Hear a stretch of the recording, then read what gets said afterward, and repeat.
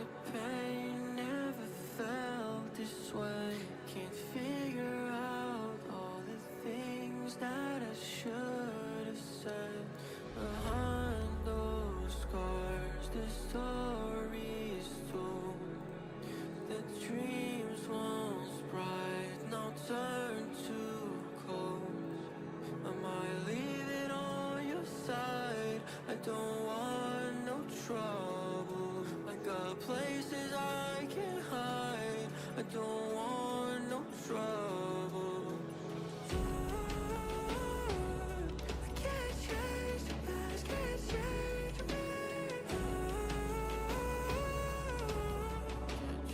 We can't change me.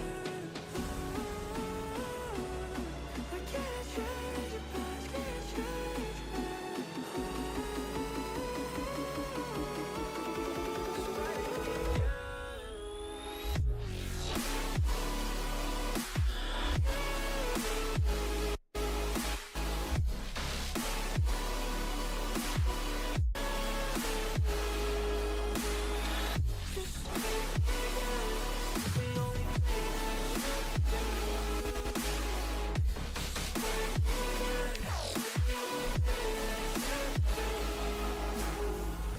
Just break me again and I'll rebuild again with no refrain.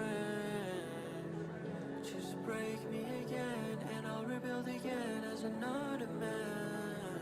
To love me back, but things have changed. If you could trust me back, but things have changed. You can't hold me back.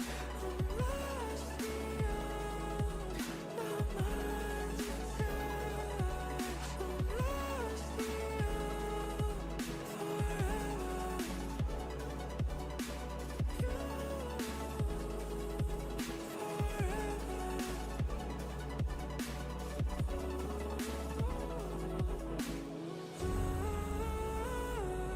I can't change the past, can't change me.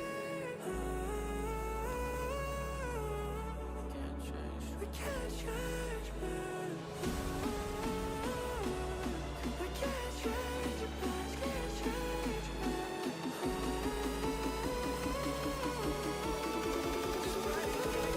Just break me.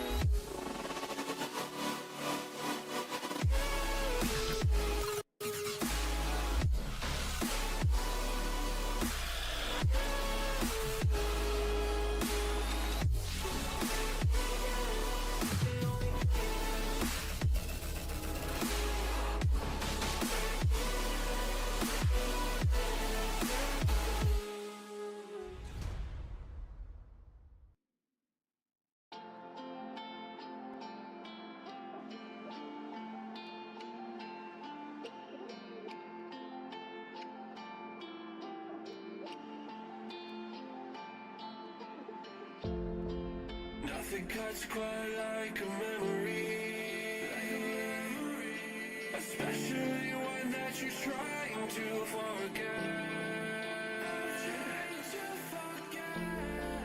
But I can't find the energy to rewind and reset.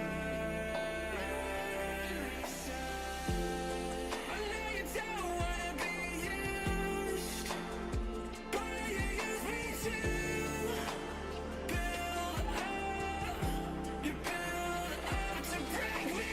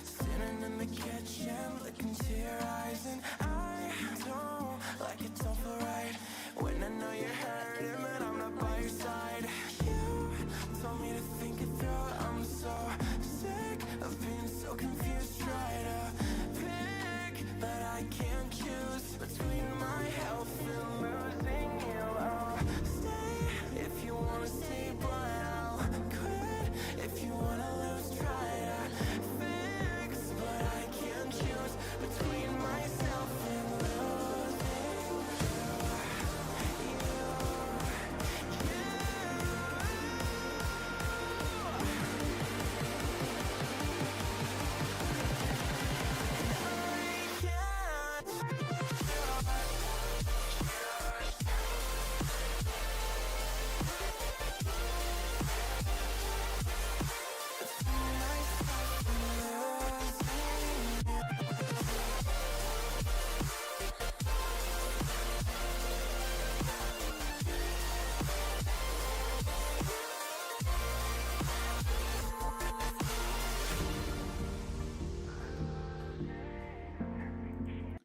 All the music's paused. You know what that means, ladies and gentlemen, boys and girls. You definitely do. And it is Damo. It is a suit. And how are we going? Yes, that is correct. Here we are, suit on. And that's because we have a trip to Wembley. We're not in the full suit. I don't think I'll go with the full suit, to be quite honest, because it's the FA Cup. I think having the suit jacket on is fine with the black. It looks quite sleek. But we are in the suit, being that it's Wembley.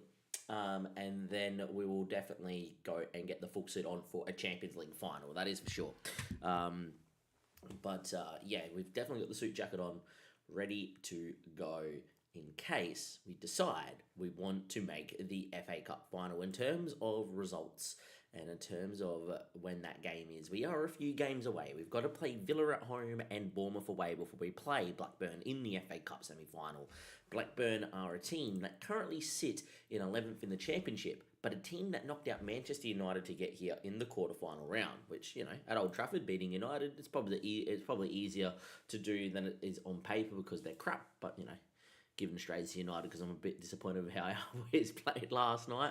Yeah, very tired Damo wake up to watch the game against Forest, and very tired Damo is not happy that he woke up to watch the game against Forest. Yeah, it is what it is. We do have a few things to discuss, though, to start today's stream. That is for sure. We've got some players that we have to look at, have to discuss, and yeah, hopefully it's a big old episode. Going to click on the FA Cup, though, because I am going to get it filming for YouTube. I'm basically up to date with editing. I left 43 thinking I was going to do it on 43, but I will not. I'm pretty sure that at the end of 43, I made a new video. Stream for that. Catch you guys later. Yeah. Which I definitely did, so we're definitely going to do an intro here to start the stream. If you are here, say good day, let me know where you're watching from. I know JS was very clean for this stream tonight, this morning, but he might be asleep, the young lad. Hence why we're going live now, give him a couple of games for people to wake up, flick us on, etc. as well. We do have to go through the youth intake too. We have a very good youth intake to go through as well, and we'll do that all with a YouTube video. 3, 2, 1, and let's go. We're in a suit. We're at Wembley. FA Cup semi-final against Blackburn, and hopefully we get to play a final against Arsenal more than likely, or Spurs. It's going to be a fantastic occasion. We play against a team that are 11th in the Championship as it currently stands, and we get to have a big old day out at the Wembley Stadium.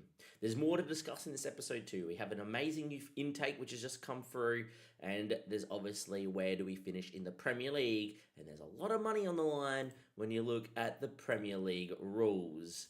Yeah, we could finish anywhere between 9th and like 15th or something. That could be the difference of about nearly 15 million.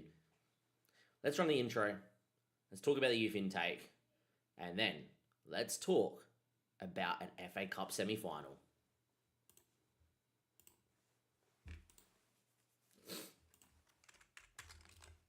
Nope. Do this.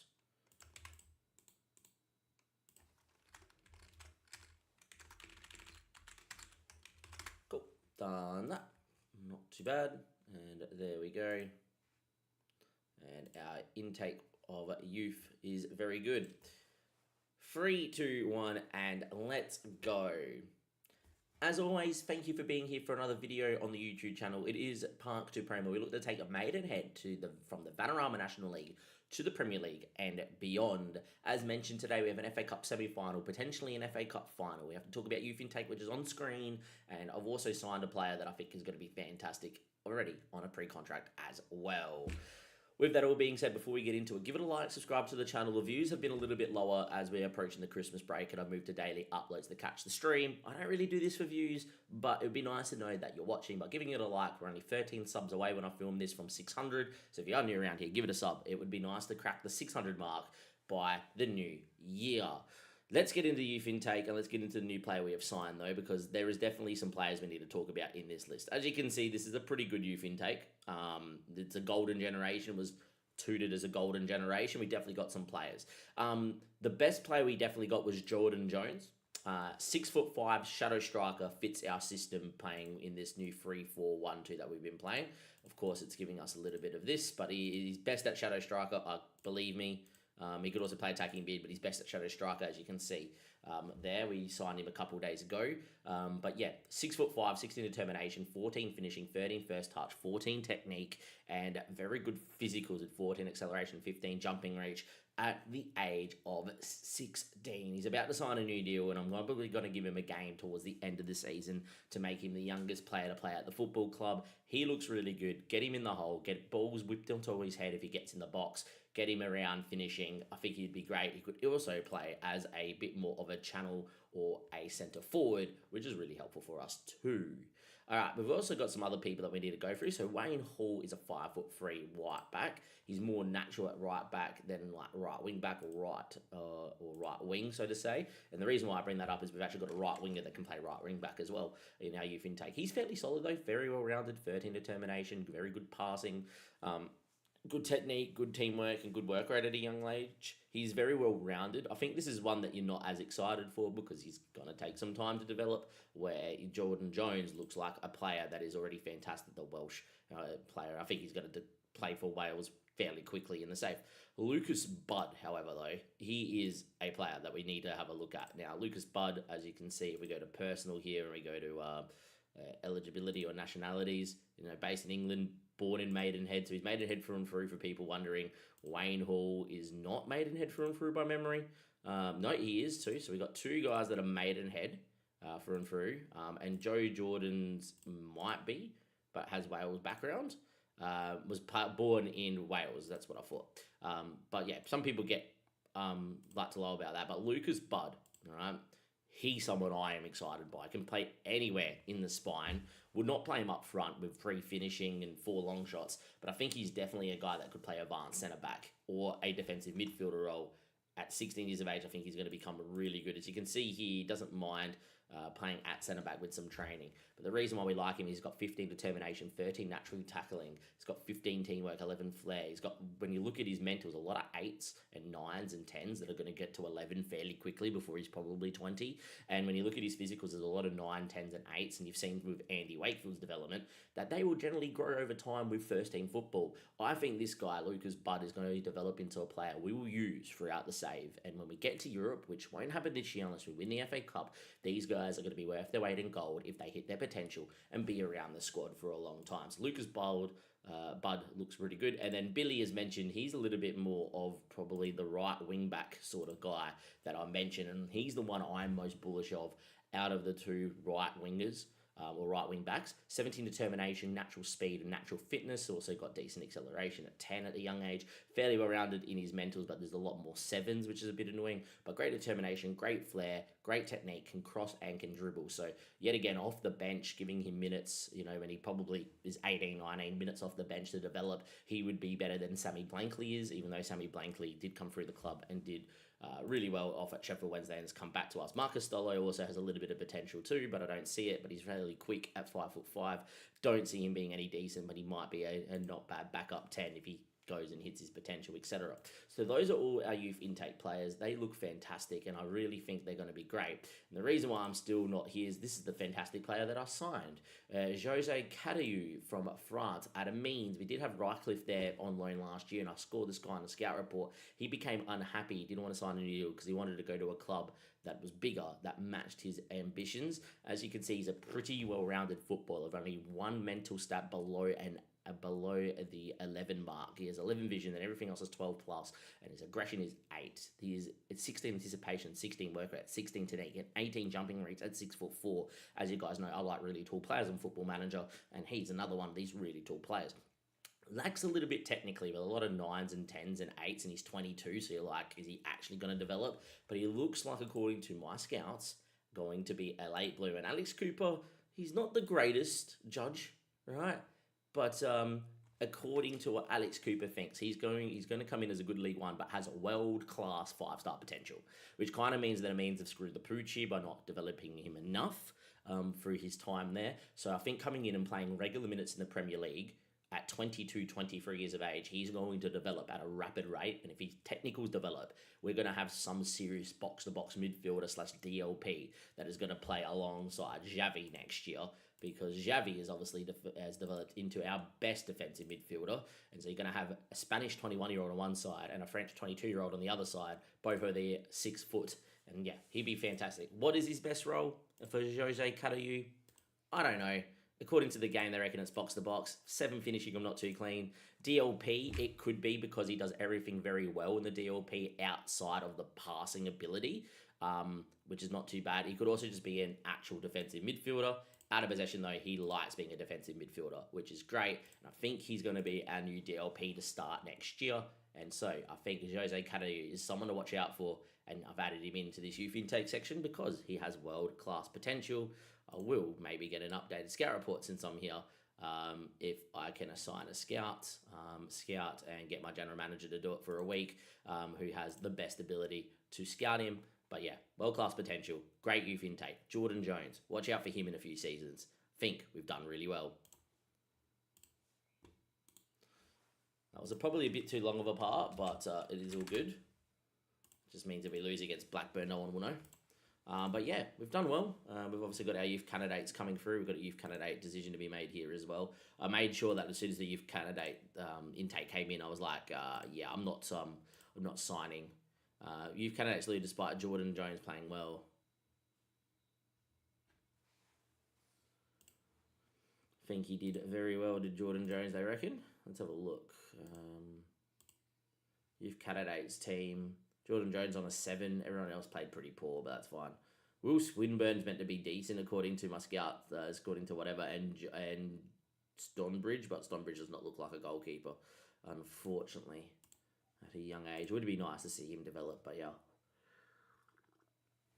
Stephen McPay hasn't really developed enough to be usable. Henderson, I'm planning on selling. He's actually developing quite nicely. As you can see, he is going on with it. He could be a really good backup striker maybe next year for us, you know, if we didn't get the right striker in. But I think we're going to have a big enough amount of money. We're going to be pretty brave and go buy some big name strikers, because I think that's our biggest area of concern. But yeah, Henderson doing quite nicely, the Northern Irish International at Plymouth, which is good to see. And Mull we loaned out, just trying to see if he would develop into a decent centre-back. He is not, unfortunately. So yeah, not going to happen there. Youth candidates have signed. Costello, Bartley, Found, and Sidek have all signed. Homegrown status, this guy Billy signed. Bud has signed as well. I'm going to keep them in the under 18s for sure. Yeah, move along. If you are watching, say good day. Let me know where you're watching from. I will actually give the chat a test. I forgot about that. Let's go with just FPL, because that will bring up the FPL command in Twitch. We got some scouting done as well with next gen lists, which is pretty important to go through too. Jordan Jones signs a new deal. Cool. Now, do we just get him straight in? Is the question. He's already a National League player, which is the best that I've had someone come out in. And if you have a look at like attacking midfielders just here, you know, he makes the list like in 4th, same as Dylan Ryan. Dylan Ryan, by the way, is developing quite nicely. and should probably be playing as the DLP more and more. I am buying Jose Carrillo because I think he's going to be fantastic, but I think Dylan is a better DLP out of possession with that passing ability and stuff. He needs to work on that marking. Same with Jose Carrillo. We'll get him working on some technical stuff and really try and make him better. But yeah, we're doing all right. If you're watching on YouTube, thank you for watching. Give it a like and subscribe if you're new to the channel. If you're watching on Twitch, thank you for being part of the OG community since 2018. Might as well get that all out of the way now as well. We'll do that sporadically more throughout. But yeah, Joe Jordan's, I don't know if we get him in. He's already worth 14 mil. Wayne Hall, I'm not going to put in. I think Wayne is fine to stay in the under 18s. But I think Jordan Jones, do we just get him to the bench? Now, the question is, who would he get to the bench over? Matthias Franca is injured for the next 2 to 4 weeks, so he actually would get to the bench over Matthias Franca for now. And then it's harsh on Reed, but I wouldn't start Reed with having Jordan Jones. So I might just do it, and I might just go Jordan since you've come in from minute 1. I'm probably going to do it, and let's just do it. Why not? Into the senior squad. Move to the senior squad, thank you. Training is going to be positions. I'm going to just train him to play as a striker, so he becomes a little bit more natural here. They reckon false 9. I reckon centre forward with his height. And then at a young age, I think what we work is he's pretty good in a lot of areas when you look at the shadow striker role. Lacks a little bit in long shots, but he's got good technique and good finishing. Lacks a little bit. That's the thing. Like his lowest stat here, stamina and strength, but that will improve over time. Lacks a bit in concentration and anticipation, but he has decent decision making. His off the ball anticipation decisions could probably be improved mentally, or we work on passing and try and get that passing and vision up off the bat. I think we're gonna go. I don't know. Let's go. Is it?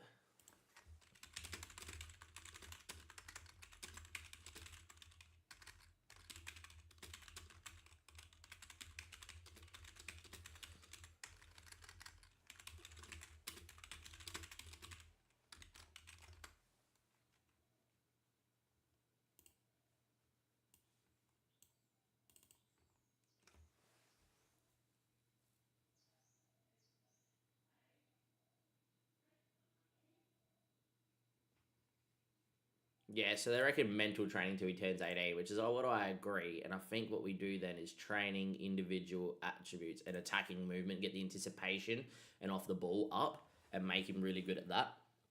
And then once he turns 18, by then he should be decent. We work the passing ability with the vision and try and get that up is what I would do for Joe Jordan's, I think. But yeah, there we go. Let me know. When in doubt, always ask Google. They'll do pretty well. We do have a youth intake as mentioned. Sorry, we did scout next gen as mentioned. So let's go and have a look. Il Neymar or Nema, pretty good 56 mil. No interest in coming. At him, we have had a short list though. So he's going to get a wonder kid in next gen. I have gone through and actually updated my shortlist. Jan Oswald, great poacher, wanted, but Inter, is he interested? Extremely doubtful. He wouldn't be too bad, Jan Oswald. Like he would get in and start, right? 5'7", so probably not what I would play as the centre forward, but as the channel forward, 10 crossing, great dribbling, great finishing, great flair, good off the ball. Not the quickest, not the slowest. I think he's not bad. He's wanted by Inter again. Inter, obviously, if they want him, think he's really good.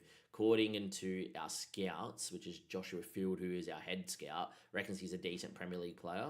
Needs to be a little bit more consistent moving forward, which is okay.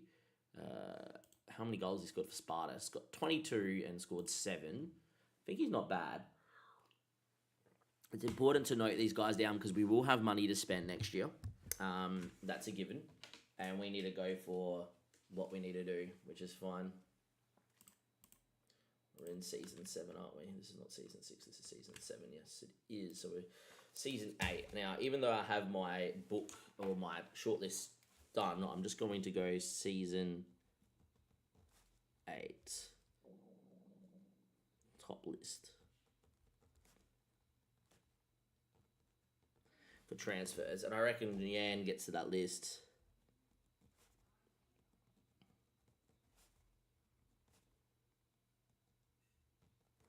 Striker Prague, 10.5 mil. Next gen shortlist is where I've put him. But yeah, I think for 18, he's not too bad. Plus, being 18, he could develop into a very good player. Tobias is obviously at Milan already, worth 100 mil, and probably not wanting to come in. That's fine. This guy here is at Germany at Freiburg. We've already picked the player up from Freiburg on a free transfer as well, but that's fine because Zemi looks decent. Probably should add him into the next gen shortlist. It's important to add these guys to the next gen shortlist because then they keep him. Oh, he's already there. Cool. Then you can then move him to the other shortlist and pick him up if they get upset and stuff. So we have a Moroccan Villarreal, 19 years of age, looks fairly decent, 5-star potential. No interest in coming. Because he's 19, he's about to turn 20. I'm just going to add him in to the 20 to 21-year-old list and keep an eye on him. This guy here at Atletico de Rafael. Okay, bit of a weird striker at 18, wanted by River Plate and Twente. Great technicals, good first touch, good technique, good finishing, good dribbling, decent passing, great off the ball, flair and composure. So if he gets a chance, he's going to finish with that flair, finishing and composure. Sorry, I meant finishing, technique and composure. Flair's always nice. But he physically lacks at 5'10". 2-footed as well, which is quite nice. Like, you just get him in and be like, okay, you're going to work your pace to get your pace up, and then you're going to work your agility up at 18, and you're just going to keep on working those things to become really good. Would he be interested in coming is the question. He's extremely interested. He's definitely a project, is what I would say. Think he's more the centre forward than he is a channel forward because he can't cross. But I think if you got him in the centre forward and got him running, he would be fairly good. There's also a case to play a deeper lying forward with the shadow striker and the channel forward. So he drops in to get the ball, the shadow striker gets beyond, and then the channel forward splits wide, and you do that. That could also be a fun dynamic too with a deeper lying forward. And he would be a really good deeper lying forward. I think he's not bad. For 15 mil, it's a lot of money, and you'd rather get a guy that's going to come in and be first team, I think, as well, which is not too bad. But I think this guy's okay.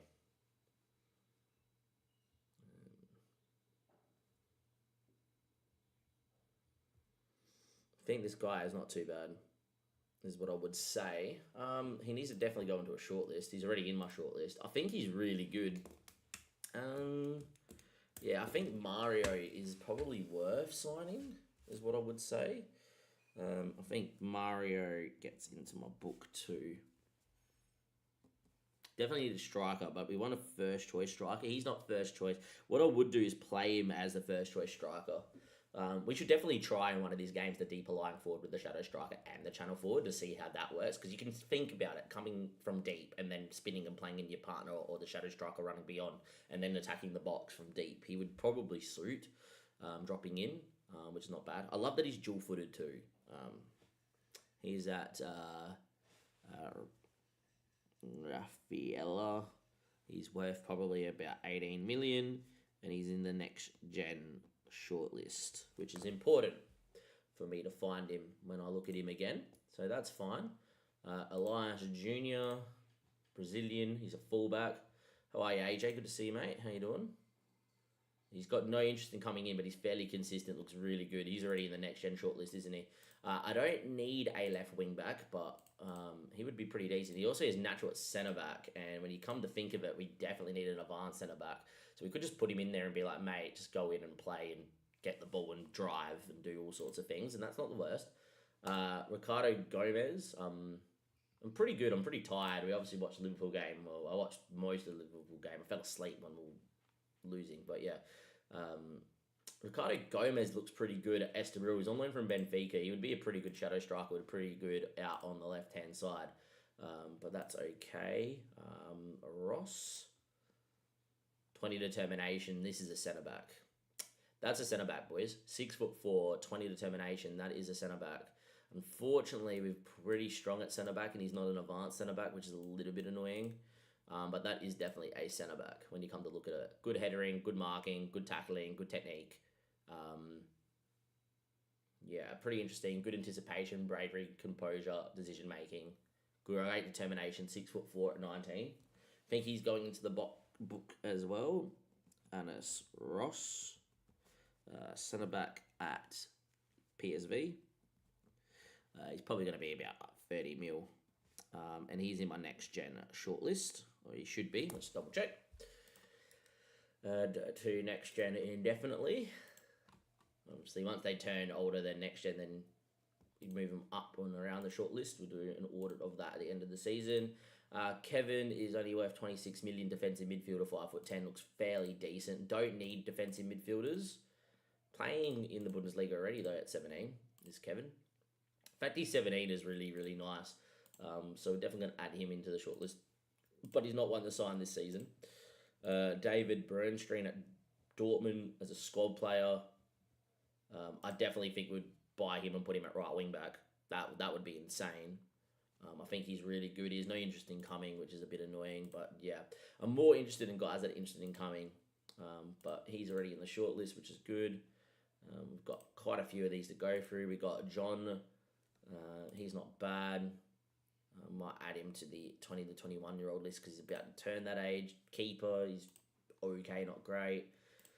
Ashgoy, we already know about in the 10, but considering we just got a 10 in our youth intake, probably not signing.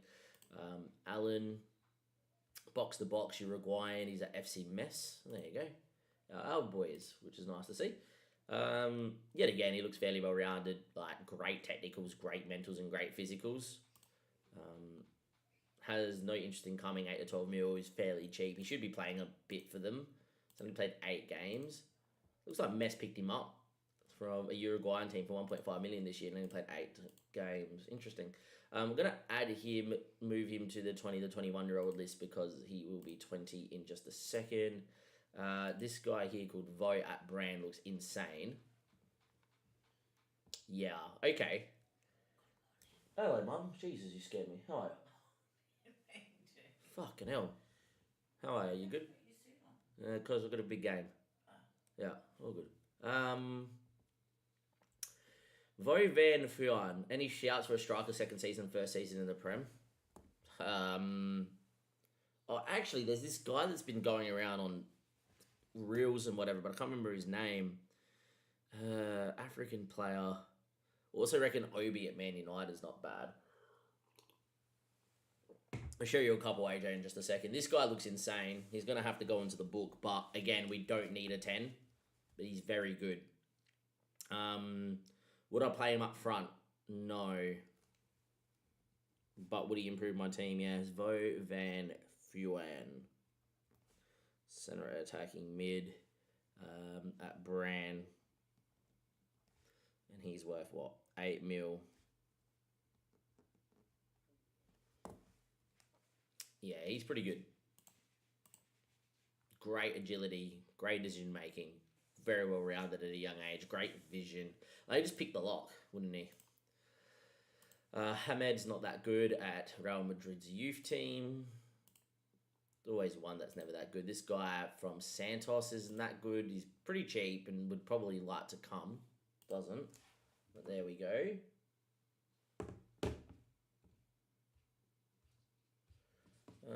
Again, I don't think he's that good. 6'4", very well rounded, good mentals, good physicals. Again, I think he's one just to add to that 20 to 21-year-old list and see what happens.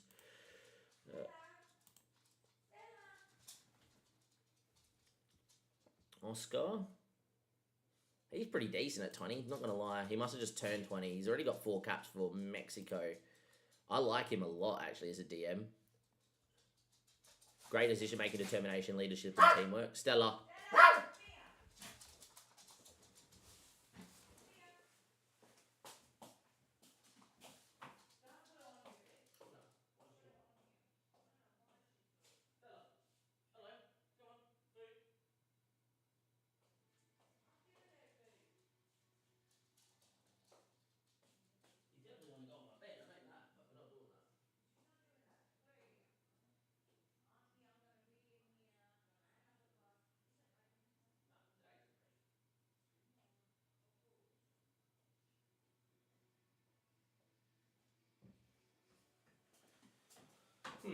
Oscar looks good as a DLP. Again, I don't need him, but I think he's really good.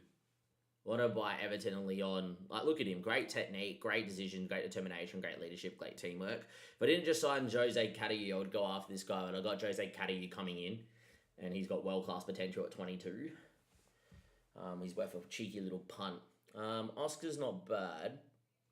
Definitely add him into the shortlist, I think. Already is in there. I don't know if we go after him. I think he's really decent though. 11 million is quite cheap. We'll won't put him in the book because I'm just trying to put people in the book that I would 100% go for. Jesus Sainz, Mexican 21-year-old, doesn't look too good. Oh, Costa, 21-year-old centre back. We could use a centre back at 6 foot. Decently well rounded again. He's wanted at the moment by Everton as well. Looks like Everton are doing a big South American scout at the moment. Cool. He's not too bad. Let's go and have a look at this guy. Wow, that's a footballer. Oh, boys, that is a footballer. 21 years of age, but he's got 16 first touch, 17 passing, 17 technique, 12 tackling, 14 marking. Get me in here as a DLP. Look at him as a deeper line playmaker back a line. Great first touch, marking, tackling, passing, technique, anticipation, concentration, vision, and he's physically well-rounded. He's a bit fickle. He's left-footed. Wow, he's really good. I think Edgar is fantastic. I think he's worth going in the book even though we don't need it.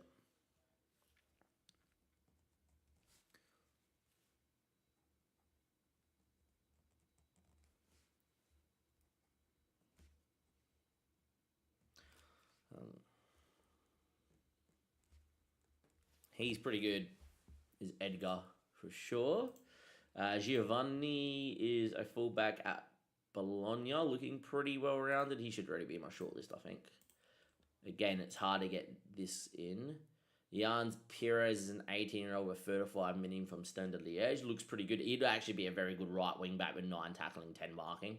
Like, again, if he was a bit cheap, you just put him in at right wing-back and let him develop. I think that's fine. Stephen Rawlings. This guy at West Ham isn't that good. He's leaving on a free, actually, which is not too bad. This guy's not that good. Mitchell Turner's not that good. Recruitment focus is done. We have got through some of that scouting there. Only got a few names that I put in the book and 2 that I would particularly go after. Now, AJ, you want some strikers for your first season. Let's go and have a look, shall we? Pull this training report, and Diaz is, Jamar Diaz, by the way, boys, is fast becoming the best player at the football club. If he learns to be natural in that right and that left wing back role, we've got our left wing back for the foreseeable future. This guy is insane. One's called Obi. He's at Man United. Don't know his last name. Don't know his last name. Should be on loan again this year, Obi. Yeah, Cheeto Obi.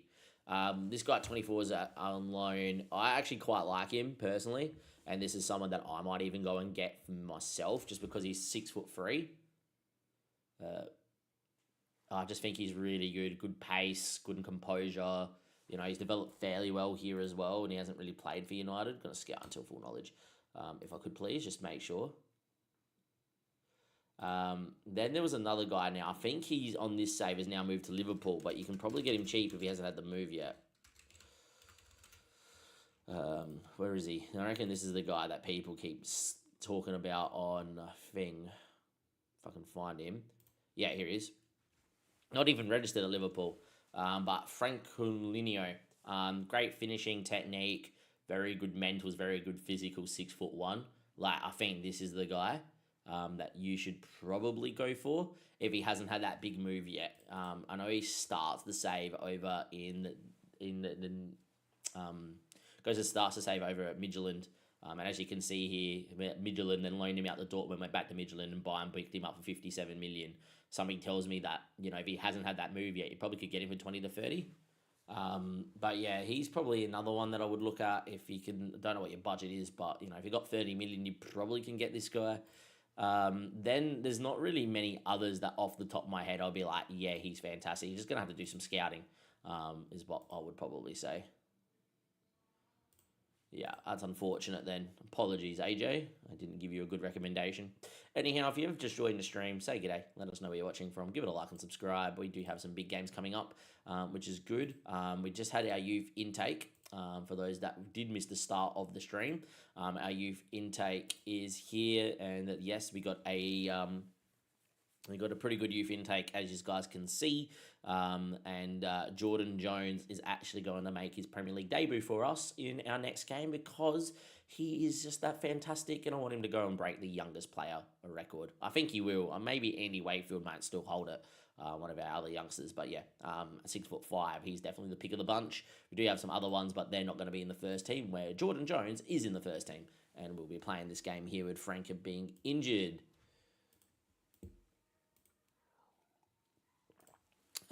Let's go in here. Where are you, Jordan Jones? You're going to go straight into here as a shadow striker and etc. Just make sure all that training has worked. You know, sometimes it bugs out. It has worked by the looks of it, and I've got you learning how to play as a striker, which is fine. Don't really care about tracking mids and whatever. You know, care about him out the ball, and he can do whatever he needs to off the ball. Definitely tempted to look what a deeper lying forward would do, because we could go after that other guy. But yeah, Dylan Ryan is developing quite nicely. Really want to give him game time at the moment. Jamir Diaz is looking really good too. Adrian's actually done really well as well, but hasn't really developed too much this year. Want to see if he would agree to be a regular starter. No. Would you agree to be a squad player? I'm going to try and see if we can talk him down, and if it doesn't work, then we'll just put it back. Because if it does talk down, then yeah. Doesn't look like it even asked me, which is good. Does that mean he just took it, which would be quite nice? Hopefully he's not too upset. Didn't say anything, does it? I would imagine that at some point he's going to come talk to me. Why am I now not a starting player? And I'll be like, sorry, brother. I've got players coming in. Yeah, look at our under 18s now. We got some talent in the 18s if we go by general info. We look at potential. You got Wayne Hall, who's just come through our youth intake. Could be a decent right wing back. I actually think he could be a decent DM. We've got Billy, who should be the right wing back, and he looks fantastic, which is pretty good. Corey Haddon, unfortunately injured, came through in last intake, and he looks like a pretty good centre back or a full back. You got Dylan Ryan, who's not going to play for them because, look, let's be honest. You got Lucas, who's just come through my intake now this year, which looks pretty good. You got Mitchell Strong, the Australian, that I want to give some game time to at the end of this season, because I look at him and go, mate, you could be a really good striker. Already got 14 finishing and technique, 19 determination, good flair, good off the ball, good composure. Again, he's a bit more of that deeper lying forward sort of guy, but I think as a central forward, he does pretty well. And he has pretty good physicals, and I think we may as well be playing the Australian and giving him game time. If he hits that potential, he's going to be pretty usable, right? So, again, you got Mitchell Strong still in the 18s as well. You got Timothy Daniel as well. He just came back from a long-term injury, already been capped at the international level. When you look at him as a defensive midfielder, you're like, technically lacks, mentally looks really good. You know, there's a 7 on vision, a 5 on off the ball, and then 6 composure, but everything else looks really good. Physically not the worst, apart from his agility at 6'4". Again, another one that if he develops into a footballer, he'd be pretty decent. I think Timothy Daniel's someone I won't use, but we'll loan out for a couple of seasons and see how he goes. Stella's opened up the door in here again, which is a bit annoying. But yeah, we need to get to games. Obviously, I got my partner coming here at some point later in the day. She does have to actually shop and cook today instead of just cook, and there we are. Here we go. This is what I wanted to discuss with Adrian.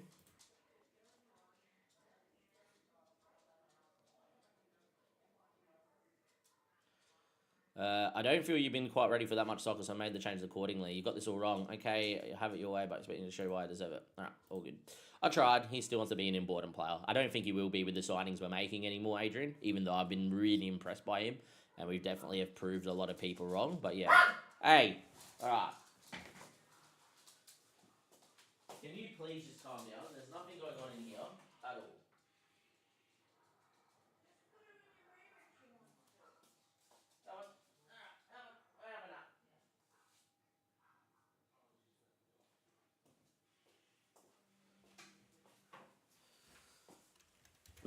So we tried, didn't work. Now, did the 18s win?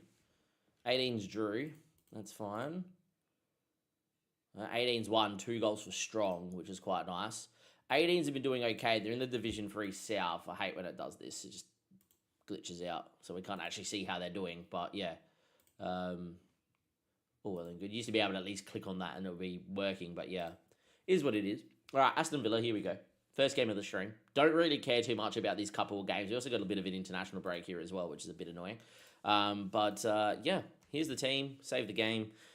System's been playing okay. And we have got, obviously, Mr. Jordan Jones making his debut in the hole. which is fantastic. We're going to go Hansi, Sander, Acosta, and Kim San-hyong.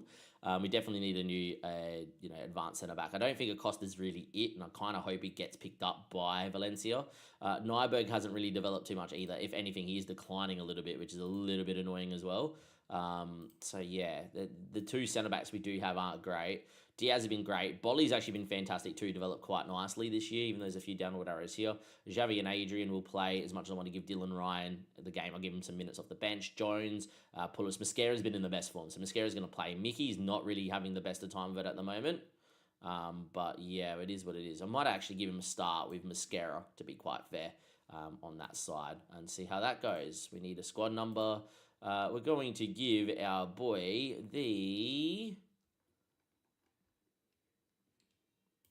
97, because Henderson ain't here to use it. So give him the 97 after El Shawari. Great number. And away we go. So yeah, we've got the FA Cup semi-final incoming, which is not too bad. Hopefully Jordan Jones on his debut does pretty well. Prefer the attacking mid or advanced playmaker role, but when you get a kid this good that can come and play in the 10, you're just going to get him in, right? Give him some minutes. And away we go. Jordan Jones in the hole. Mickey and Mascara. Boys are doing well. We play Aston Villa, who are a decent side. And away we go.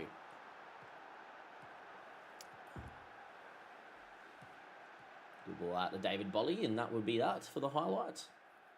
We did lose pretty heavily to Villa in the league away from home, so it'd be nice to put in a good display. Early doors, we're actually keeping a lot of the ball, even though we play on a more direct system, which is quite nice, and hopefully it will allow us to score a goal.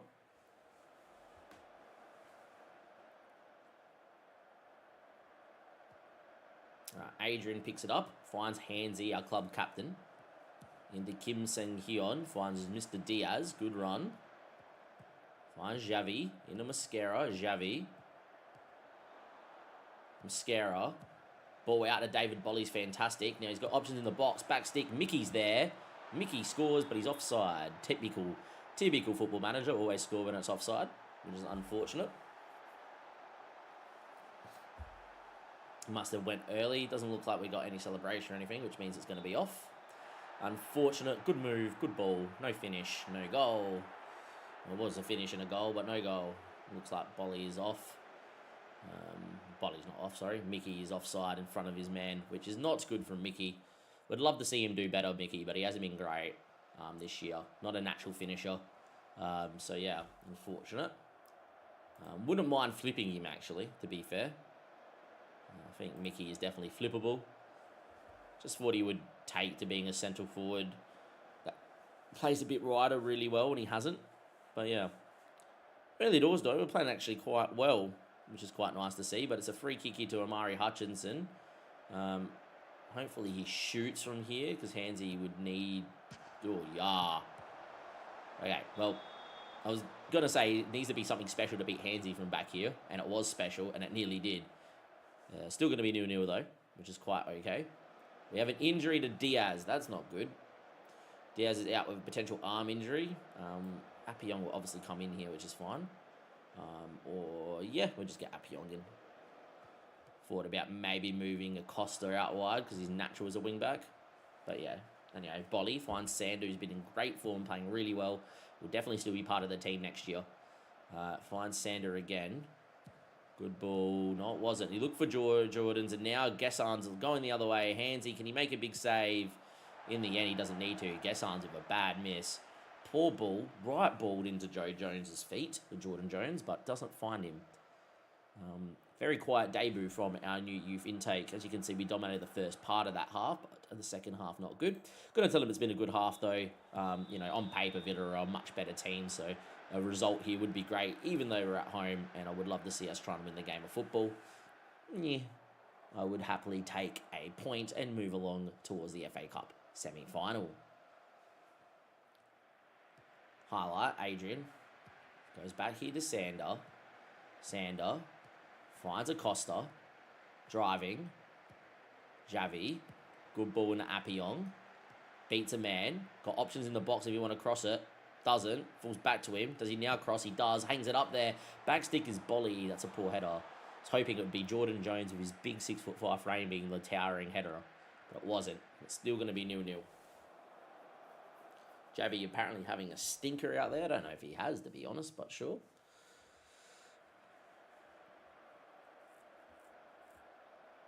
But time ticking away here. It is going to be 0-0. We are going to make a couple of changes. We are going to get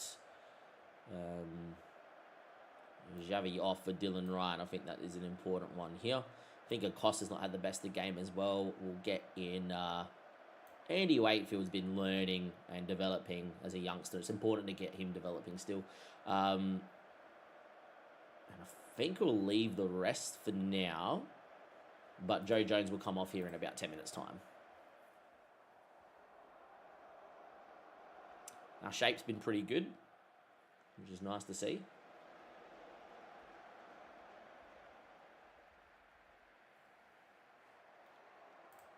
74 minutes played. Reed will come into the hole for Jones. Think he's done all right. And I'll get Pulis in for Mickey. And those will be our last couple of changes. Hopefully Diaz's injury is not going to be too long. And he'll stay in the system here. A point would be fine. But yeah, looks like Ryan straight away is looking good on the ball. He's been pretty good, Dylan Ryan. There's a reason why United want him. Andy Wakefield.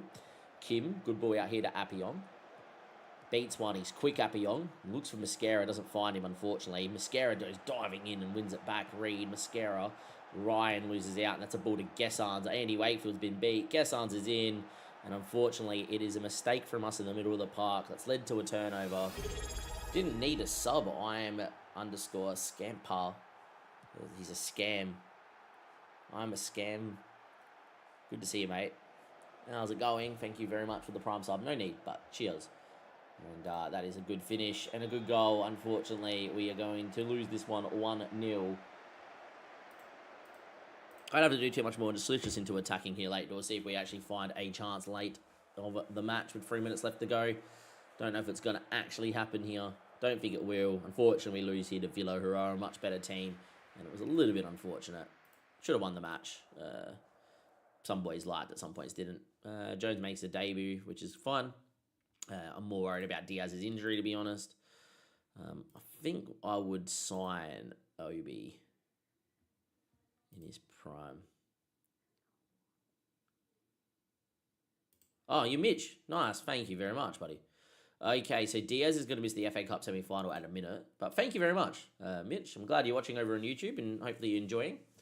But cheers, buddy. Jordan Jones. Look, wasn't the best debut ever, but it was okay. We got Bournemouth next, which is in a little bit of game time away. I think we got bit of a thing. You're flying, mate. We're doing okay. We're doing okay for sure. Still a lot to go. Love to see if the instant processing is working, or the processing is working.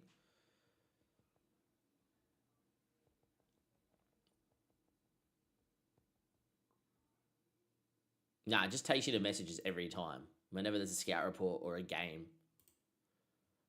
Xavi is still developing quite nicely. Yes, he is. I do think he's going to be fantastic in the hole. Jose is apparently going to be a leading... Yeah, so this is a more updated scout report here from Ariona, who is very good at judging potential ability. And he's saying that instead of him being a world-class player, he's going to be a leading Premier League player. We're just going to have to put Jose in next year and be like, look, the game thinks you have this crazy potential, right? I don't think he has that good potential, but I think on a free, he is fantastic. Mentally great, physically great. How do we use him? I don't know. I think it's in here, and I think as a box-to-box, yeah, sure, over Xavi. But Xavi is more of a box-to-box as well. Could I play two box-to-boxes? That is also a question. Like, when you look at Xavi, I don't think there's any other role that I would play him here outside of box-to-box. They reckon a playmaker, a box-to-box playmaker, which could be quite aggressive, but not the worst. I also think as a defensive midfielder, he's not the worst either. Got a good first touch, good marking, good tackling, good technique. Very aggressive in what he does and stuff. Like, I think this could definitely help. Deeper line playmaker, he's not bad as well, you know. That's the thing, Xavi can play a lot of roles. He doesn't have natural finishing in a box-to-box, so could maybe go the other way, gets forward whenever possible. Could try this for a game, actually. Yeah. Interesting. Anyhow, let's go and to the bench is Finn Welch here. It will have to be Appyong because we got an FA Cup to prepare for. Would I change Javi's role to accommodate Jose? Like, what role do you think this guy's role was his best? I don't even think it's box to box because, look, I understand why. I can get up and down. I've got great work rate. I've got great physicals. It's all well and good. You can't shoot. And if you can't shoot, you can't really be a box to box, even though they say box to box, you don't need shooting. They shoot. I do think he's got a great first touch and great technique. So, like, getting further forward is pretty good for this guy. He likes to get further forward and he likes to kill the ball, which is quite nice. Don't think he's a winger. And I don't think, in the hole as a channel midfielder, yeah, I can see that a bit more. I think we just put him in the box and go, mate, that's your preferred role. Off you go, Jose. I just think it's the other role on the other side and, like, where you play Xavi. Xavi can play anything, though. Like, the game reckons he's better at box-to-box playmaker instead of a box-to-box midfielder. Actually, box-to-box playmaker on Katayu is interesting. I haven't used one, but I can see why, because he's got more technique. I never used one. Maybe we look at it. I think what we need to do first things first, before we change anything, is this needs to stop being a stepping centre-back and actually just be a centre-back. Could even move to a covering centre-back and then have two normal and one that comes in and sits, but it shouldn't be your advanced centre-back that does that. I'm just going to go to that because they seem to get caught over the back a lot through the middle with Acosta. Might try and do that to help him get back. Is maybe what we'll go to for a game. Just trying to help him be a bit more defensively solid. One on covering, two on normal. One that's a little bit more advanced into the middle of the park, which I think is a bit important. But yeah, do something like that, I think.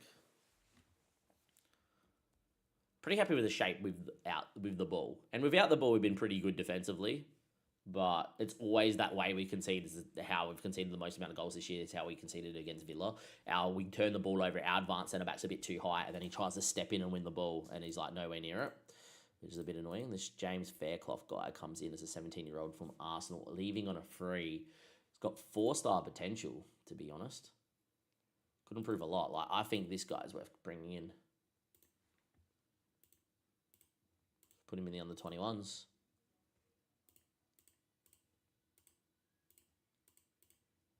Yep. Just go into the under-21s. If you hit your potential, you're going to be usable. And if you don't, then so be it. And hopefully someone that we could probably flip.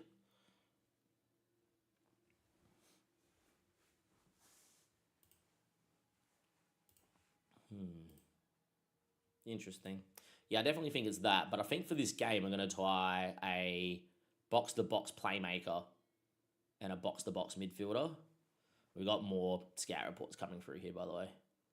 Obviously, a lot of scouting going on from my boys at the moment, which is fun. So Pedro Rodriguez gets an updated scout report from Mexico. He looks pretty good as a winger, not going to lie. He's a very good winger, but he's not a forward-thinking player. Would actually train to be a channel forward at 6'2". I think that would be not bad. Everton want him. I will add him into prime players indefinitely, though. What's the... we haven't played it yet. Have not played it yet, Kelly. We've got one more game and then the FA Cup semi-final against Blackburn. Vince Montelli is at Rennes and looks outrageous. Never getting him in, but he looks great. Ricky Rose has still Premier League potential, apparently. Harry Evans, the 20-year-old at Aston Villa, looking pretty okay as a centre-back, not going to lie. Wouldn't be a bad project, to be honest. And you got Moses, who I don't think we're going to bring in anytime soon anymore. Look, moved from free agents. He's leaving on a free because he wanted a bigger club. If we picked him up 2 years ago, we probably could have made him into a better player than what he is. But yeah. So Jose Cadieu prefers to be a box-to-box playmaker. Interesting. I know that JS and True Teller, who have been watching the streams a lot, play with a box-to-box playmaker and they rate it. So it'd be very interesting. Because Javi prefers out of possession here, the box-to-box playmaker, but can also play box-to-box, can also be a DM. Don't know what his best role is. That's the thing. I think anything that avoids finishing. So, like, defensive midfield is not the worst. Good first touch, good marking, good decision-making, good, quite a lot around. Box-to-box, he does pretty well. Deep alive and playmaker, he does okay too. I'm going to try something. I know Adrian prefers to be a DLP, and it's because he's good at passing. So I'm going to try one little thing, I think, for this game here against Bournemouth. This is something we're going to do against Bournemouth. I might do it in the FA Cup semi-final, or I might, if it works really well. I'm going to try the box-to-box playmaker, and then and a defensive midfielder. And then, yeah, you're coming in. That's good. You little youth poach from Arsenal. So we just lost to Villa 1-0. Villa are sitting in 10th, just above us. But if you look at the XG table, Villa should be in 11th, so they're kind of performing where they should be. Apparently, our XGA were plus 12 on our data. There you go. I thought we were doing well for defensive, but apparently not. That's okay. Up to 60 mil in the finances was pretty good.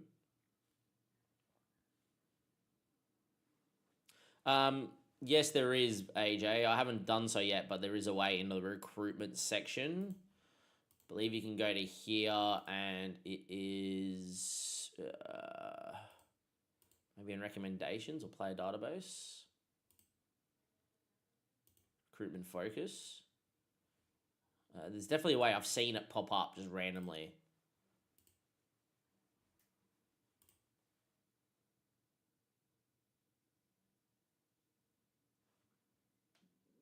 I've seen it pop up randomly. Can't remember what. It's not in club and it's not in staff. I remember that.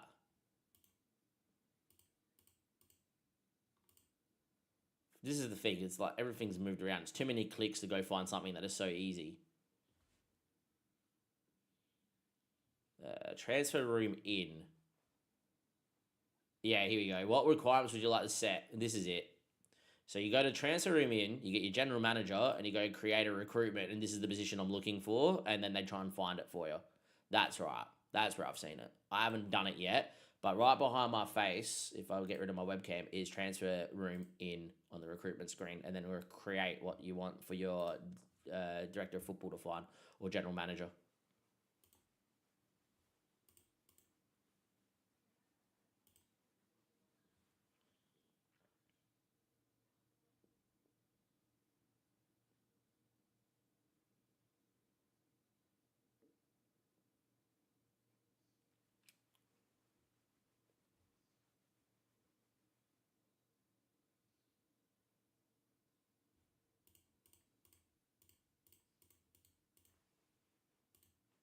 Joshua from Real Sociedad at 18. Looks pretty decent, to be honest. And him into the next gen. He's already there. That's fine.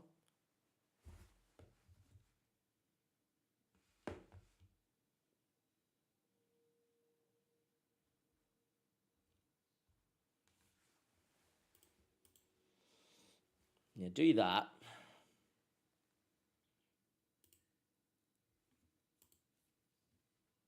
What's Xavi's best role? That's the question. I don't know what Xavi's best role is. Box to box.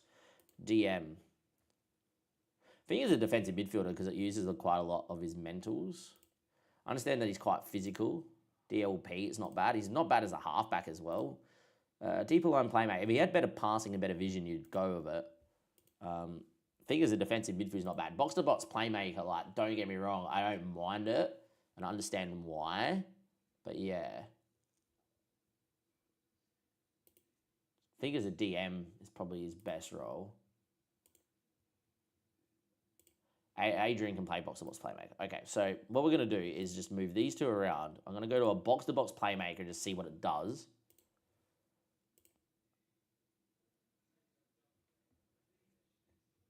Would be funny. And then I'm going to go do a defensive midfielder because I think it would hold. And like, Xavi playing as a DM is just like, yeah, I'm very good. I can sit in, I can dictate the game, and off we go, and allow for that to happen. And then we'll see how the covering centre back goes for Acosta here as well. We're going to start Joe Jones again. Frank is still not fit. He's still another 7 days or 2 weeks away, which is a bit annoying. Diaz is still obviously out as well. Mickey missed a big chance last time out. Mascara's been the better of the two of all of our strikers. Going to go with that one there. Appion will get a start. Acosta can play out wide as well. But yeah, we'll do this. And we got the FA Cup, which would be nice. Yeah, a slight tactical change. And hopefully it works out. I'm more worried that we still get that box when we're building out of our advanced centre-back and the defensive midfielder. And, yeah, be interesting to see how Adrian plays as a non-traditional box-to-box. Could also just go box-to-box and a box-to-box playmaker as well. But, yeah, don't think we need to. Just be interesting that if it helps us in build out. But the box-to-box when Franco was on it was like getting around the box and scoring and whatever. And, yeah. Anyway, Bolly with the ball. Good in the Xavi. Xavi again. Gets fouled. Referee says nothing. Adrian. Good. Back to Bolly. Beat your man. And whip it now. Doesn't.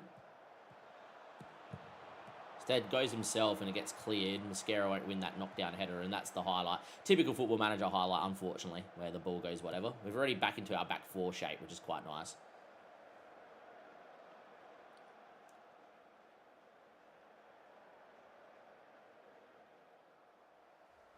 It'll be interesting to see how the DM and the defensive box-to-box playmaker and the defensive midfielder go. I haven't seen too much of the game.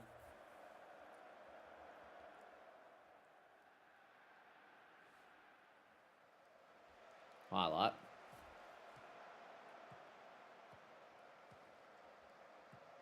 Donovan. Good run from Donovan. Adrian wins and then loses it, which is a bit annoying. Good shape, though. We've got our players back in their order, but now we got to face an effort. Handsy makes a save. That's quite annoying. Again, it's one of those where it's a save in the 6-yard box and, like, your centre-backs forget that they have the ball at their feet. So it's fallen to Sander and he takes a touch instead of clears it and then forgets the ball's at his feet. We're 1-0 down. Very annoying. A very poor end to the season. Our form's not been good. But again, look at this. Sander gets the ball and then says, oh, wait, I don't have the ball anymore. Probably a Maidenhead shirt if I could organise one. Don't know if I'll put it in my background, but I would wear it. Yeah, not great. Not a great start to the stream, to be fair.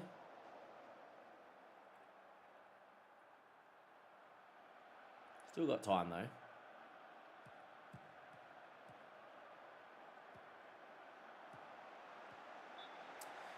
Quite this highlight. That's always well and good. Terrible so far. Start the second half. Yeah, it doesn't look like the change in the middle of the parks really helps. I don't know how we're going to play Jose Cadieux and Xavi together. I guess it's just Xavi's just going to have to play as a DLP and just get on with it, even though he's not really great with his passing. But yeah. Look, we tried. We failed. Sometimes you try and sometimes you fail. I'm more worried about the up front as well. I'm going to move Mascara into a deeper lying forward and get Joe Jones getting forward, get Mickey out wide. I'm going to get Ryan in early for Adrian as well. Just move him back as a box-to-box. 2. And do that.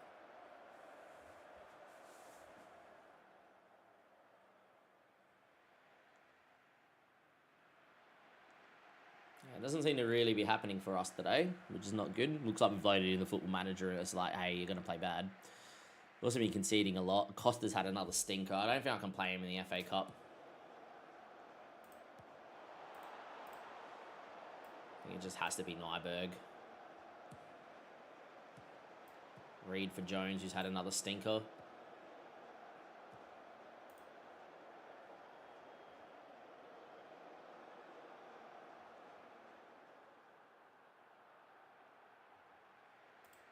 Yep. Looks like we're just going to lose again. Just lacking that quality. See if we can find a goal late doors. Pozzo's been the only one that has found goals off the bench. Go to attacking here. Didn't mean to click positive, but sure.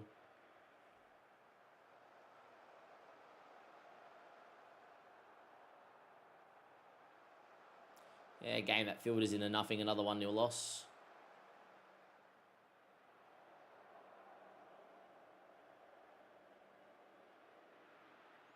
Yep, not great. All right.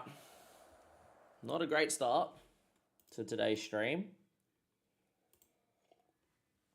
Cool. That's fine.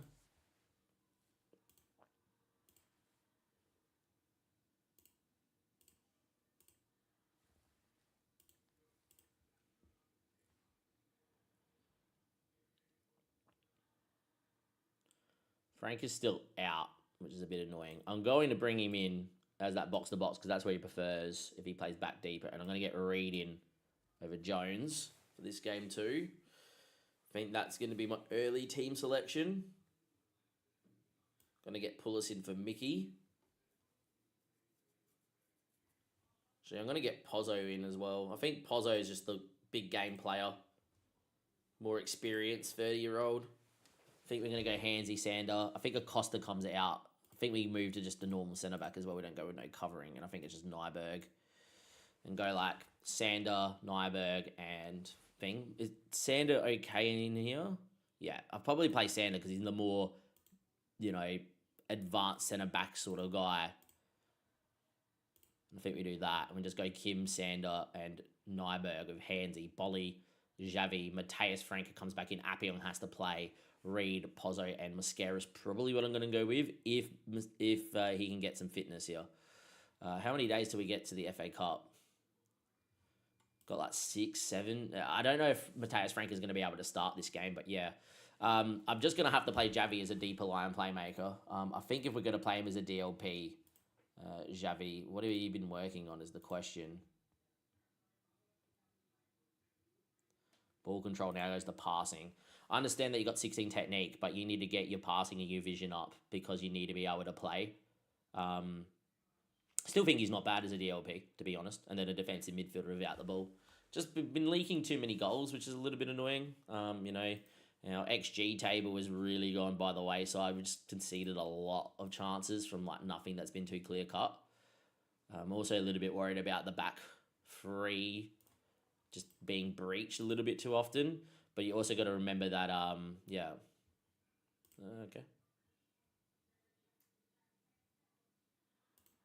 Yeah, exactly what I'm after. Just a bit of a team talk, sure. Didn't think it was that bad of a team, that our dynamics, but we'll go and have a look. Actually, I need to go to squad, not club for dynamics. And dynamics. Atmosphere is apparently a bit whatever, but our cohesion and managerial support is okay. Got to remember, we've just gone through our toughest run of fixtures. It's to be expected, right? Okay. Do we actually have a backup goalkeeper? The answer is no. Just because we don't have a backup goalkeeper, I'm going to give you the injection here, Bell. We're just going to keep giving you injections until the season, whatever. Imagine if Bell's out for the season and then we lose Handsy for the season. It would be like, yeah, we have no keeper. That would be pretty disastrous.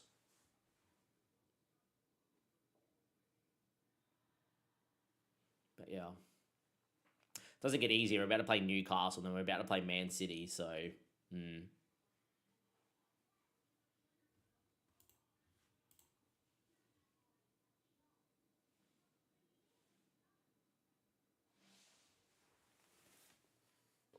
Thank you very much for the follow there, Michael. This was boom. Where are you watching from? Thank you. Ooh, what was this? It was Jordan really Jones apparently is already developing. I don't think he is, but thank you for letting me know. He's already playing at a League 2 level? No, I was going to say.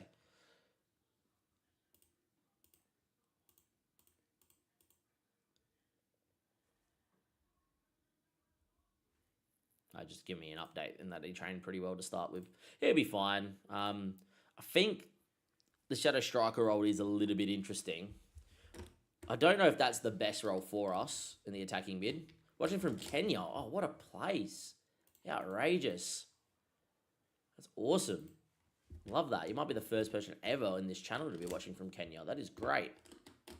Gotta love that. If you're watching on YouTube, by the way, guys, give it a like, subscribe. And for those watching on Twitch, thank you for being part of the OG community since 2018. Always good to see. Already up to 3 likes on the Twitch, on the YouTube stream, which is pretty good. Dylan Ryan training the house down. This is the reason I want to play Dylan, because I look at Dylan and go, mate, you're very good. Like, you're very good as a deeper line playmaker. And this is why I want to play him, because he's already got the passing, the technique, the teamwork, the vision to be really good. Physically getting along, his dribbling's getting up. Like, this kid could be insane. But yeah. Very harsh to drop Javi. And look, I think Jose was too good to bring in on a free. Because if he hits his potential, he's going to be a player that's here for 8 to 10 years. If he doesn't hit his potential, he's going to be flippable. But yeah. Our goalkeeper apparently shines in a free draw. That probably means we got absolutely dominated. But yeah. All right, Blackburn, Wembley. Here we go. Come on, boys. This is the game. Fitness test. Frank has got a calf strain. He failed his fitness test, but I think if there's ever a day to play him, it is now. Maybe we just play him off the bench. Maybe we play him off the bench. I think that's what we do. All right. Maybe that's what we do. Let's welcome in YouTube. 3, 2, 1, and let's go.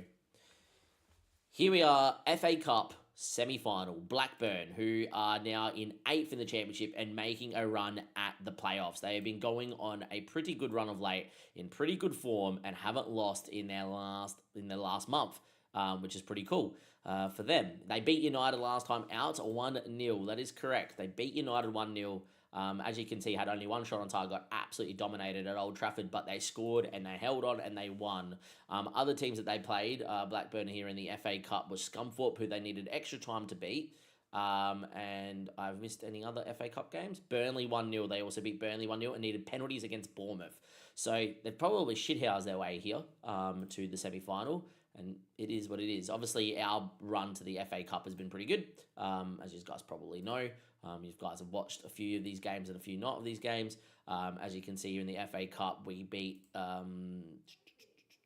Wrexham 3-2 in extra time in a game we're leading 2-0, got FM'd and from 2 goals after kickoff.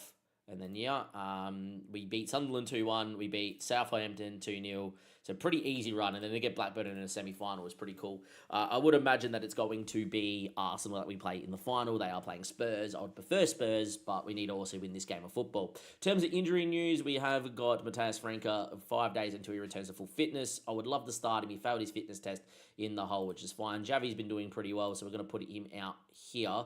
And we are going to go and play Dylan Ryan. That's how well he's developing the deeper line playmaker. So, Dylan's going to get a start. Franca off the bench. Same with Adrian, which I think could be really nice as well. I've dropped Acosta for this game, and I've also moved to just a normal centre-back because we've been shipping a few goals. Unfortunately, Diaz, who has been developing out of his skin and is definitely one of our best players at the football club, period, is unfortunately injured. I've also decided to go with a front three that has played together a lot in the championship last year, which is Reid, Pozzo, and Mascara. Unfortunately, Mickey just misses every chance he has. Pulis has not really been at the level. These two guys are on the chopping block. I think Mascara could probably stay one more season. I think Pozzo needs to go next year. Reid's not really developed and not playing well. No matter what I do, the 10 does not seem to do anything in this system. I'm almost tempted to try a flat back 5 next year or a centre midfielder and then see if that helps the team and play with no 10. Just seems the ball always bypasses the 10 and they never get in the box to score and they're always kind of out the way. Almost tempted to play like someone in here or play someone back a line and moving forward. In terms of that, though, Xavi's been pretty good. The boys have been okay. This is a team that we should beat on paper. Blackburn will be dangerous, and it is Wembley, but we should be winning this game. We should be making an FA Cup final here today. Will we, though? Who knows? Our form of late, not great. I've not yet won a game on stream. We've been live for an hour and 22 minutes. We are in our hardest fixture run of the second half of the season. There is the Blackburn team. Some people, Harry Pickering have used in a few saves. You got Silver Eze at the back as well. Gudjohnsen scored that goal against United. They're a pretty good team, Blackburn, for a championship side. And we're not of that Premier League level for sure. We're probably more like a Championship League One side on paper. But we have a system that works. We've got Matthias Franca on the bench if needed. Welcome to Wembley, boys, where the revenue for this game is going to be massive no matter what. We've already got over 60 mil in the club, though, so it doesn't really matter. Yeah, they've got a couple of guys that are regens out there as well, so maybe on loan from bigger clubs. They're in the white and they are blue. We're in the black and the white with that red little stripe with the Red Sox. It is Maidenhead for the first time at Wembley against Blackburn. This is look, on paper, this should be a game we win and make an FA Cup final. Will we win our first game at Wembley? Let's go find out. And away we go. Will we? Won't we? Maybe we might. And Pickering will get us underway. And the highlight will end. For me, I'm looking at, I don't care about too much about possession, but I will say being a better team than they are, I will look for us to keep possession a little bit more and maybe move into shorter passing. Something I do when we do dominate games. And as you can see, we're struggling a little bit for the ball. So I am going to make that change early doors here and move into shorter passing here, trying to encourage us to play that a little bit more with the ball at our feet instead of pumping it into the space as much because we are a better side, I would say. But a cagey first 23 minutes, but we're starting to see some shots from us now, which is nice. But not a highlight. Now we find one. And the ball goes into Munoz. And he finds one there out to Higgins. Higgins now out to Pickering, who can whip a ball in. His numbers queuing in the box. Pickering goes for himself. Falls back to Pickering. Of course it does. Typical. Ball in the area. Higgins. Good Johnson. Jones. He should have scored. We should be 1-0 down here in the FA Cup semi-final. Wembley does look stunning, by the way, in the new match engine.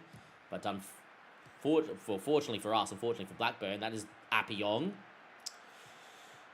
Thinks he's Maradona sometimes, that boy. But anyhow, Appiong now finds Mascara.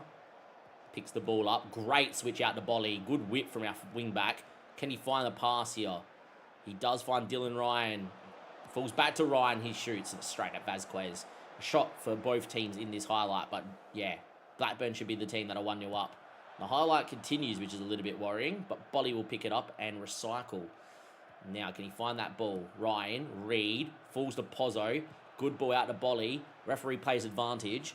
Bolly beats one, gets in the area. Can he cut the ball across the box?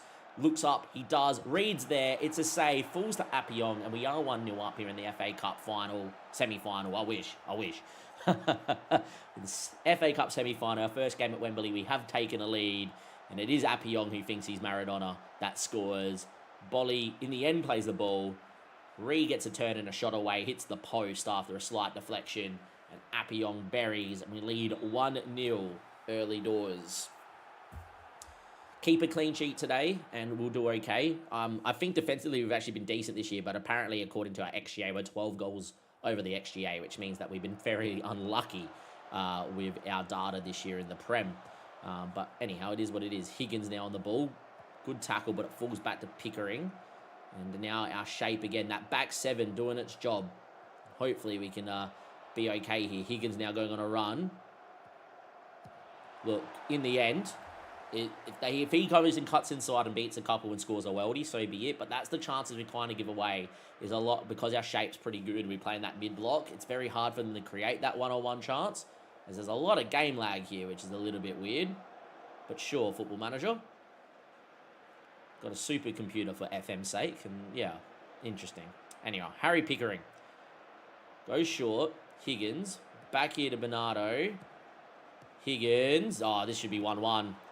In the end, he's put the shot wide. Wow. So a couple of big chances behind Appiong, which is not good. Appiong obviously is definitely not our best player. Again with the game lag, which is very weird.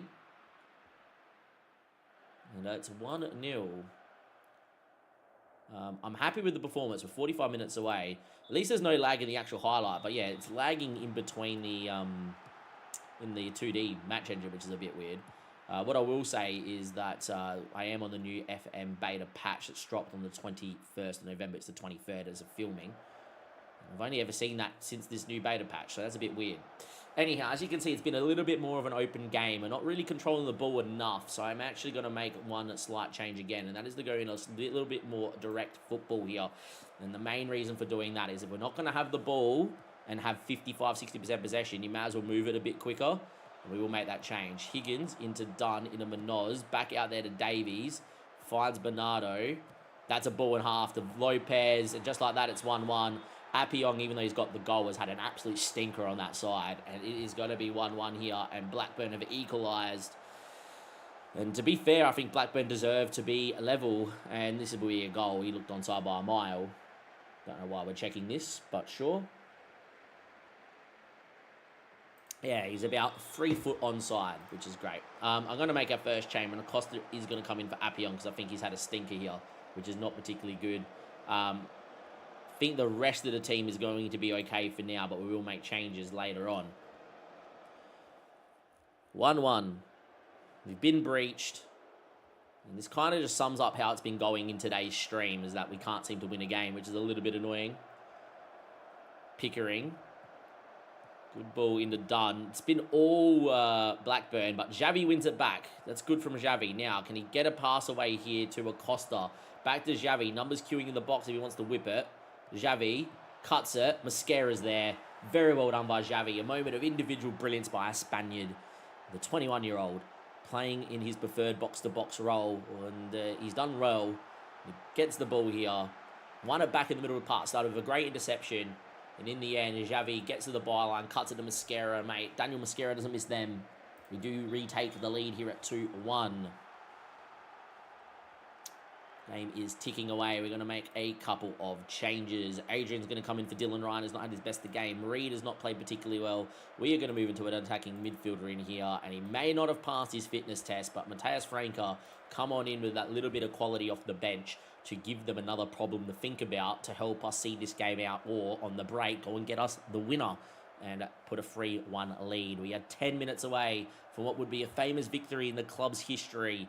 We have not played particularly well, but we could be home and we could be into an FA Cup final. Time is ticking. It is time to go to instructions and add that time wasting on. There are 7 minutes of added time, and we are going to get the ball back with Matthias Franca off the bench, playing on one leg. He had to play this game for sure. Nyberg now into Kim Sang-hyun. Xavi, who's been fantastic. Acosta playing out wide in his more preferred role. And now Acosta getting to the byline. Can't get in the box. Xavi steps up. Acosta, ball in. Pozzo's there. It is all over. There is the sealer. Mano Pozzo scores his only start in the last 3 months. And that's because I trust him more than Mickey. And I trust him more than Hans Pulis. But we are through to an FA Cup final, barring an amazing 7 minutes here from Blackburn. Xavi at the heartbeat of it. Acosta getting the ball in the box. And Pozzo not making a mistake. And that should be all she wrote. We're going to make 2 changes here, though, late doors here. We're going to get Hans Pulis in here for Pozzo, and I am going to get Sammy Blankley in for Bolly.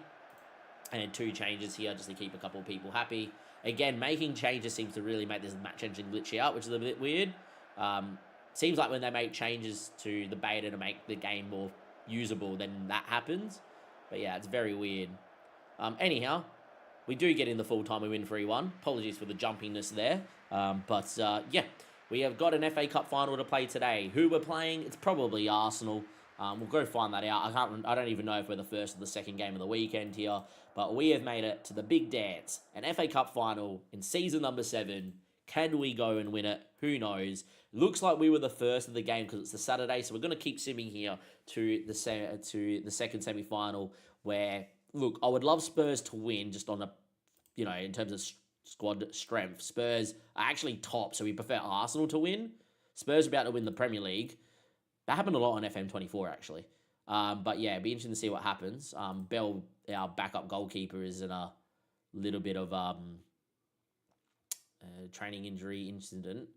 Now that we made the FA Cup, I've been giving him injections in case he had to come in because we copped an injury to Handsy for the FA Cup semi-final. Now that we've done that, we'll run the risk.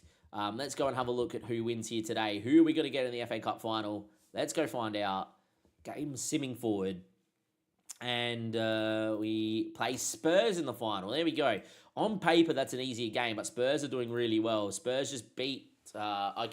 Arsenal were the better side, then they copped the red card, and Spurs scored 2 goals after the red card to win the game 2-1. On paper, I think this is fine. We did, against Spurs, draw already this year. Have we played them twice is the question. Can't remember if we've played Spurs twice or we're about to play them again in this run home. We play Spurs, obviously, in the FA Cup. We just drew to Spurs 1-1. And in the first game against Spurs, we lost 2-1 at home. So a 1-1 draw and a 2-1 loss. We've been in the game both times. We play Spurs in the final. And if they can beat Spurs and balls it up, we are going to win our first trophy, our first cup trophy in charge of Maidenhead. But I'll see you guys, FA Cup final, coming up next. I'll also recap how we end the season. And yeah, we're yet to win a game. But we've got Spurs, FA Cup final. There we are, lads. An FA Cup final. We've got Spurs. And let's see what we can do. There we are. We did not play particularly well, but we did okay. I will say that I think that Pozzo and Mosquera now need to just start every game. Xavi's been good. Ryan's done all right. I will go back to Adrian, though, which is fine. We're also going to need a keeper on the bench, but that's okay. Do I have an under-18s keeper that I can just bring into the first team here? Probably do. Toby Bell's injured. Godfrey's not that good. George Stone can probably just come to the team here. Squad, move the senior squad. Yep. Do that. Just so we can have someone on the bench. We will actually rotate a little bit for this Newcastle game because it's I don't think we'll instant result matches to finish off the season because we've still got a few games to go. I think it's only a few games. I think it's 4. which is fine. It's only 8:30. If my missus woke up and like she hasn't even texted me good morning, so she's not awake yet. But if she was like already good morning, is like I've already been to the shots, I'm cooking, we would be instant resulting a lot. But there's no need to instant result now. Yet to win a game in the league. I don't expect to beat what's it called here, Newcastle. But I think we will rotate for this Newcastle game for sure.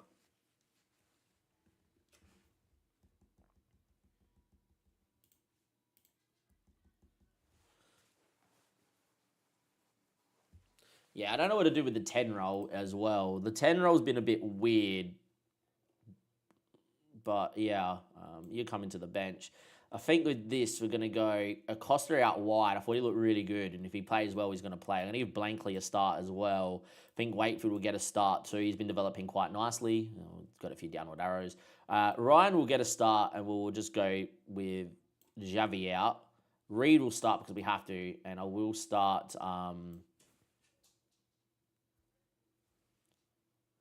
I won't start anyone else. Pozzo, by the way, is having a fantastic year being that pinch-hitting striker. Slight rotation. Franker shouldn't be fit for this one. Failed his fitness test. Won't use him if needs be. I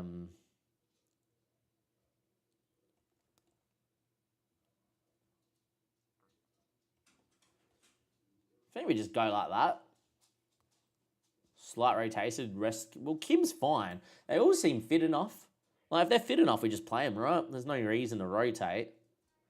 I understand that Wakefield needs minutes to develop and whatever, but yeah. Like, the only reason I want to is because if he gets to his potential, he's going to be usable, Wakefield. Stella, what's the matter? Hey, please. I might get Wakefield in for Nyberg, maybe, is what we do. Hey. Stop. Trying to set my team up. Handsy's fine, Sanders fine, Wayfield's fine, Kim's fine. Baker can come in for a game. Adrian and Ryan, that's probably okay. Ryan as a box-to-box isn't the worst, by the way, back here. I think he's okay as a box-to-box mid. He can do a job. Prefer him as a deeper line playmaker, to be fair. Probably that way. I think if we're going to go that way, I'm just going to start with Xavi. But Adrian didn't start the last game, which is a bit weird. Ryan started. That's okay. We'll just do that. Joe Jones can play off the bench. Pullis and Mickey as well can just play off the bench. I think we do that and give Wakefield a game here. Yeah, Stonebridge needs a number. He prefers the 13. Give him number 12. Backup goalkeeper. Actually, you're not going to be our backup goalkeeper forever, so give him the 71. Just get him out the way. And go into this game here against Newcastle. I'm going to quickly go to the bathroom, sort out the dog as well for this one. Apologies. Stella, please.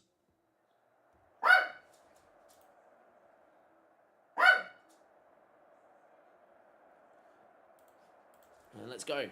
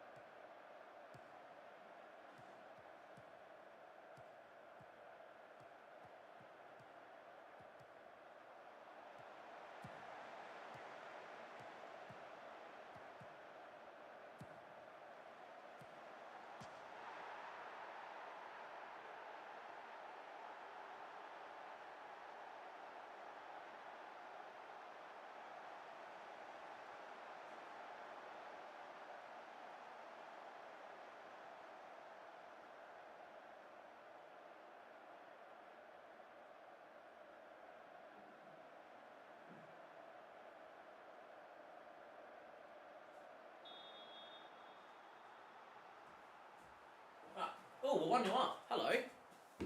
Hello. We're beating Newcastle. Again, with this front three that's doing really well. How did we score? Had to go to the bathroom. Good old morning coffee. If you know, you know. Dylan Ryan on the ball. Do like him back in the DLP, but I won't be starting him again next year. I do think by the time he's 20, we win the ball back, we get lucky. Sander finds Xavi in a mascara. And again, and great run from Reed from the shadow striker role, which is nice. I think it has to be the shadow striker role that does play for us. But yeah, that's a good little ball. And Reed, this is a good little chip finish too. First time, have a dink. Very nice. Very nicely done. Hansy looks like he's having a good game out. Oh, we take a 1-0 lead here against Newcastle, which is pretty nice to see. I think our passing's been good, boys. Start the second half. Yeah, I definitely think we're going to end the season with Reed, Pozzo, and Mascara, and we're going to need to go buy some better strikers next year. I'm almost tempted to say that we sell Mickey and Hans, and we keep Pozzo and Mascara as the backup strikers again. I don't know what we do with Matthias Franca. I'm kind of hoping that the Saudi interest fund comes in for Franca. We just sell him and just be like, look, you've been great. Because he's very good in the DM role, but we've got DMs. And he's pretty decent in the hole, but he's not a shadow striker, and I don't want to drop Reed for him. But yeah, that's a mistake, and Pozzo on his way. Go, Pozzo. Mate, this is the thing. Manu Pozzo has 14 finishing, and he doesn't miss. And we lead 2-0 here against Newcastle. These two, Mascara and Pozzo, are going to end the season for sure. 2-0 up here against Newcastle, which is great.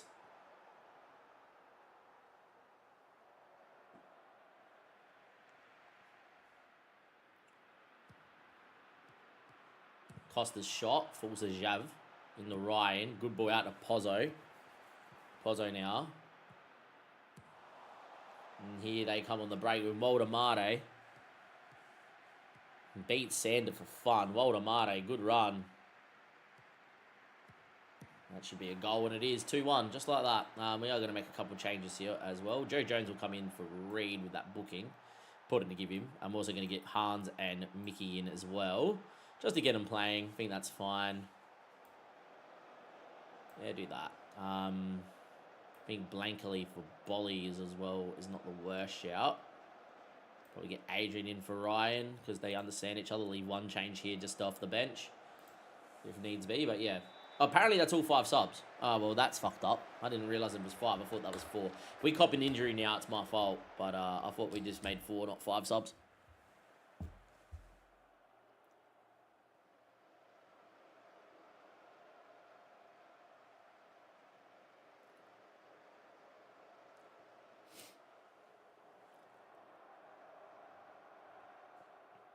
Time is ticking away, though. We've done pretty well here against Newcastle. Can we now hold it out? And no more time wasting with 5 minutes left to go. Highlight here for Bolly. Whipping one back stick. Joe Jones doesn't win, but it falls to Acosta. He's looked really good as a wing back. And that is a great ball towards Hans Pulis. Cleared away. And it will be picked off by David Bolly. Good ball into Sander. Holds it nicely. And that's a ball looking long for Pulis. Flick onto Mickey. Nice to see Pulis and Mickey actually combine. Mickey scores. Expected a lot more of him this year. Hasn't happened, but we do lead 3-1. That's a pretty good result, boys, against the what the form guide says. A nice ball into the channel here for Pulis, who flicks it on. And Mickey flings it home. Very nicely done. We'll take that and we'll run. I think that's a pretty good result here. Trust the team. I'm very happy with that. No one gave us a chance. That's perfectly fine.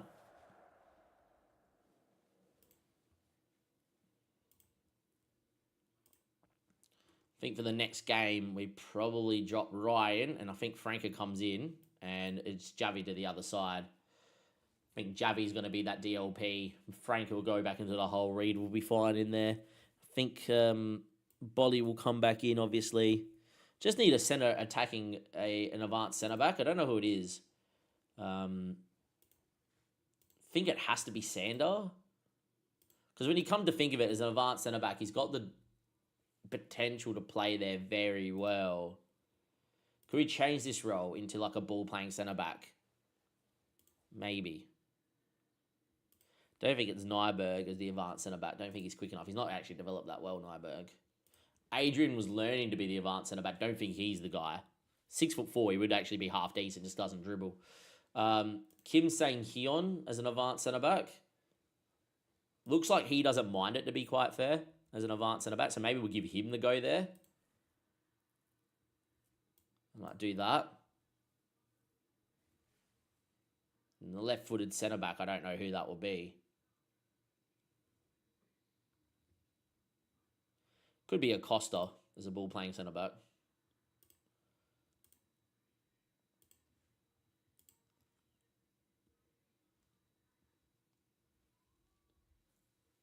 I think Acosta played really well out wide. Don't know if I can keep him there long term. Who's this Reed fella? Mark Reed was a tidy goal. He's not had a good year, Mark Reed, but he looks okay on paper. I just don't know what the best 10 row is for me. The Shadow Striker was a nice goal. And I think it's Shadow Striker because we now have an intake play that is like great as a Shadow Striker. Look, he scored 7 goals, 2 assists from the 10, but it's a 6.21. He just drops in either a serious bad one or some really good ones. Very well rounded, you know, for a meal that we picked him up from St. Johnston's in Scotland. We did well. Aloha Athletic, then St. Johnston's out of 1 mil release fee, re-triggered it in the championship. And he got 13 goals, 8 assists, playing as an attacking midfielder. He's really struggled of late. But yeah, nice. Just very inconsistent. I don't know what we do. I think there's some better roles in here. Just don't know what we do in here. That's the thing. I think Acosta played really well. He's wanted at the moment by Valencia. As I've said, I don't think he's a good enough centre-back. We've got a very good left wing-back. I would prefer to sell Appion, but I would sell Acosta and Appion if it meant that I could go and upgrade massively. But yeah, I don't think the team's too far away. Like, I think we've actually done a lot of work already, and it's not going to be the biggest transfer scouting special ever. I tried the free roll, and it was really bad. Like, awful. 6.1, 6.1, did nothing, couldn't see him. I'd used it in the beta with Cole Palmer, and Cole Palmer did nothing in it. And yeah, I don't think the free roll was any good, personally, but, you know, there is people that have been having fun with it. Everyone's like, the attacking midfielder role's been good, and then this year he's been stinking it. And then the advanced playmaker role, True Teller's having a lot of good time with it. He's part of our community, right? And I've went to it for a game and it didn't look good. The reason why I've gone Shadow Strike is like, because we've got a splitting centre forward that goes wide, surely he fills the space. And if the centre forward drops in, he can get beyond like he did for the goal. Just doesn't happen enough. But when you get Joe Jones for your intake, I'm very tempted to be like, well, Joe Jones just needs to play and get minutes and develop, right? But yeah, hopefully Diaz is back for the final. He's back in 9 days to 3 weeks. He should make the final just out at left wing back. I think we're going to pick this team here. I should probably be playing Nyberg out here, or I could be playing Adrian as the ball-playing centre-back and be like, Adrian, learn and develop as a ball-playing centre-back because you can do it. You're 6'4", you're pretty decent. But I think Wakefield just plays because, again, I think he needs minutes to develop. And as much as I love Andy Nyberg,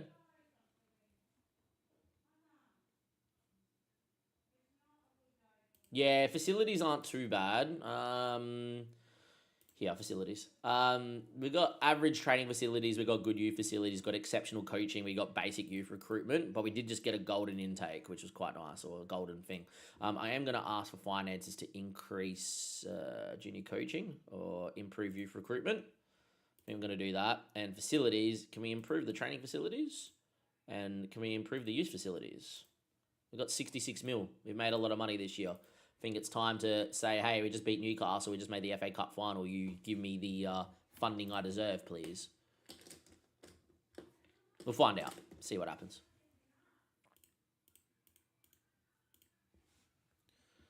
Yeah, we played pretty well.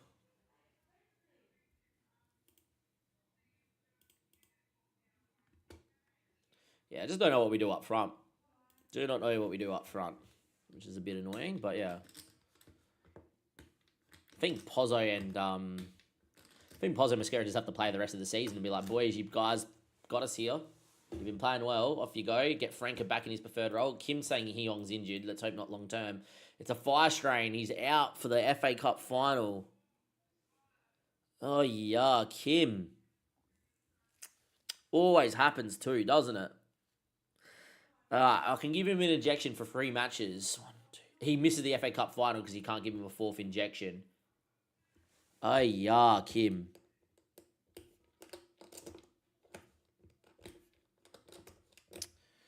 I think we have to give him an injection, and then be like, you got the whole off-season to deal with it. But he misses the FA Cup final, which is not good, and he's our best centre-back. Yeah, okay, that's not good. I don't think he's the advanced centre-back either. He needs to learn how to bloody dribble with the ball, but no-nonsense centre-back apparently. I don't think you're that role either, mate. You can pass a ball, you're pretty decent in the Korean international. Yeah, you got to also remember I have already signed someone coming in as well for next year. Like I've signed 2 people if we go by like active only and do that. You got a young kid. You can do it up to 3 times. You can do it 3 games in a row. So there's 3 games to the FA Cup final. You can inject. But yeah, we got Justin Janet coming in, who I think is a very good ball playing. He's apparently a decent advanced centre back too. And I think this guy would just be our advanced centre back next year and just be like, all right, you're going to play advanced centre back, off you go. And out of possession, he's just a normal centre back. 6'4", fairly well rounded, coming in from Freiburg. He's been playing in the top flight in the Bundesliga. He played 30 games this year in the Bundesliga to 6.8. So he should help. I definitely think the advanced centre back's important to how we play with the ball. Here we go. So the board has rejected a couple of these requests because it's board put in a request. I'm pleased to confirm that we've upgraded our youth. Yeah.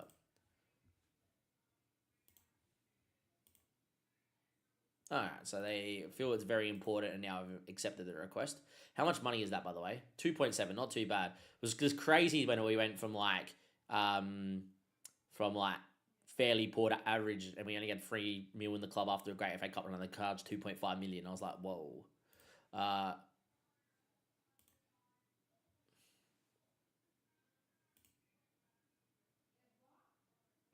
right, so you improved the youth facilities, and then they're like, yeah, we don't need to do the training facilities. I hate that.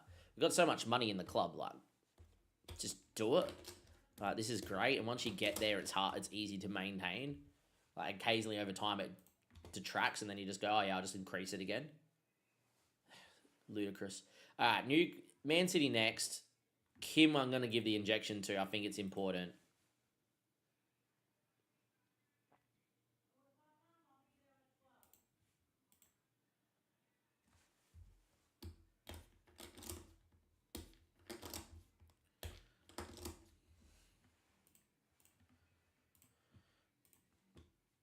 Dylan again, training the house down. Like, I think this kid's going to be outrageous. Like, outrageous. He came for our youth intake 2 seasons ago. 11th, 10th? Yeah, like 2-3 seasons ago, he came for our intake. And, like, I think Dylan Ryan is going to be outrageous. Already got 15 passing, 16 teamwork, 6 to 17 vision, 9 determination. Physically now, when he came out, he had 8 pace, 9 pace and 8 accelerations. Now 11 and 12 after working on it for months. We worked that dribbling up from 8 to 10, and now working marking to make him a better defensive midfielder. And then if we get that marking to 10 or 11, we're then just going to work him to being the best deep line playmaker there is. Just think Dylan Ryan's going to be fantastic. Could be a box-to-box if he gets up to his part of finishing up to 11. He's got 10 long shots. Like, we could work him to become a box-to-box. There's Dylan Ryan. But yeah, I think we're 11th, is what I'm saying. Let's have a look. We are 11th, AJ. We are 11th.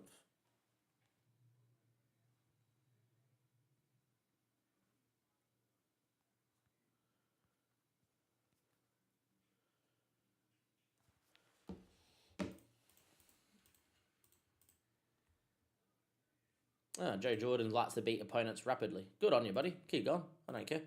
Do what you need. Henderson, one of our loanees, is one player of the month down there in League One. He's an international and he's been developing quite well. Like, I don't know what we do with him. Like, he's clearly got potential, but I don't think he's the sort of guy we put time and effort into. I think he's flippable. We got him on a free. But yeah. Conference place goes to the league.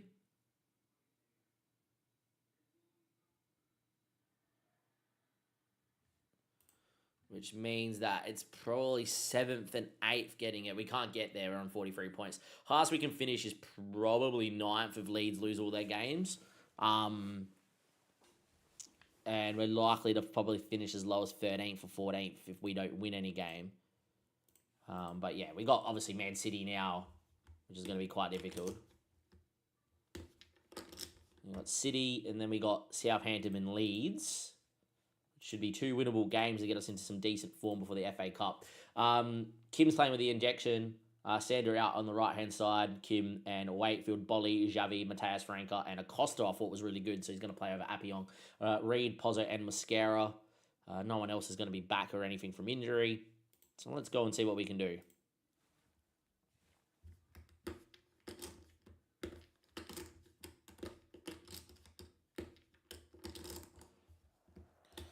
Should be getting pumped here. Should be getting pumped is the key word. Just going to tell him that there's no pressure on him. And have faith on the last couple. Savinio, Doku, and Haaland with Desiree Du, Saar, Bergwijn, Salas, and Guardiola, and you name it. All right, so a little bit of trouble here because of how good they are. But look, we did draw 1-1 to City in this system at home. And that started a winning run that got us into mid-table after not winning a game in the first month in the Prem. So, yeah.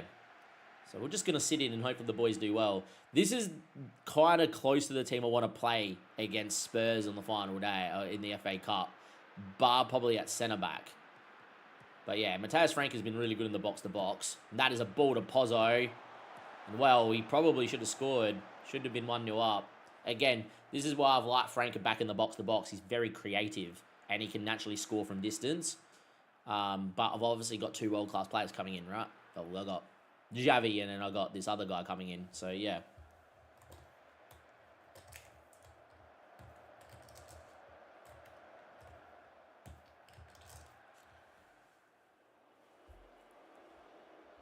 Right, time ticks away. Bergwijn. It's 27 minutes we've gone by here, just like that, which is good. Papa Matassar, fantastic player on FM. Xavi does well. Reed, Mascara, Bolly, well done. Now, get the ball. Finds Pozzo.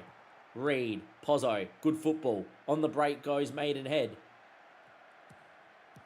Reed's effort blocked. Mateus Franca's effort's blocked. Unlucky, boys. Good on the break. Very good on the break. Loving this. Great football here away at the Etihad.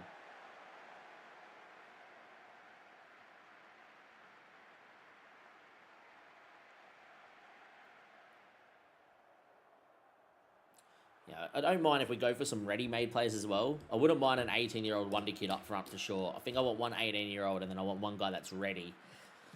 I think that ready guy might be Obi from Man United, 25 years of age. Let him go do what he needs to do. Anyway, Costa. And I was about to literally say he's looked really good playing as a fullback, which is where he prefers it, but he hasn't gone and done well there. Bergwijn, what a run. Okay, Lucas Bergwijn wins the ball and then goes on this mazy run with a nice little dink over Handsy. We're 1-0 down. To be fair, we don't deserve to be 1-0 down. We've played really well, but a mistake from our fullback, and there we go. Good finish. A little unlucky, I would say. 0.39 XG, and it's a finish. Yeah, our XG table does say that we've been a little bit unlucky. We've conceded a little bit too many goals, but it is what it is. Anyway, David Bolly throws into Franca, Xavi. Franca's still there. Finds Kim, playing that advanced centre-back role, and that's half-time. Cool, cool. Look, I haven't played bad. Obviously, I'm not going to tell him that I'm happy, because I'm not, but I think we've actually played really well there. And if we play like that, we'll give Spurs a bit of a shaking, I reckon. But yeah.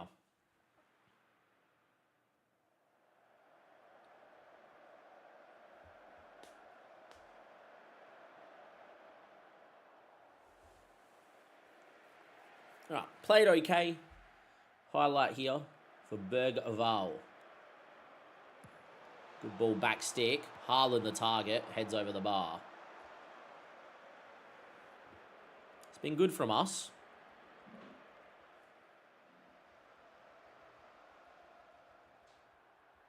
I'm going to make a couple of changes here.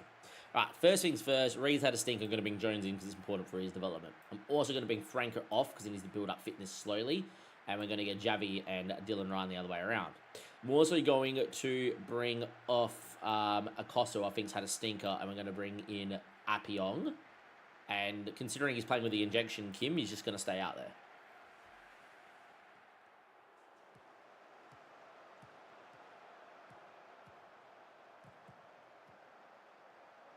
Ball back stick. Doku's header.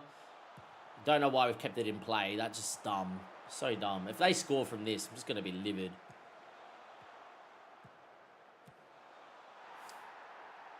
Happens all the time in this match engine, I swear. Where, like, you're playing against a bigger side and your team forget that they can play football. There is no way this a team in real life would concede this goal where the ball's literally been headed. It's literally 3 meters away from the goal and about to go out of play. So your star centre-back is going to try and jump to keep it in play for whatever reason that's going to be a goal kick. Sure. Yeah, very unlucky. We've played actually quite well here today. A wonder goal and a long-range strike, which never should have been a highlight. Seems fair. Seems legit.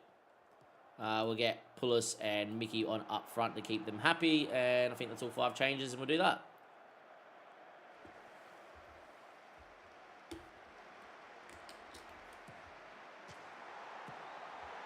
Three 0 down, unfortunate. All well and good. City pumping us. Again, when you look at all 3 goals in the match engine in isolation, they've been fucking dumb. Our fullbacks run into their centre defensive mid who goes and beats free, chip, goal, whatever. It's a great goal, so be it. And then the second goal is just match engine BS, and then it's a free kick that's hit the post and fallen into their guy in the 6-yard box. On a different day, this is 0-0 still. So very unlucky is what I would say. Hans Pulis into Mickey, who does not finish usually, but he finishes then, which is nice. Nice to see Hans Pulis and Mickey trying to finish chances together and trying to say, hey, we're actually still good enough to be at the football club. But I think that their goose has been cooked this year. But nice to see Mickey starting to finish some goals. But yeah.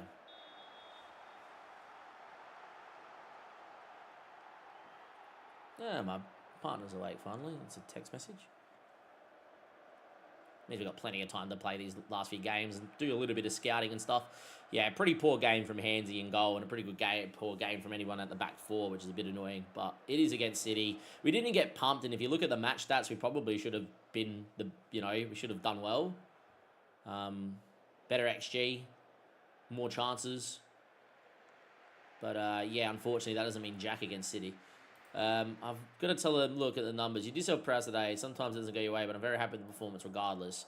I actually think deep down we actually played really well. So yeah, promising signs is what I would say. But unfortunate. Kim's going to get an injection again. I'm not going to start the same team. I think Appiong's going to come in for Acosta. I'm actually going to start Acosta as the centre-back, I think, on this side. And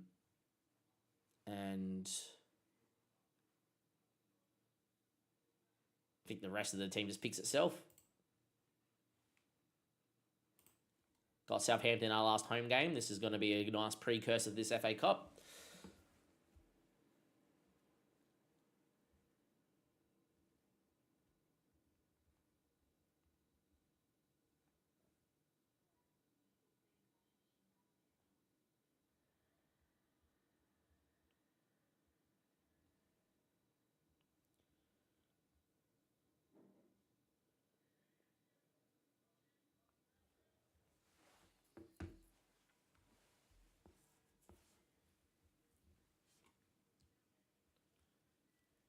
A little annoying, but it's fine. Love that we got the FA Cup final, though. That's pretty good.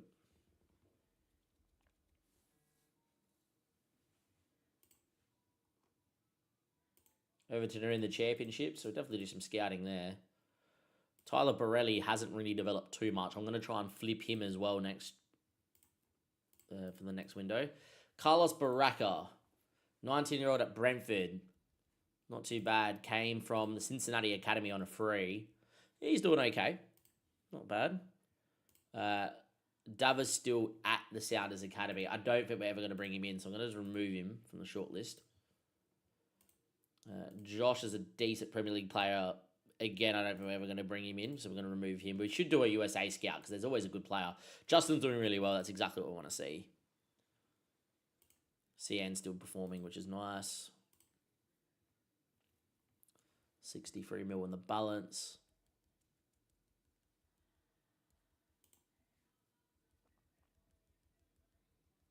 5 days until we play Southampton. Big game for us to finish in 11th. We win this game, it's likely we're going to finish 11th. But yeah.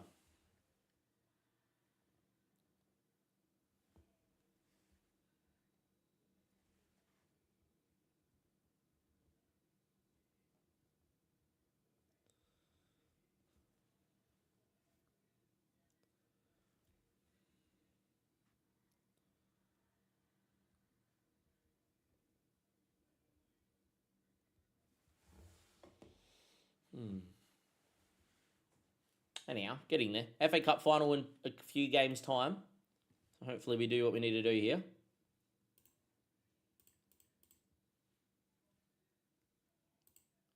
Joe Jones learning to play striker, which is good to see.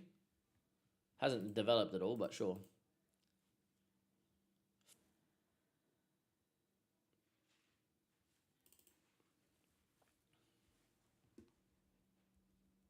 Daniel Valdez.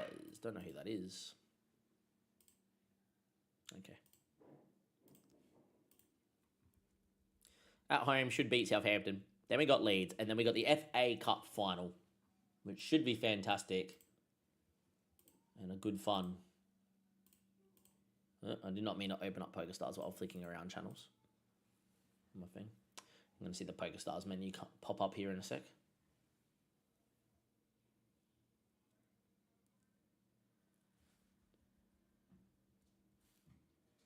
Should be right. Yes, mother. Is Candace coming over? Yeah, a bit later on. Can you sweep under your bed? I can try to, sure. What's going to say?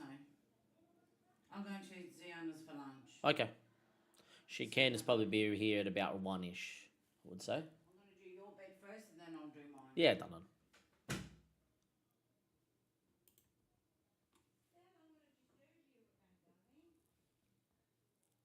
Right. Strong doing well again. Another goal. Like, he's developing so well.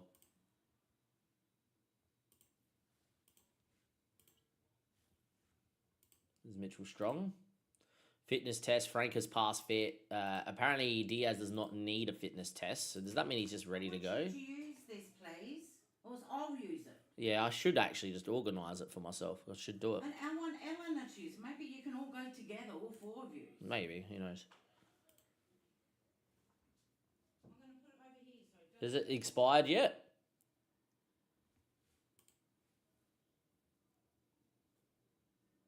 Right.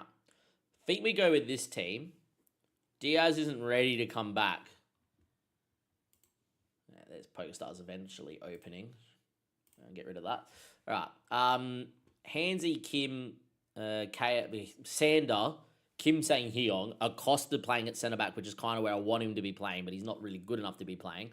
Bolly, Javi, Mateus, Franca, which is fine. Appiong, Reed, Mascara, Pozzo, because I really prefer them up front, I think. And yeah, let's go with that. See how we go here against Southampton. Hopefully we go and win.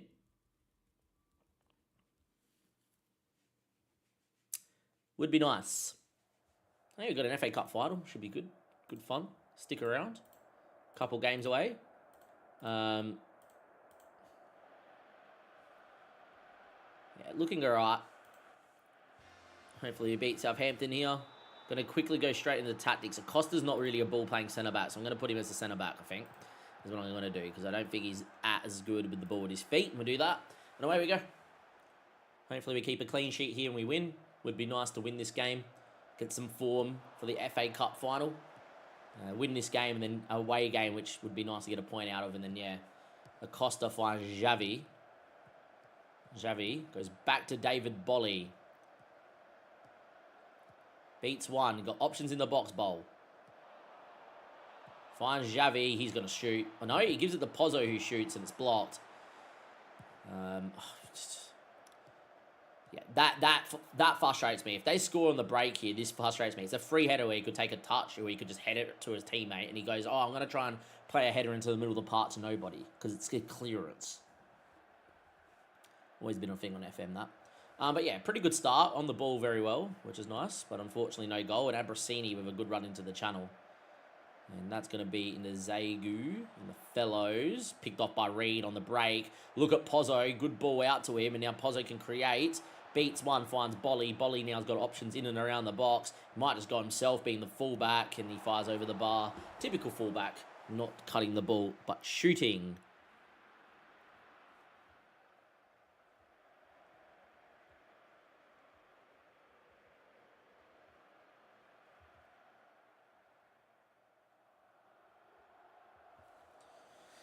Anyhow, dominating the game, but no result.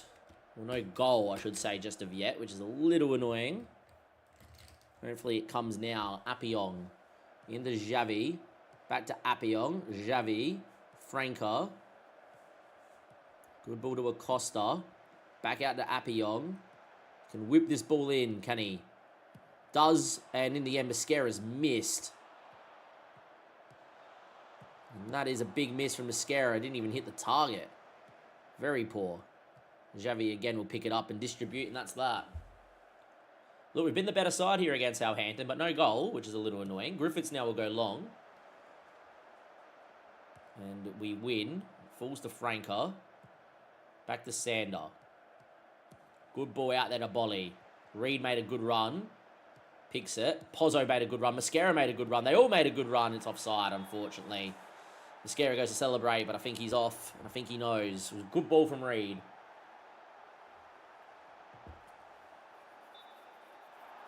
Unfortunately, offside. Never see anything overturned. I've not seen one overturned yet. So you kind of know. Oh, just off. He plays the ball like, and he's just off, which is unfortunate. Don't get to see the lines anymore. Dominated the game here. Might go into balanced. Might go into more shorter passing here. Don't think there's a need to if we're dominating this much. Maybe we'll just leave it. Clearly creating chances, so no need to make a change.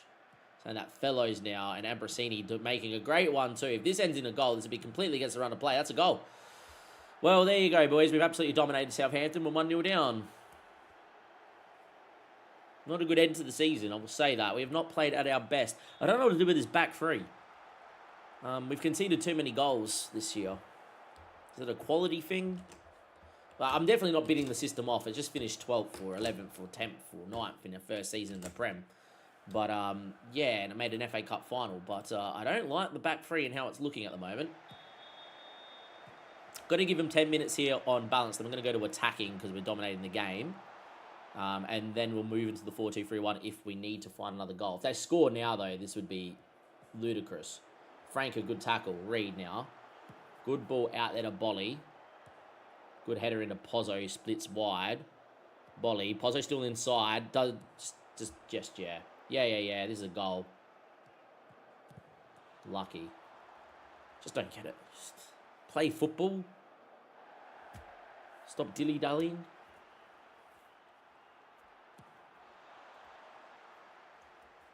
Getting absolutely FM'd. Into attacking we move. Frank, a good tackle. Not much around him, and he just decides... This is what I hate in the match engine, is that your players win the ball with a tackle. They immediately try to run through the player they just tackled. Like, win a tackle and then peel out. Like, you won the ball, got the ball, now go keep the ball and play football. Xavi, Mascara, needs a runner. Pozzo, shoots from distance, hits the post. Unfortunately, still can't find that goal. We've been the much better side, but that doesn't mean anything here. Franca, Reed from distance, and that's just wide. 53 minutes played. We are 1-0 down, and we're being absolutely FM'd.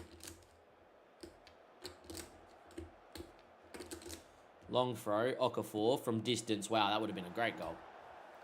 Had nice whippage on it, to be fair.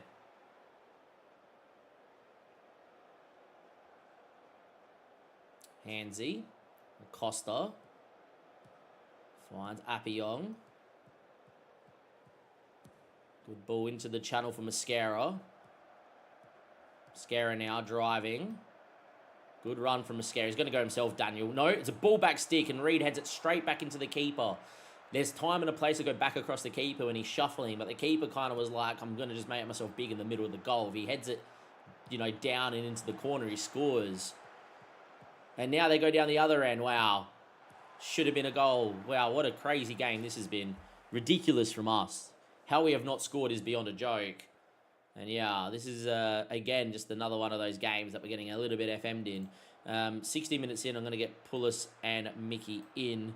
And I'm going to bring Adrian in for Reed. I'm going to get Franker in the hole as an attacking midfielder. Move these two around, I think. Nyberg in for Acosta as well, I think, as well.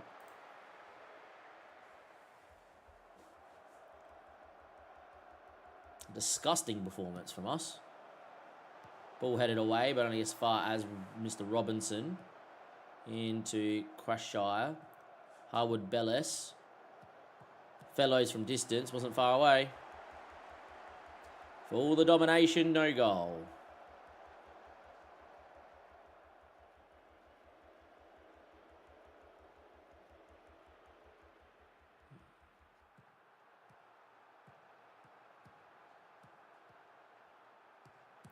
I think it's simply put, we just need new strikers that actually can play football. Nyberg pumps one looking for Hans Pulis. That's fine. We win the second ball because the match engine is poor. Mickey now. Good ball to Matthias Franker. Can he finish, Matthias? No, he cannot. It's a corner. It's a good save from Griffiths. Yeah, this is a joke, isn't it? Fellows his ball in. Nyberg does well. Hans Pulis.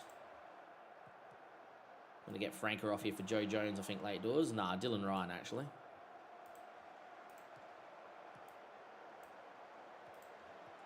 Appiong, ball back stick. Keeper punches. Adrian now. Good finish. Should be in the title, but season 7. Good finish. We do get it back to 1-1. We've absolutely dominated here against Southampton. And it's going to take a long-range strike from our third-choice defensive midfielder, Adrian, to find the back of the net. And this, out of all the ones the keeper saved, he probably should save that one. 2.42 XG, 21 shots, 12 on target. Southampton are really FMing us here. And the highlights don't stop. Long throw, headed away, but only as far as the long throw taker. Rob. That's a name I can pronounce. Rob. That's a strike. Would have been a crazy goal.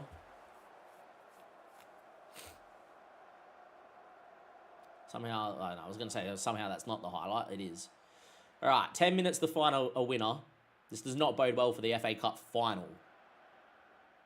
We have dominated the game, but we have not won the game. And we should have scored 4. Hansy. Nyberg. Into Sander. Good ball into Bolly. Off he goes. Good run, Mr. Bowl. That's a foul. They're down to 10 men. Bolly knocked it past Okafor, stepped across him. Professional foul and a yellow card. They're down to 10 men late doors. Can we make it count, boys? 10 men, can we make it count? Can we find that second goal?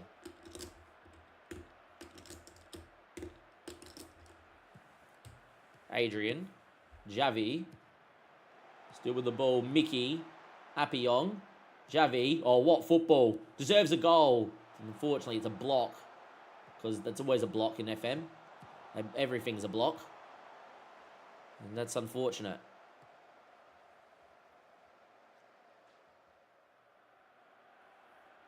Watch there not even be a highlight. Oh, maybe.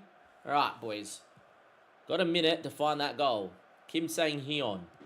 Into Sander. Back into Kim. Get back into Sander. Good ball out there towards David Bolly. Finds Hans Pulis. Hans beats one. Hans shoots. You are a freaking selfish little bastard. If he cuts it across the box, we have 2 guys waiting there for a tap in. 1-1. We have absolutely dominated the game. We had absolutely FM'd. What is new?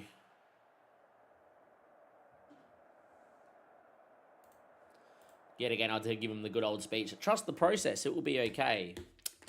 Ridiculously bad.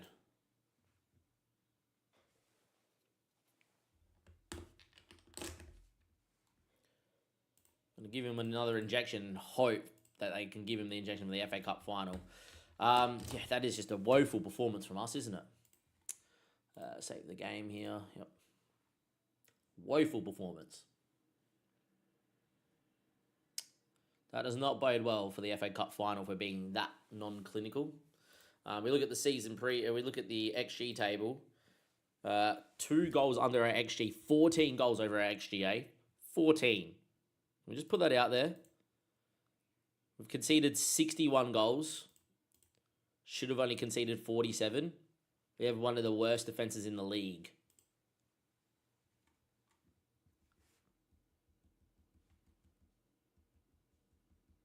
Norwich stayed up. Good on them. All right. We need to figure out what we're going to do here on this left centre-back spot for the final. It might not even be saying. Diaz should be back, right? Yeah, that's good. So we're going to drop...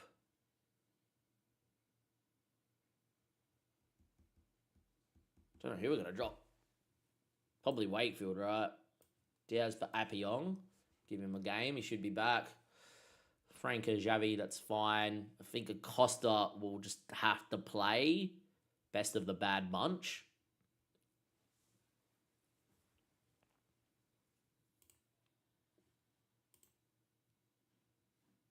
Yeah, we really hope a bid comes in for Matthias Frank is what we're hoping for.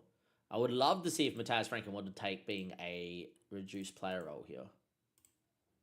All right, he would take that. Would take a regular start. Would you take a squad player? All right. Apparently he's happy with a regular starter. We're going to go to that because that will keep him more happy for next year. It's always important to check these.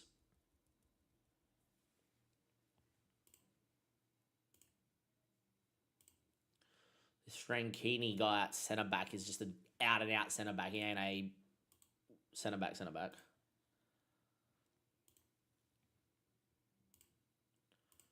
What we could try for the final game is actually go with a normal centre-back and 2 wide centre-backs. Like, Sander prefers playing as a ball centre-back. As a wide centre-back, he does okay.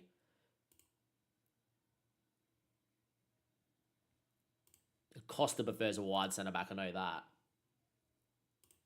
Because he gets that dribbling ability. We should try it for the final day, is go to a normal centre-back with a covering and then 2 wide centre-backs. Like, just to try it for one match.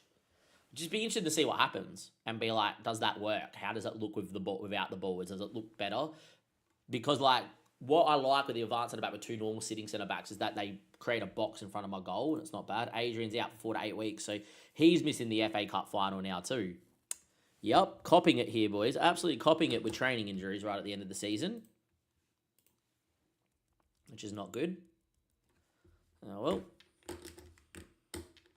well. Hansy's been called up by Serbia, so he's not going to declare for Australia. I knew that was going to happen. He wasn't going to declare for Australia.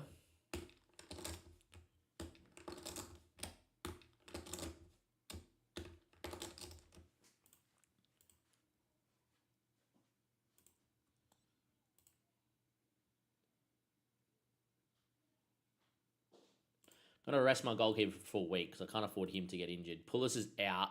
Going to give him an injection. Anyone else want to not get injured right now? That would be great. And here we go. Just copying all the training injuries right before the last game of the season and right before an FA Cup final. Typical Football Manager.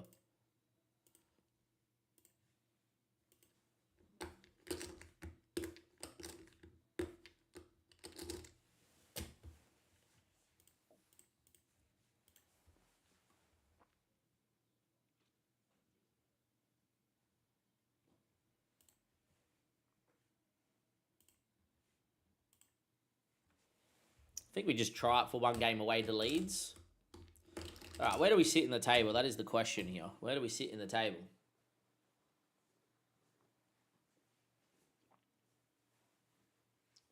Like, after drawing that game, are we now in 12th?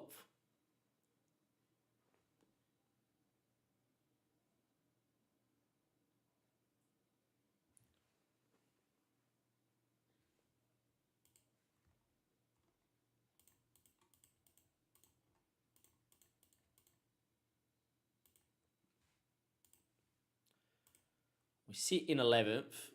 Oh, we can't finish anything. All right, we just finished 11th because Leicester didn't win.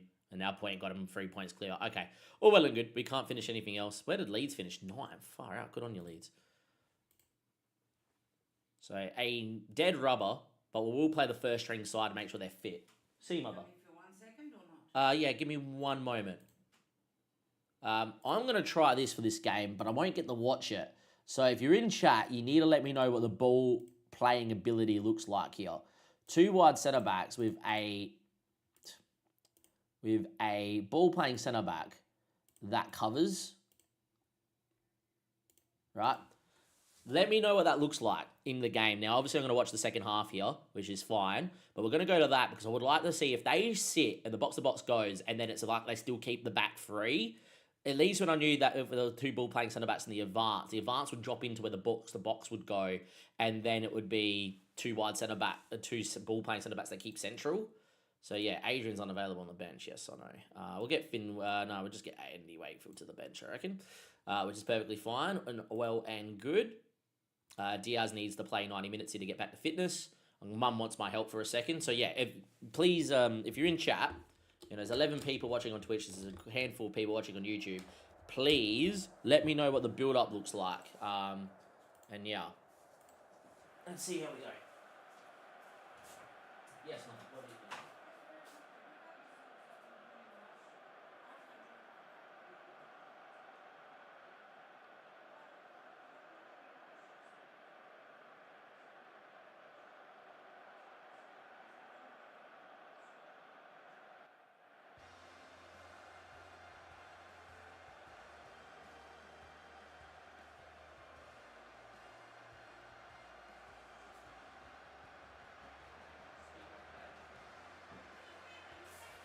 No, never yet. Alright, we do make it in time, which is good. Alright, away we go. Last game of the season. Jaden Dans gets us underway from former Liverpool striker. I really wanted him on FM this year, but unfortunately not going to be the case. And Pozzo picks it up, and away we go. Apparently it's not the highlight over, which is a little bit concerning, but yeah. Reed wins it back, though, early doors. We'll look up for this on the final day. Good Reed. Yeah, good run. Good run. Need another coffee. That's what we need. I might quickly flick the kettle on while this highlight's still going.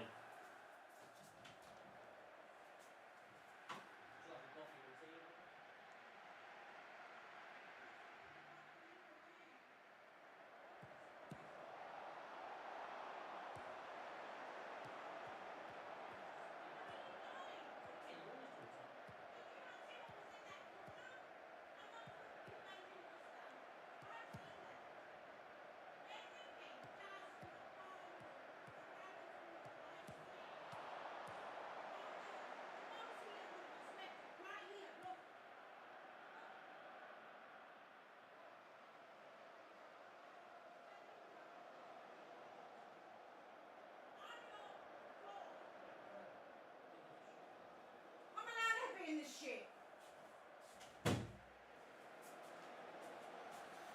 Parents. Can't wait till my house is built in a year and a half's time. 1-0 down. 1-0 down. We're going to get pumped in this FA Cup final. I hope we all know that. We're going to get fucking pumped. I haven't seen us with the ball, so I can't tell you what the shape looks like. I'm not really going to slow down the 2D here just to see what the shape looks like as well. Yeah, 1-0 down, which is not good. Now, did I do that for one match? Oh, did I press the next? If I have to change all that, it's very annoying, but yeah.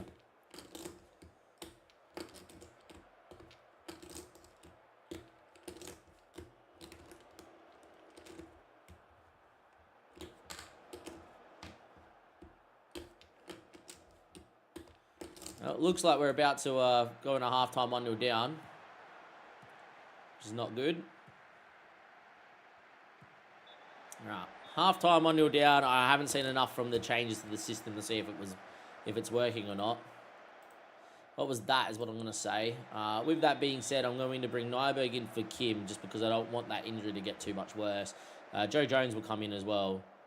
giving him some minutes. I'm going to get Ryan in for Xavi to keep him fresh for the FA Cup final as well.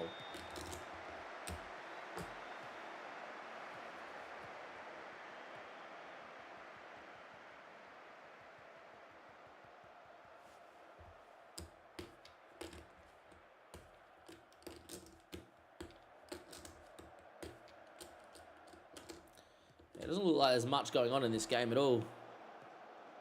Well done, Bolly. Might make a change into a little bit less direct. And see if that helps us. Well done, Matheus Franco. Look. Bang. Goal. 1-1. Do I do that now? Nah, bin it off. Just scored. Good finish. 1-1 against the run of play. We'll take it.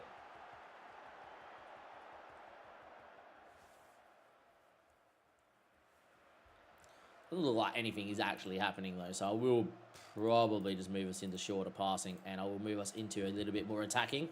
Try and win on the final day. It doesn't really matter if we lose or win, so we might as well go over it. So this is what I wanted to see is what happens. So we just keep a back three that can recycle with a pivot and one out wide. And then I just want to see what our shape looks like when we're out the ball here. Ryan actually wins it back quite nicely and then loses it, which is a bit annoying.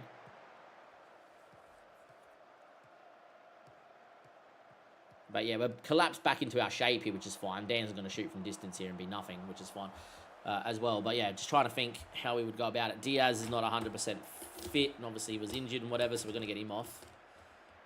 And Sander, good ball. Back into Sander, finds Nyberg, he can go the other side and he does. Into Acosta that drives and finds Diaz. Good run, Mr. Diaz. Franco. Finds the feet of Daniel Mosquera. Joe Jones. Good ball. Makes a secondary run here too. He gets it. Joe Jones. Cuts it. Mosquera. Oh, what a save from the keeper. That feet denies Daniel Mosquera. Great play from Joe Jones and Bolly out there.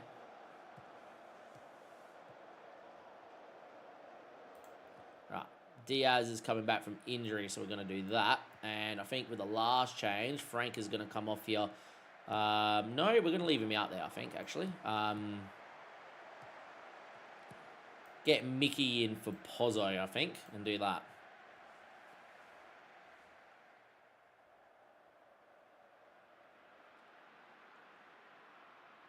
See if we can win the game here late doors. Seems like we played okay. I think the wide centre-backs is something to investigate for sure. Seem to keep pretty good shape.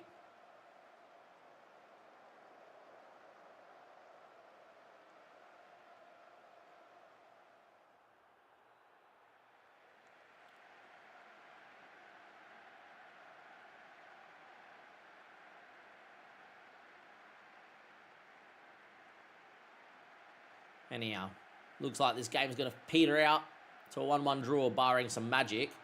Could be some magic. Mickey, Mosquera, game over. Oh, it's offside.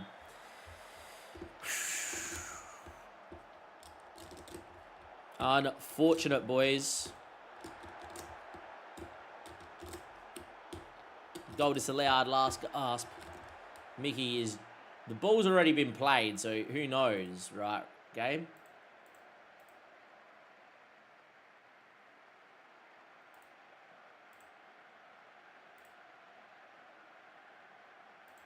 Yeah, he's just standing offside. That's just dumb. Dumb from a dumb striker. Look, we're pretty proud, pretty happy. Over the moon. We did pretty well. Pulis is out injured. Give an injection.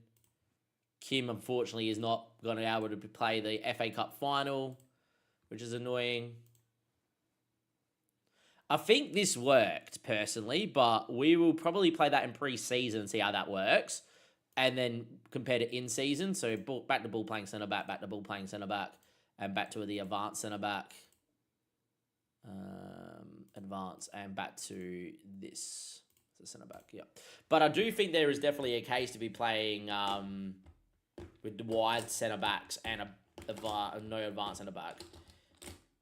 to help us with the ball. It keeps the back three together and then and not too far away from each other, and allows us to get into our back seven quicker, is what I would say. That could help us from a defensive point of view. All right, so we have got the FA Cup final in how many days? 6 days. Right. There's going to be a training injury because the game loves a training injury. So, yeah, let's go to this and let's go to squad. Let's go to how it's picked and let's go to you, remove you, and just training, rest. 6 days. 6 days, you sit there, you do nothing, boys. You make sure you're fit. In terms of the team, we need to figure out who we're going to play over Sander in that advanced centre-back role. And I think we're going to have to go Acosta, Kim into the Sander into the middle, and then Nyberg out wide on the right. It's probably what we do.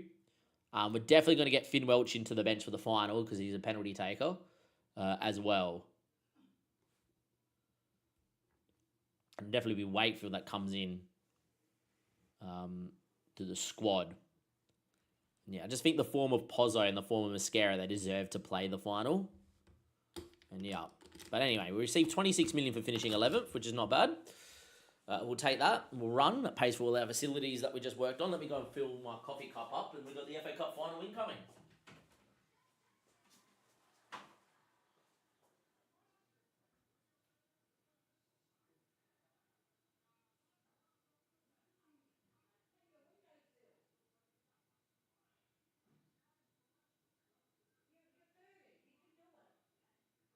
You're happy you don't do this to your house?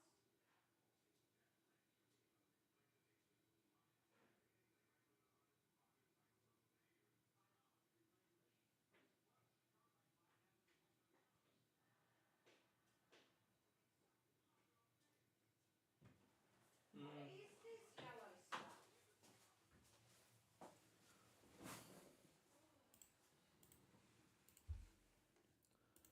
91 mil with the balance as well, which is quite nice. Anyway, we've got some players here that we need to look at. So we've got Keeves van Gulok, a 19-year-old Dutch. I'm finding a lot of DMs. I'm like, I get it. It's all well and good. They're all defensive midfielders. It's great. But yeah.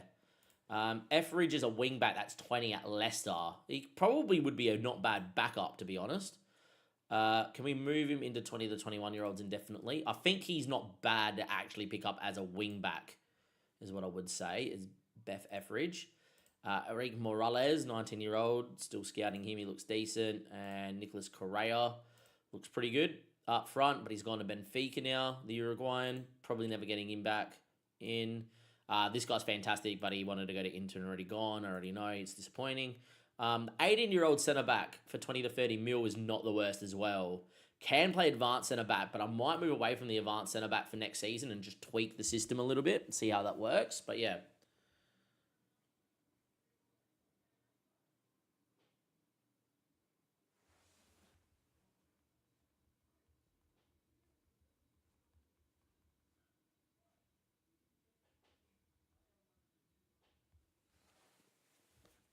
But yeah. This 20-year-old's asking to leave. I'll give an updated scout report if I could, please. Shadow striker could probably play as a centre forward, I would say, at 6'2". I prefer an 18-year-old striker, and the reason why is because they'll become homegrown for Europe. And then I want a first-team starting striker. We could look closer to home and be like, Strong's going to play, right?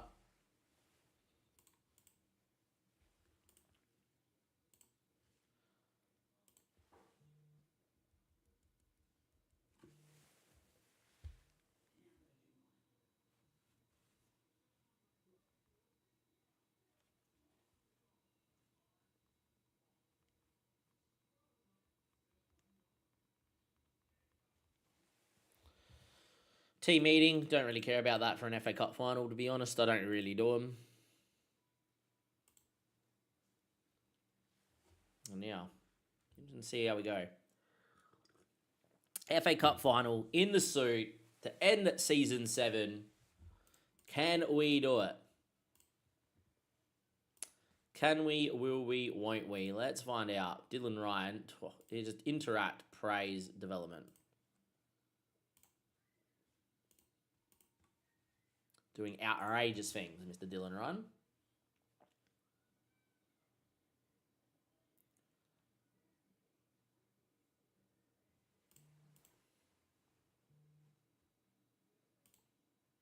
Hans Pullis failed the fitness test. Don't care. He will make the bench. All right. Are you ready for this FA Cup final? Are you here? Are you up and are you about? Here we go.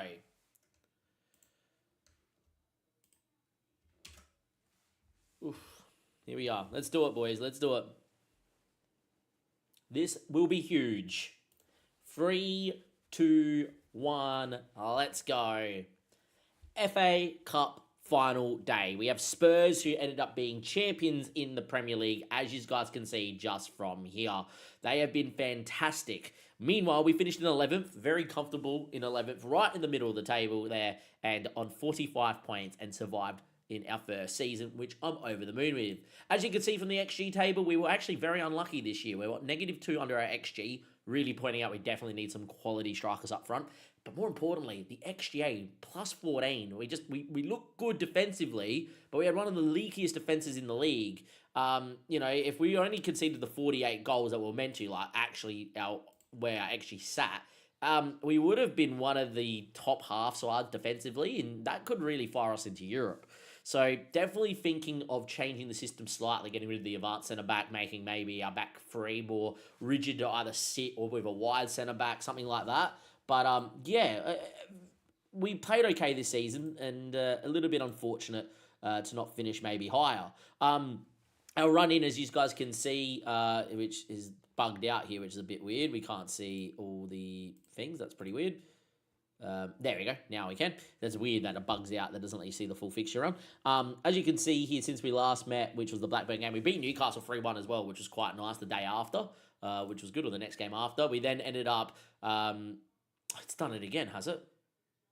Okay, whatever.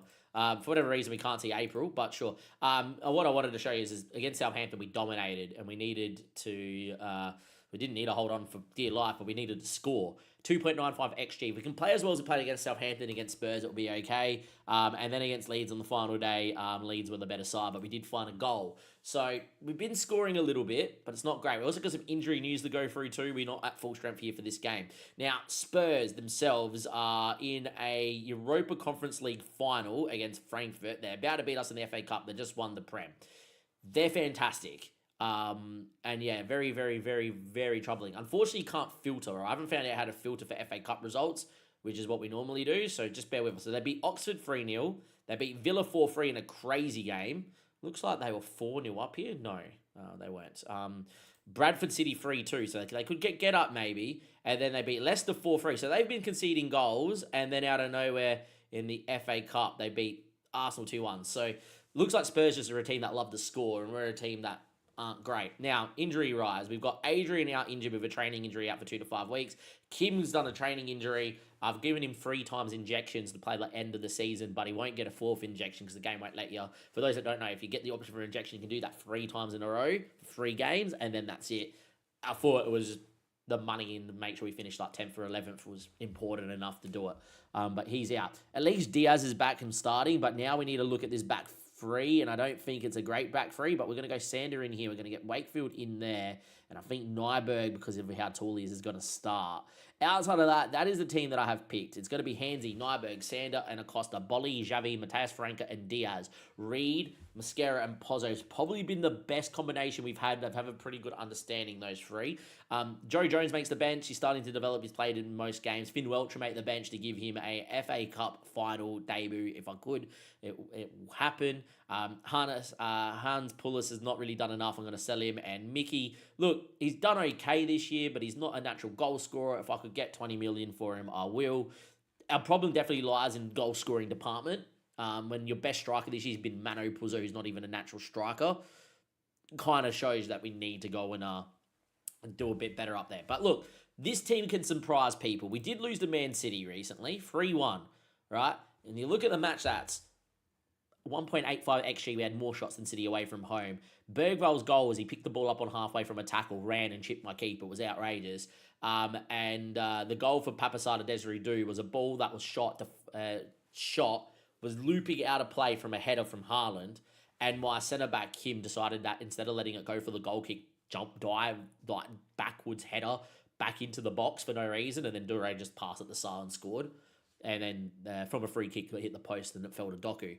These are 3 goals that probably couldn't have happened. And the reason why I bring that up, City on paper are the best team in the Prem. Spurs may have just won the Premier League. Arsenal are fantastic as well. But on paper, it is City with their team that they have in this database. And I think we went toe-to-toe. So I really think we'll be okay. Acosta's wanted by Valencia and Bolly's wanted by a few other Bundesliga clubs. I would sell Acosta, by the way, as well. There will be a transfer special, but it won't be as long next episode. If you have enjoyed today's episode, give it a like, subscribe. I am currently live on stream. Been live for the last 2 hours and 45 minutes. I did promise it will be live and done and dusted. So if you want to check that out, make sure you hit the notification bell, subscribe, like. If you're watching on the live stream, give it a like, subscribe. And if you're part of the Twitch community since 2018, thank you for being here. Give us a score prediction, ladies and gentlemen, boys and girls. We are into an FA Cup final at Wembley for the second ever time. We're in the FA Cup final for the first ever time. We are known as an underdog team that can do bits. We're a team that have knocked out Premier League sides in the past when we've been in the lower levels. We are a team that has potential to beat anyone on their day in cup football. However, Spurs are champions. Spurs are dreaming of European glory this year. And Spurs are going to be favourites today. Be Spurs in the white and the blue. We're going to be in the black and the red with the white. And it's going to be us to get us underway. Mascara finds Diaz. Hopefully no highlight. Be dogged, boys. Be strong. And hopefully it is a game that has a little bit of nerves in it, which makes it better for us. And hopefully we can just hold them out for as long as possible. An early goal for Spurs and it could be trouble. Anyhow, 10 minutes gone, and we're happy just to see the game tick away. Every 10 minutes stays 0-0 as a tick. FA Cup final. We're in the suit. Here we go. Is it our time? Time is ticking. There's yet to be a shot in this match, which is great for us. There's another 10 minutes. Tick it off. 20 minutes now. Now we focus on the next 10. Can we get to the 30th minute? Away we go. Good to see you, Dan. How's things, mate? Yes, the cricket did finish early. It was nice. We did win, which is good. All right, another tick. 30 minutes down. This game's not had a highlight, and I'm A-okay with this. This is exactly what we want, especially with a little bit of a makeshift back 4 or back 3. This is perfect. Sit in, make it dogged, don't do nothing, see what happens. And look, to the 40th minute we go. There's a highlight finally, our first highlight in the FA Cup final, and it's got to be Mohamed Kudus on the ball. Inside to Archie Gray, he finds his way into Hector Fort, and out come the other way to Spurs. Premier League winning, FA Cup seeking, European glory potentially for Spurs. Gomez with the ball in, and unfortunately with the first highlight, it's a cutback from Gomez to Ottaway. And, well, Xander Ototui, whatever his name is, whatever, I don't care. They've made it 1-0. Too good. Moment of brilliance. Somehow my coaster's been stuck to my cup there. That's a bit annoying. Apologies for the loud bang. And that is 1-0. Well, it is what it is. We nearly did everything I wanted, which was to get into halftime at 0-0. Unfortunately, it's not happened. Highlight though, but I think this is pointless considering how much time's left on the clock. This is just going to be a one that peters out into nothing. 1-0 down at halftime. We're still in the game. We can just be in the game in the 75th minute, bring on some quality players, who knows. Dare let it run, ref. Bolly. Maybe it's his one moment. Oh, the ball didn't get past the first man. Half a chance there to get a good ball across the box there from David Bolly. Not the case. 1-0 down in a very cagey affair, it has to be said. You've been terrible. Sort it out. Start the second half. Thiago's on early doors as well for Spurs. Hopefully we can just find a chance. One moment of magic. Who could be a hero? Don't concede. That's the other thing. The 2-0, we're in big trouble. Gomez, ball in, cleared away by Acosta, only as far as Xavier Simmons. Big moment. Good save from Hansi. Down to his right. He's just been called up for Serbia, so the dream of the Australian, Bosnian, Serbian playing for Australia is dead. He will play for Serbia. But our man from Perth Glory has pulled off a great save there to keep it at 1-0. We won't make changes until later in the match. 60 minutes played. It is still 1-0 Spurs. Highlight. 75th minute. I'll start making some changes, start looking to go for it, but we can't do it too early or else we could leave ourselves open to being 2 or 3 goals down. But that's a ball over the top. Mateus Tell. He's inside here. There's big moments. It's game over, isn't it? Going to move us straight into attacking. I think we have to do that. I think we have to go for it now. Fortunately, we just come against a team that is just too good. It's much better than us. And yeah, unfortunately, it's a great ball. Sander doesn't track his runner. And yeah, Mateus Tell, hey? Good finish. Handsy can't save that. 2-0 down. And there we go. With that being said, we're going to bring Mickey on early for Pozzo. I'm also going to get Reed for Franker. Frank is going to go in the hole, and Reed's going to come off here for Dylan Ryan. And away we go. Bolly. Beats one. We can get a goal, you never know. Was he fouled? Referee says no, he won the ball, and now it's Spurs on the break. Mohamed Kudus. Quinton Timber. Archie Gray. Good ball inside. Gomez. Oh, Kudus is in here. It's game over. We're going to get absolutely pummeled in the FA Cup final. We're 3-0 down. What a great run to get here. But a game we're not going to remember fondly. Our first ever FA Cup final is going to end in a disappointing defeat. And it's not been good. I'm actually going to make the change to go into the 4-2-3-1. I think that's something that we should be doing here. See how that works.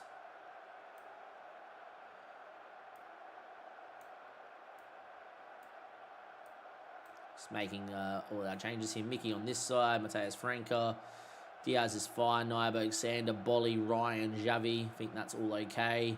I'm going to move into a box-to-box here just to get him further forward as well. And I'm going to bring Finn Welch in, because why not bring Finn Welch in? For Mateus Franca, just do it. And on this far left-hand side, it's probably actually going to be Mateus Franca here for Acosta. That's probably what we should do. And there we are. We'll make those changes there. We'll get Appiong in for Diaz, why not, as well. Let's see if we can get a goal. Get a goal, boys. See what happens here in the 4-2-3-1. Maybe it can go and do some business. But unfortunately, the game plan went out the window with the early goal. Was to get into half-time, 0-0. You know, make it 65th minute, 0-0. Make it a slog. Yet again, we've had 6 shots on target. We've had the same amount of shots as them. But unfortunately, we just haven't done anything. Not a highlight. 7 shots, 7 on target. It'd be nice to see the highlight. Mickey now. Can we whip one back stick? Can we score a goal at Wembley on an FA Cup final day, maybe? Start with that. Mickey, good ball in. Xavi's the target, doesn't win. Falls to Dylan Ryan. Back to Xavi's efforts blocked. Xavi finds Nyberg, who flies over the bar from point-blank range. Saw a highlight, at least, in the 4-2-3-1. Look, again, we could count ourselves a little unlucky. It's another one of those games where we've played against a bigger team, and we statistically have played really well, just been pummeled. And that usually points to a side that is doing all right, and in transition is, you know, doesn't have the quality to either win the ball back or get back into the shape, or doesn't have the quality of players to marshal it around. Unfortunately, we're getting some lag here. Again, we've had 11 shots, 8 or 7 shots, 4. We've had just slightly less possession. We don't deserve to lose 3-0 according to the stats today, but we have lost 3-0. An FA Cup final.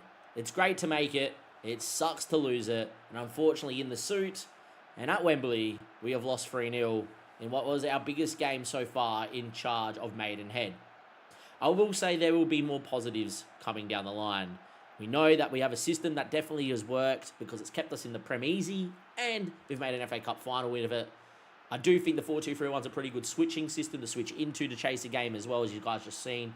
And again, like against Man City, as just mentioned before the start of the game, statistically, we played quite well. But the game isn't played on paper, it's played on the pitch. And on the pitch, Spurs scored 3 and we scored none. And this has ended in disaster. We've lost 3-0. It's unacceptable. A few of the boys look a little bit upset. It's been a fantastic year. It is what it is. I don't mind. And hopefully moving forward, we will be okay. We have got 93 mil in the club. We're going to have a big old transfer budget when it does get updated. It hasn't been yet because we still had a game to play. I will come back for another episode next time where it will be a transfer special. We don't need to do too much because we've already started making signings. So we'll discuss that next episode. But if you've enjoyed our FA Cup run, you've enjoyed us making the final, give it a like, subscribe to the channel. As always, you've got playlists either side. You've got the live section where every live stream is in order, VODed, you name it. You can watch it anytime. This is what most people are doing. But if you are someone that enjoys the shorter form content and just episodes, this is the playlist of the episodes. They're not doing particularly well, getting 5 views a video, give or take. On some videos, not bad. Some videos, it's really awful. This is why I'm going to move to just live streams only for our next challenge. But we are quite a number of seasons away from that challenge because there's a lot of work to do at Maidenhead, but we still look good. Playlist either side. Give it a like, subscribe, and goodbye.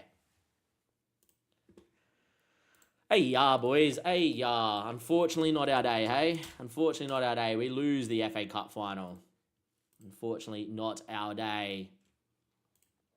Can't do much. It was a great run to make it. Fortunately, just didn't have the squad. It does help. It doesn't help when you're losing a couple of first-team players as well, eh?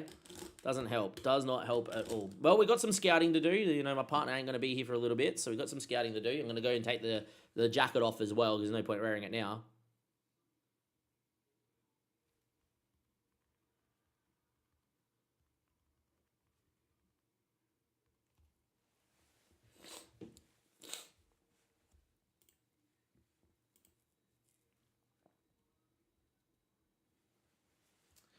Yeah, unfortunate.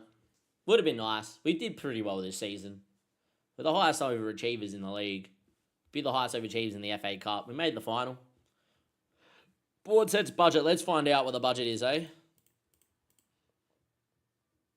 We've got 77 million to spend. Well, boys, 77 million to spend.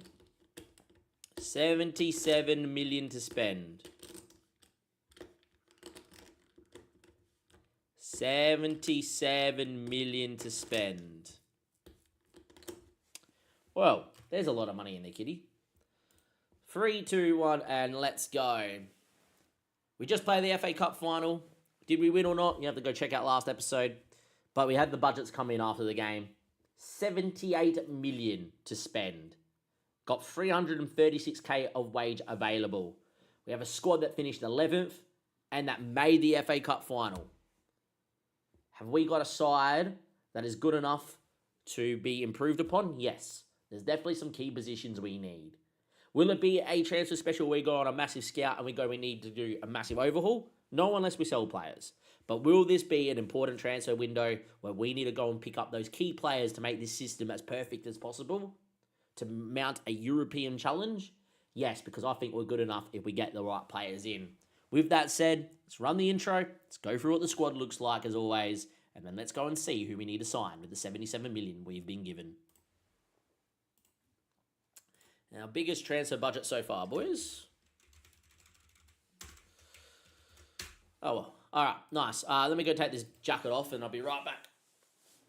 Unfortunate, lads. Unfortunate.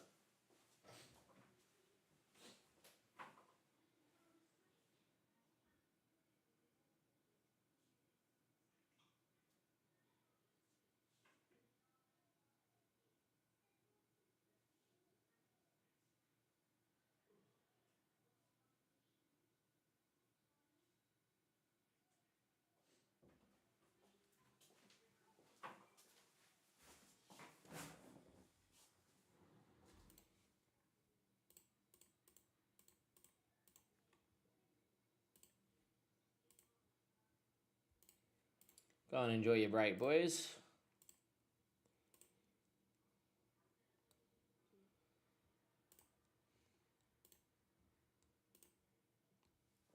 China, Singapore, Netherlands, Scotland, South Africa, Austria, Germany, USA. I don't know where to go. Go to the USA. Oh, we got a couple more scouts, coaches we can get. We've got more physios and sports scientists that we can get as well. Let's go do that very quickly off the bat, I reckon. But yeah, unfortunate. I want a clean player recommendation screen, but we probably should actually go through it once we know what positions we need. Performance. No, I need to go to recruitment and database. And we need to get a sports scientist and a physio.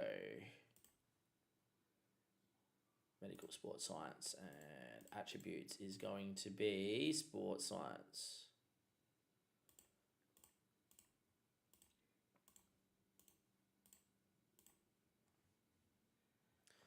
Yep.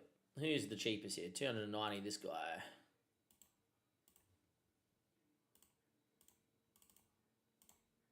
Should get one. Beautiful. That's a sports science. And then we just need some physios. Recruitment. No, medical is a physio. And if sports science at attribute is outstanding. And again, if you're interested, this guy's very good. That's not what I want.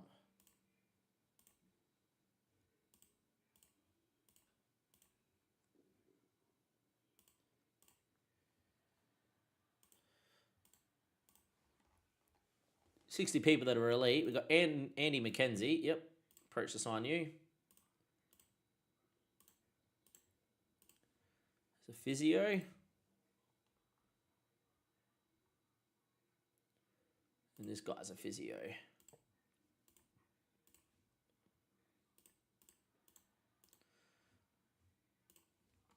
And go back to club and go back to staff, because it's important just to get it out of the way. We're only allowed one physio and only allowed one sports science. Considering how good that physio guy is, we'll just get rid of the worst one. We're allowed a couple more scouts, which is important, so we're definitely going to go after some scouts quickly. It's important to get the scouts in because we're going to be scouting, obviously. So staff shortlist, edit. We're going to go to conditions here.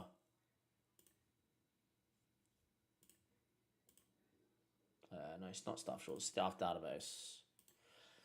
Go to recruitment and scouts, get rid of this and add attribute.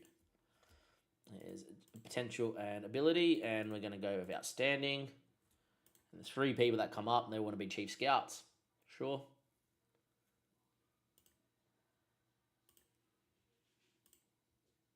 Wants to be the chief scout, which is not good.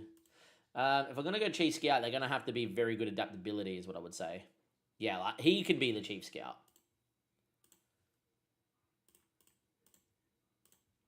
Because I don't think Field's good enough to be the chief scout.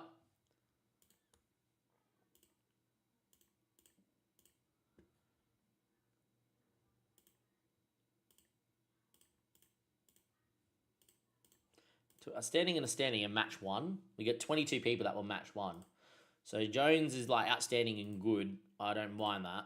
Wants to be a scout. Beautiful. So we're allowed 2 more scouts as well, which is what we're going to do. Preferred potential to be the one that's better. Was I not just offer for you? Yeah, that's what I thought. Didn't say that I did. No one else on free. So now we just look at like cheapest.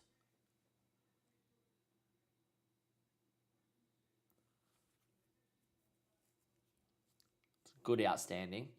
Got a very good and outstanding. Outstanding and very good with very good and is an American. Yeah, I think you're a very good scout is what I would say. Cool. Do that. Do that. Nice. Since we're here, we may as well do the rest, right? So I've got a new head chief scout, is what I said. And we've got a new couple of scouts coming in, which is fine. I've got a new physio with another physio and a sports science. And now we need two coaches. Coaching team, if I look at it, probably a goalkeeper coach and then just a normal coach. So I think one more goalkeeper coach is important. So let's go and do that.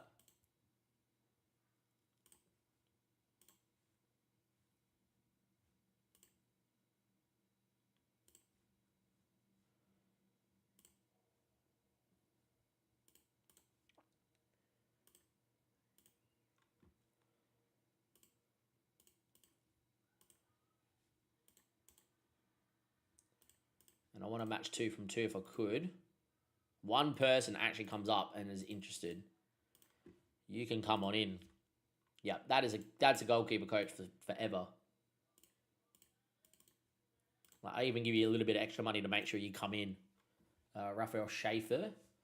And then I probably just need just a general coach. This is where we should go to training and coaching assignments. Attacking tactically or set piece coaching? Well, we've got a set piece coach that we could look to improve upon. And then we got attacking tactically. So attacking tactical needs to be improved. So let's go to, again, recruitment. Staff database and attacking tactical, sorry. So we're going to look at a coach, and his attributes are going to be attacking and tactical of at least outstanding, and there's no one. With determination, anyone at very good. There's a couple people that do that. All right. So Joe Labini is a very good. He's more of a defensive coach. Now I think he's fantastic. Look at him as a coach though. He's outstanding. So yeah, it's a bit annoying, but he is pretty good. I'm guessing we have not got this selected. Yep, cool. Would have been nice. This is the only guy that comes up. Very good attacking, very good tactical, very good determination. He's also outstanding in a few other areas. Eddie Keane. So we're just going to go for Eddie Keane. Nope, I'm going to make you part of my actual coaching team, mate. And I'm going to make you 4 years. And thank you. Well done, Eddie Keane. In you come, Eddie Keane.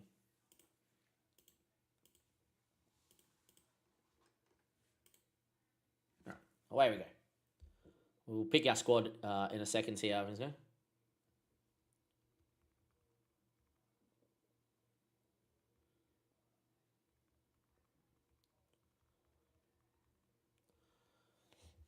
All right, let's have a look-see here. So we've got the 25th now.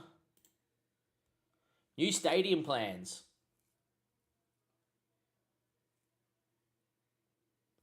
New stadium plans. Well, there you go. 3, 2, 1, and let's go. First transfer signing isn't a signing. It's transfer plans for the stadium. Transfer plans? We're expanding the stadium. No, we're not. We are getting a new stadium. Unfortunately, York Road is not going to be with us in the future. We are going to begin construction of the Maidenhead United Stadium. I want to be to be called the Alan Devonshire Stadium, and I really hope that someone who has an editor can do that for me. But yeah, Alan Devonshire Stadium is what I'm going to refer to it because he's a club legend. Yeah, outrageous. I don't know how big it is by the looks of it. It doesn't tell me how big it's going to be. Used to be on Football Manager previously. It would actually come up and show you the floor plans and what's meant to be done.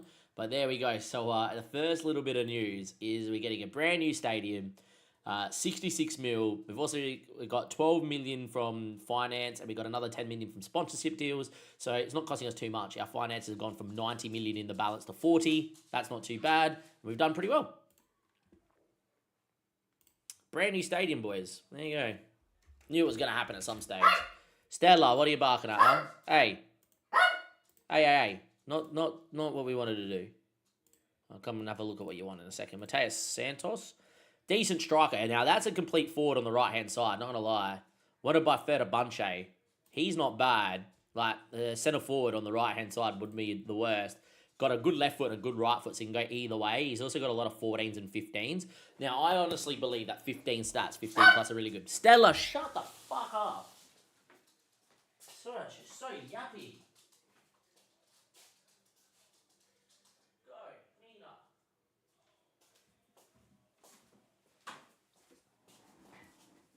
Apologies.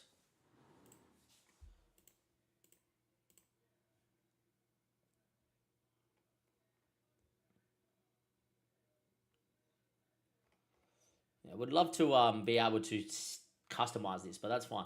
For me, stats 15 plus are really, really good. So let's go and look at 15s here at 20. 1, 2, 3, 4, 5.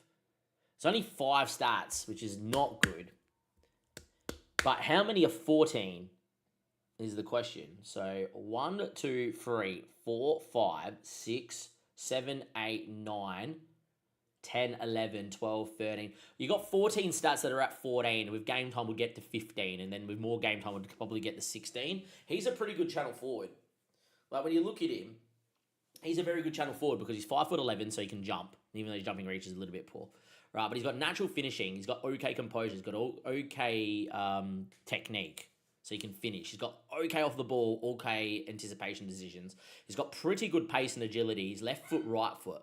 So, like, he can go either way. And then, like, as a tracking centre forward, or a splitting centre forward, which is what I would play him. I don't know why it hates it, but, like, any one of these guys that can play as a winger should really like playing as a tracking centre forward, or splitting centre forward. So, yeah, I think he's really good. Let me know what you think for Mateo Santos. I think he's definitely warrants going in the book because I think he's not bad for 17 mil. You're in my shortlist here. Best 20-year-olds. Yeah, he is. All right.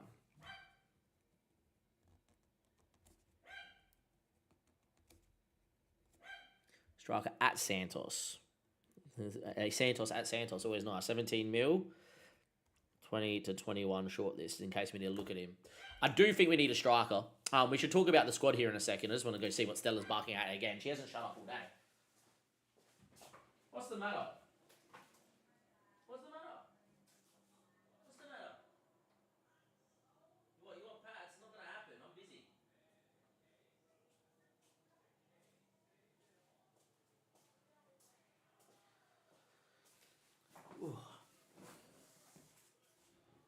Right. Symphony.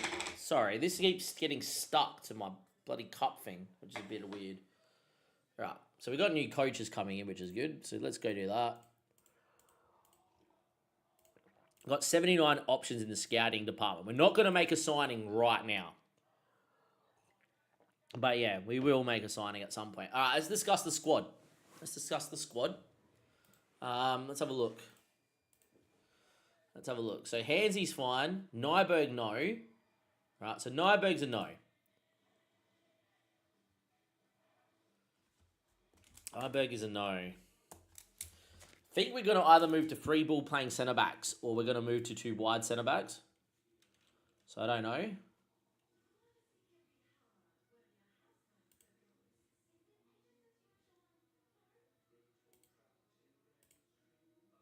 I better not have been playing the whole time and I haven't heard it. 2-1 and let's Okay, that's go. fine. All good.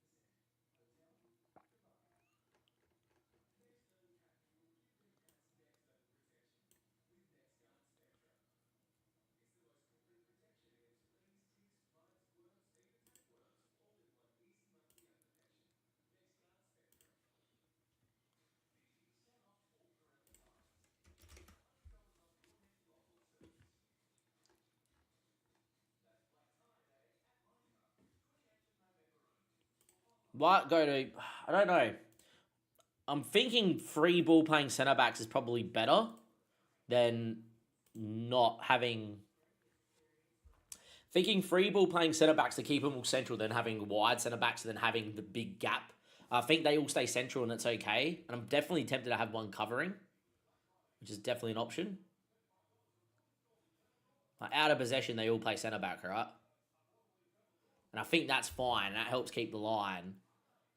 Definitely tempted to maybe make one of these a covering centre back. Don't know who would be the middle centre back, actually. Sanders, got a left foot?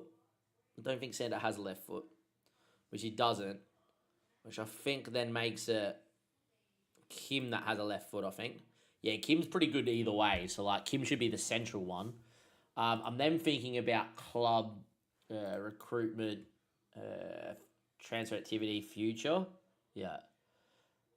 Justin's more left-footed that can play centre-back. I know that. Yeah, he's more left-footed. Moves ball to left foot, stays back at all times. I think that's not bad, and we might go to 3 of them. Now, do we want to go to 3 of them?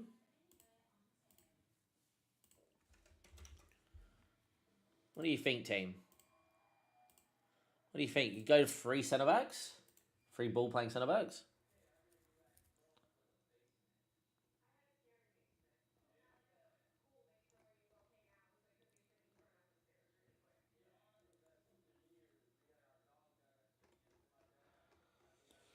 Or do we go to 2 wide centre-backs? I don't know.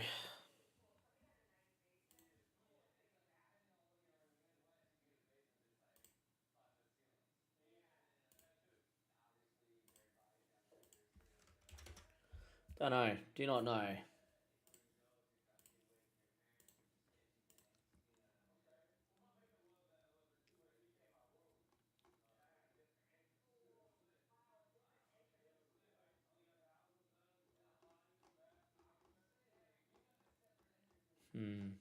I'm unsure what I want to do with the team. Like, what do we want to do here? Is it ball playing centre backs or is it two wide centre backs? That's the question.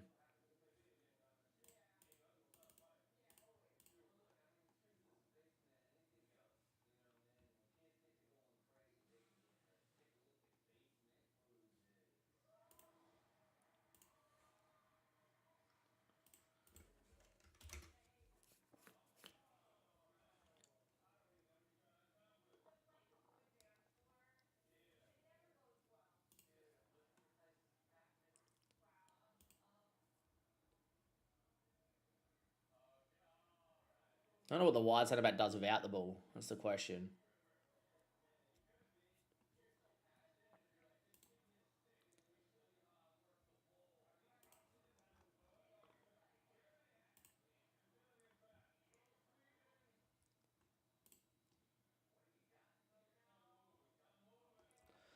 I don't know. Thinking this is the best way. Because I think most of our goals have come centrally, and it's because the advanced centre back's too far forward. Now it's a question of, do we just go with a flat three, or do we do something else?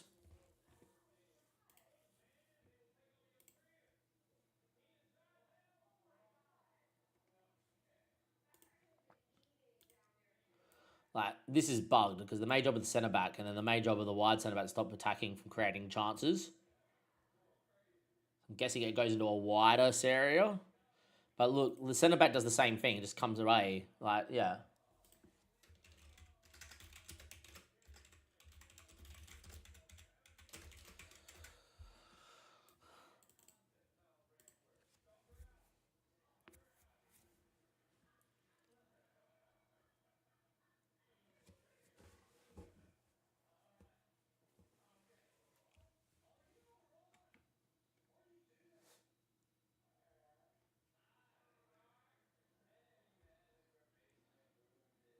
Yeah.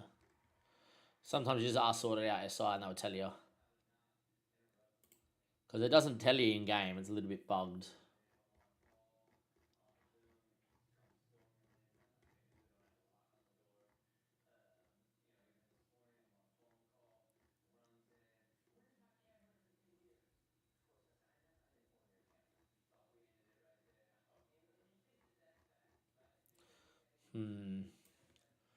Do I want him to go out wide is the question. I don't think I do. You want to be defensively solid through the middle of the park.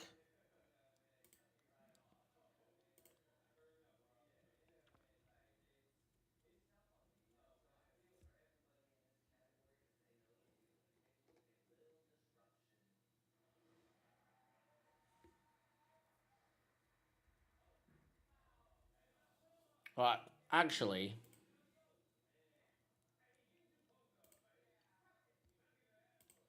what could work is actually free ball playing defenders and two wide playing centre backs. Like, what's Sanders' best role out of possession is the question, right? A wide centre back, apparently out of possession. A covering wide centre back, he does not mind either because he's got good anticipation, etc. What does our new signing does? Because Kim's going to play centrally anyway. Transitivity.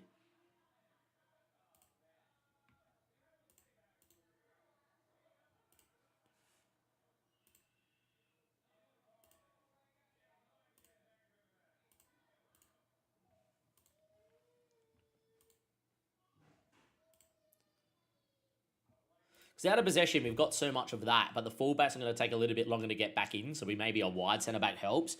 But again, if we're worried about that combination play through the middle, we've got two DMs.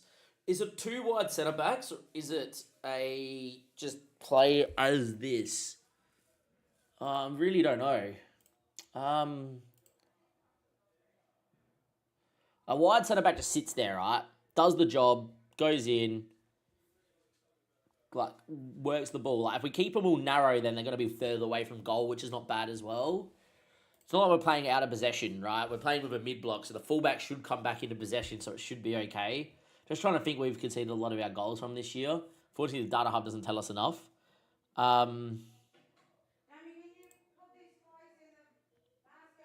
Can do in a second. Come on, I'm on the time frame. Could be a wide covering centre backs. Arsenal adopt a more cautious approach, holding their line and waiting to react to opposition's move. So, like, I think we're going to do this. Like, we're going to go a covering wide centre back, right? In possession. And then out of possession is free ball playing centre backs. And then combined, it's like that. And I think we're going to go to that. And then we got just a normal ball playing centre back and a centre back that kind of sits. And then we got two wide covering centre backs that will be able to drop off and maybe sweep up. My only worry is with them going wide and the ball over the top of the first centre back to their number 9 playing as a central striker could hurt us. So maybe I'm actually thinking it's this. Centre back, and then it's a middling centre back. But I think the middling centre back sang. And like out of the ball, he actually prefers to be just a covering centre back. So I actually think we do this, and then this, and it becomes a covering centre back. And then we play a back three with 2 and then a covering.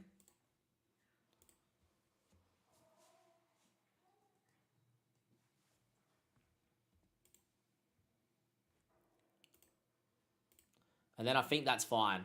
Because I think we're in the mid block. Sander can go and just drop back in with 2 centre backs still engaging. They're still central, and we're not getting caught. If they're going to get caught further wide. I think that's fine. I think that's how we go with it, is what I would do. All right, now we need to just pick the team, which is fine. I'm actually going to go and holiday here very quickly while this happens. Going to go and just holiday very quickly. You can't let the game auto-sim, which is annoying. Just go to next week. Go to the 3rd. That's fine. All well and good. Should be back here in just a little bit, just in a week's time. And I'll be right back. Hold up. Can I come back in here? Why is this transfer blocked?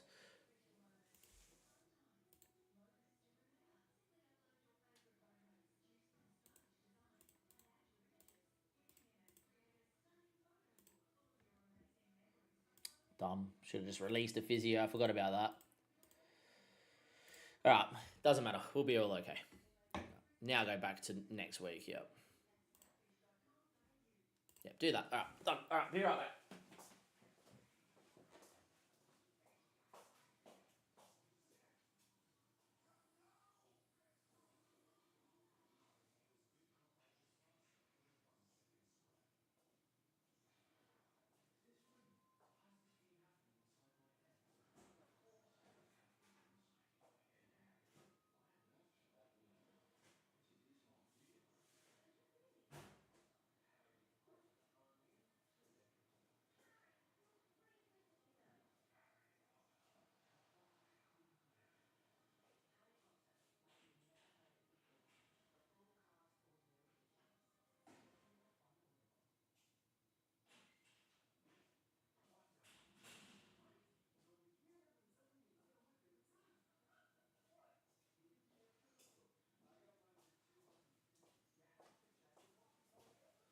I just got the clothes done, which is fine, and then we'll pick the team. I think that's what we're going to do.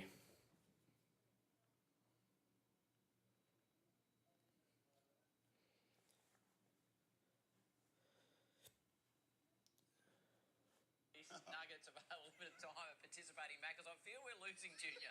What's he doing? Get out. What's he doing? They've got the reset. Where's he going? You need to focus on the job at hand. All right. Where are we? We can do a couple of things at once. Keep going. Right. Toppers, you two. You are. Grinch meal is available at Macca's. You can get your choice of a big. All right. 2 days. All right, we're back. That'll do. That's fine. All right, let's go and have a look.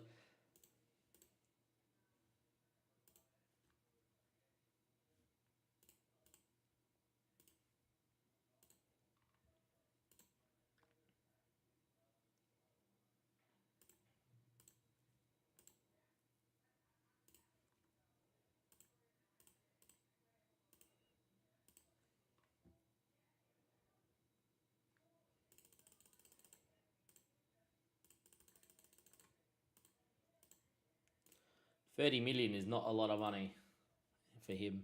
That would be quite annoying to lose him for 30.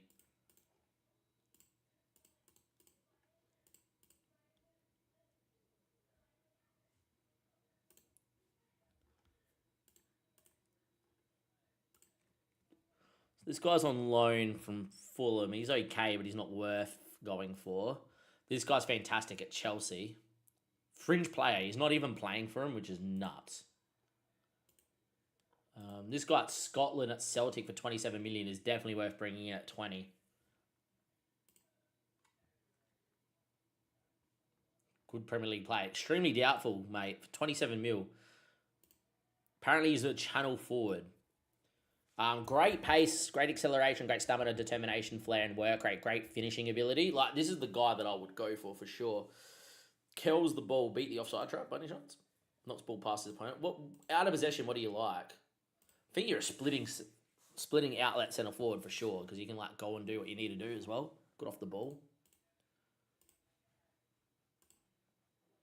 This is definitely the striker, because he's got a decent left foot, a great right foot, 6 foot, which means he can jump and head. He's got 14 headering. He's got good determination off the ball, work rate, technique, can naturally finish. What would you work him on here? And he comes in.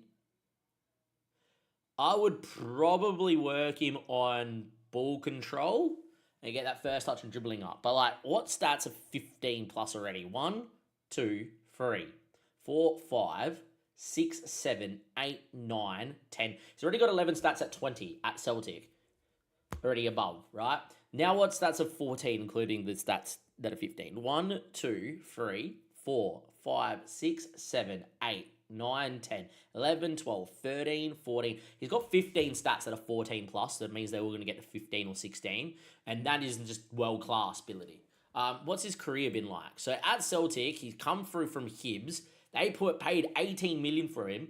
29 games for Hibs, 11 goals. They went to Celtic. He scored 18 and 30 and 33 in the last 2. I definitely think we need a striker before I even do anything. I really think we should go for you, because he's already a Premier League level. It's 135k.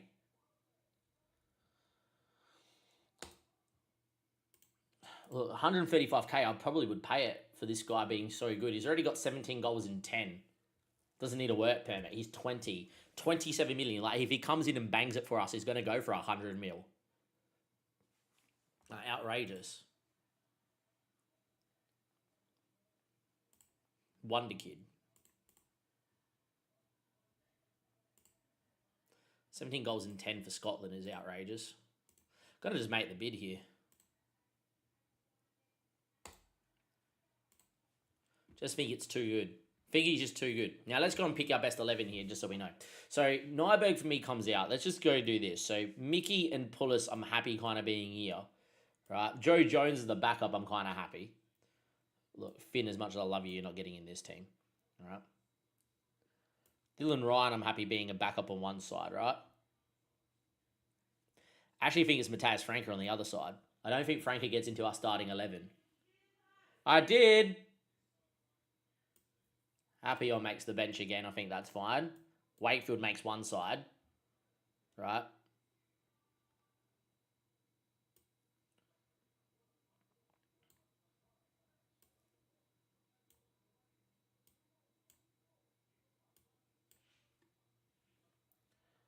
I think Nybird's half okay to come in too, right? Stonebridge for Bell, right? That's straight away without me seeing anything. Cool. Xavi can play in here. We've already got a couple players coming in, right? We got Jose Cadieu coming in on a free. He can do whatever he wants to do, right? Overview, form, no games played as yet, all competitions. Apparently we can't see that, even though he's played 30 games at 4 goals and 4 assists. I don't know what his best role is. They reckon box-to-box playmaker. I don't think he's a DLP. I think he's more of a box-to-box to use those physicals, getting him up and down. Box-to-box playmaker could be it. Like, he looks pretty good in here. He can hit a long shot. We can definitely try it to start the year and go with 2 playmaking positions, because we're not going to have a centre-back step in, which is fine. And we could definitely try it. So, yeah, I'm definitely thinking that we try it. And Justin definitely comes in as this left-sided centre-back for sure, right? Which I'm okay with. Did you do the Yes, I said I did. Where are they? Outside? I think I put him outside. Okay, are you going to do me one last time? I can't do my back. What's the matter? Get those clothes and put them in the laundry. Can do. I need it now because I have to go. I want them washed before I go. Alright, whatever. Think we go with this. Hansy's fine, Sanders fine, Kim's okay. Wouldn't go out on the other side. Bolly's fine, Xavi's fine. We're getting a new defensive midfielder anyway. We got Diaz on the other side. Reed probably doesn't make it. Joe Jones is a youngster, right? So we could just drop Reed and find something in here. But I think we give Reed the game time to go, or we start Franker in the hole is the other thing. Because Frank is also very good. He's a decent Premier League player. He's consistent. Can do a few things. So Shadow Striker at 6 foot, he's pretty good. He gets in the opposition area, plays 1-2s. Likes to lob the keeper. Gets in the box. I think he does very well, Mateus Franco. So I'm thinking it's Franco in here. Right, which means Reed doesn't get picked. Which means Reed's on the bench, which means Joe Jones, as much as I think he's fantastic, does not play for me much. Right? Which means we need another backup defensive midfielder. So be it. We can find that. Which is probably Adrian, actually, before I forget. Adrian's bloody here. So you'd probably do it that way. And Dylan Ryan can just be that box-to-box midfielder because he kind of doesn't mind it. Can get up and down, good work rate, good physical, 6 foot, can kind of do the game. We actually do not mind playing with a box-to-box playmaker, and he kind of does that too. So I think we're going to try the box-to-box playmaker role this season. And create a little bit more. Like, go into the hole a little bit more, create as Mateus Franco gets into the box. Mascara and Pozzo don't get picked. I think Pulis is sellable. Don't think he's that good. Right? Premier League standard. So I think Pulis is sellable. So Pulis comes out the team. Right? Just Pulis is gone. Mickey, I don't think's played well. Right? This season. But I do rate him to play as the wider outlet, and I think he's a better backup. So I think Mickey on one side is fine. So Mickey on that side. Mascari comes to the bench, and I don't think Pozzo can start for us either, and he's going to have to be sold too. Straight away, when you look at this, we need 2 strikers, and that is really it. Like, 2 big strikers, and then it's just about quality. And when you look at that backup team, you got Nyberg, Acosta, Wakefield. Not the worst. Blankley, Adrian, Ryan, and Appiong. Not the worst. Blankley needs probably to, probably go. That's fine. Reed in the hole with Mickey and Mascara, and I'm happy to hold Mascara again because, Mascara played bugger all minutes, scored 4 goals, 4 assists, got 8 returns and 33. I don't mind him. So, yeah, I think that's kind of how we're going to pick this 11, which is not too bad. Now, I need to go and get some clothes for Mum and put them in the wash quickly. This guy's at Birmingham looking decent. Harvey Caldwell. That's a pretty good defensive midfielder at 19 years of age. Far out. There's so many good DMs. That's the problem, is that there's too many defensive midfielders. All right, let me go and get the clothes for Mum, and then I'll be right back and we can go through all of that.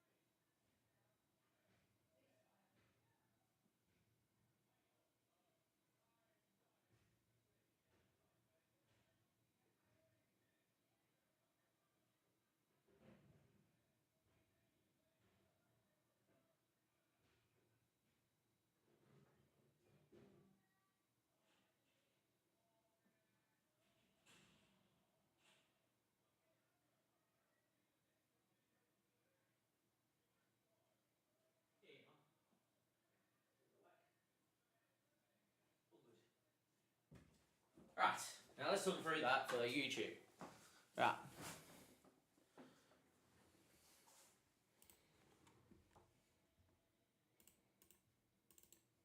Three, two, one, go. First transfer. 3, 2, 1, and let's go. Forgot to mention it last time out, everyone, but welcome back to another episode. Welcome back to Part to Prem. It's Damo, it's Maidenhead, and we're here with Season 8, beginning of Season 8. And look, we've come a long way over the last 7 seasons, and now we're in a position where we could really push on. As always, in the first part of these transfer specials, I do like going a little bit in depth and talk you through the squad and what I do to prepare for my scouting, and that is just to pick your best bench and your best first team, see how it looks, and away we go. With that being said, on screen is what I believe is our best, but it is always up to subject to change. First things first is Handsy ain't going anywhere. That's fine. He's our goalkeeper. He's going to be brilliant, and if he develops even more, he's going to be great. Sander is going to be that next centre-back. He loves playing ball playing. He can be a wide centre-back or a centre-back, and I have made a couple of changes to the system I want to try to begin. Obviously, Kim Sang-hao missed the final last game out, but he's a very good left and right-footed centre-back, good international, and is pretty good out of position as a covering centre-back. And the main reason I've gone with that is I think we conceded most of our goals, and for those that didn't see the data hub last season, I should be able to bring up the season preview still, or the XG table. We conceded 14 goals over our XG and -2 on our, 14 goals over XGA and -2 over our XG. And I think a lot of that's come from that advanced centre-back stepping into the midfield, which is good in build-up, but then we're just getting balls pinged over the top of him, and then it's a lot of one-on-ones, and Handsy, as much as he's good, consistent one-on-ones are going to lead to goals in the Prem. But yeah, so I do think having three ball-playing centre-backs, one that sits and the other two that sits essentially alongside him is great. I have toyed with the idea of kind of 2 wide centre-backs and a ball-playing centre-back, and the 2 wide centre-backs kind of go and defend the wide areas behind the full-backs. But because out of position, we kind of have the back 5 and we play in a mid-block so they can get back into this shape pretty often, I don't think there's any need to go with the 2 wide centre-backs or covering wide centre-backs. So you're kind of gone with that. Now we need a ball-playing centre-back, and this is our first signing we've already made. As you guys have already noted, we've already made a couple of pre-contract signings. I have got the scouting set up to go and find these. And we've got Justin Janzek, who's coming in. Zanitzek, I don't know, Justin's coming in. And as you can see, he's already played multiple games for Freiburg. Freiburg picked him up when they were in the 2nd division, got him to the Bundesliga, averaging a 6.8 for Freiburg, who are mid-table in the Bundesliga, means he can come in and do a pretty good job for us. Was a Bayern Munich youth player, played for their second string side. Justin, as you can see, is a very good ball-playing centre-back, 6'4", very left-footed, moves the ball to his left foot, has a lot of traits as well, refrains to taking long shots being one of them, brings the ball out of defence. And then, yeah, so I think he's really good. So as much as this position is not filled, that is Justin, and he can play ball-playing centre-back quite nicely. And that gives me a back 3 that I look at and go, they can all ball play, and they're all fairly tall, and they're going to be all right with the ball. And instead of getting that centre defensive midfielder to go beyond, we'll be okay here. We then have obviously got Diaz out at wing-back, Bolly out at wing-back, and Xavi's been perfect. And unfortunately, as much as I like him as the box-to-box midfielder, everyone loves to play box-to-box playmaker, and I'm very tempted to try run. However, and if you watch last episode, you know who this player is going to be. We've already picked up someone else on a free transfer. So if I go back to recruitment and I go back to transfer activity, the other free sign I've already made is Jose Carriu for this season. Now, he doesn't look like much, but as said, we've already scouted him. He loves a big game, and there's nothing about him being injured or inconsistent. It means just haven't played him. He has leading Premier League potential at 22. So if he comes in and develops playing in a much higher division than being a means who are in League 2 and struggling to get back to League 1, he's going to come in and develop at a rapid rate. And I believe that this is the case because Luis Arango Bayona has got outstanding potential ability judgment. So I think if he comes in and starts for us and plays every minute, he'll be fantastic. Again, he's 6'4", but he loves this box-to-box playmaker role. And that's because it gets away from his shooting and it's more about creating. And because I'm going to go with the Shadow Striker for a full season, I think having someone to come in and just hold outside the box and distribute the ball around might be better than the box-to-box getting into the box and trying to score. Also, 6'4", physically a monster. This kid, if he develops, could be mentally fantastic and physically fantastic. So Jose Carriu comes in here. And straight away, when we look at this team, it's not too bad. So straight away, you're going, I've got a ball-playing centre-back already, and I've got a box-to-box playing midfielder already. See how it goes. Xavi is very good, and we can play as the deeper lying defensive midfielder, whatever we see. If we find the deeper lines getting too far forward, we'll go to defensive mid. If we want to go box to box and a ball playing, midfielder, then we're fine with that too. And then up front, our biggest area of concern has been up front. So Mateus Franco, we need to get into the team. He's not going to play back here as much as I like him.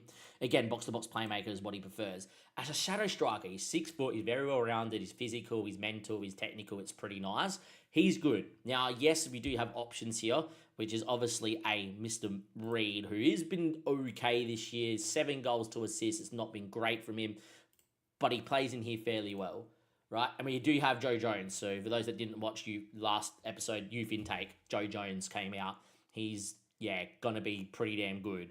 But he won't have a spot next year because Franco, I think we're going to give the keys to in the hole, go be yourself, get further forward, create the game, do your thing, and see how he goes. Straight away, when you look at that, we've already got a very good spine because we've got a very good midfield, a very good 10, and a very good 3 centre backs that love to cover or play as a centre back.